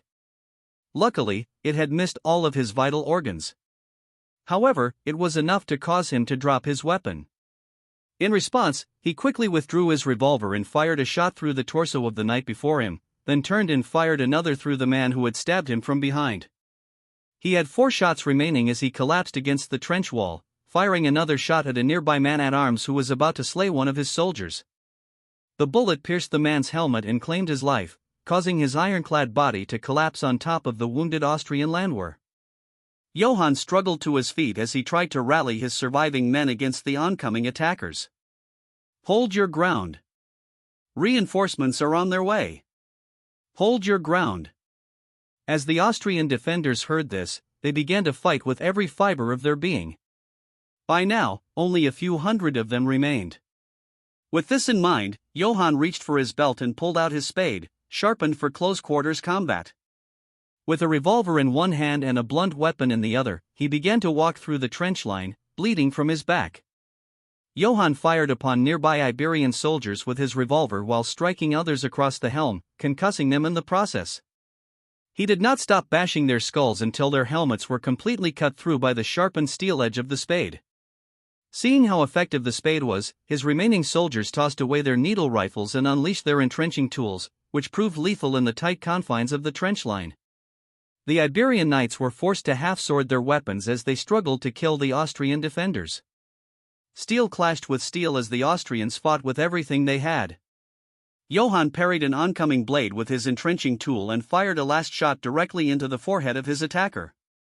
After doing so, he tossed his revolver aside and began to batter away at the Crusaders. Outnumbered and overwhelmed, the Austrian landwehrers fought on, desperate to defend their position until reinforcements arrived. By now, Johann had lost a lot of blood from his back wound and began to slow down. The adrenaline and endorphins in his system started to fade, and he struggled to move his limbs as he engaged in combat with the enemy. Eventually, he collapsed into the mud, struggling to retain his consciousness. The Crusaders disregarded him as a corpse and continued to cut down the remaining Austrian soldiers. Eventually, only one soul remained alive within the Austrian trench line. The Crusaders had killed all of its defenders, except for Johann, who was now struggling for breath as his body was kicked over to reveal a heavily armored knight wearing the royal arms of Portugal on his tabard. This man was a member of the Portuguese royal family. The man gazed down upon Johann through his bassinet with a look of disdain on his face as he uttered his contempt. "Fucking heretic!" Just as he was about to bring down his sword, the echo of gunfire resounded in the air, and his skull was blown apart. Johann could roughly make out the sound of Austrians screaming the battle cry, "For King and Fatherland," as a wave of 10,000 Germans opened fire upon the Crusaders contained within the trenches. As the colonel faded into unconsciousness, the last thing he saw was the sight of muddied puttees belonging to an Austrian soldier who had climbed into the trench and rushed into battle against the Iberian forces. When he awoke a few days later, he would find that he was the lone survivor of his regiment who had successfully managed to defend the Granadan border until reinforcements could arrive. Roughly 2,500 Austrian men died in the trenches, while the reinforcements successfully annihilated the Portuguese and Crusader forces. Though they arrived, the Portuguese king had escaped the battlefield and fled back to his home in Lisbon. The aftermath of this battle would be considered a heroic last stand by a group of Austrian landwehrers against overwhelming odds. King Berengar would later posthumously award every soldier who died in this battle some variant of the Iron Cross, as a symbol of bravery for the men who gave their lives to secure the Granadan border.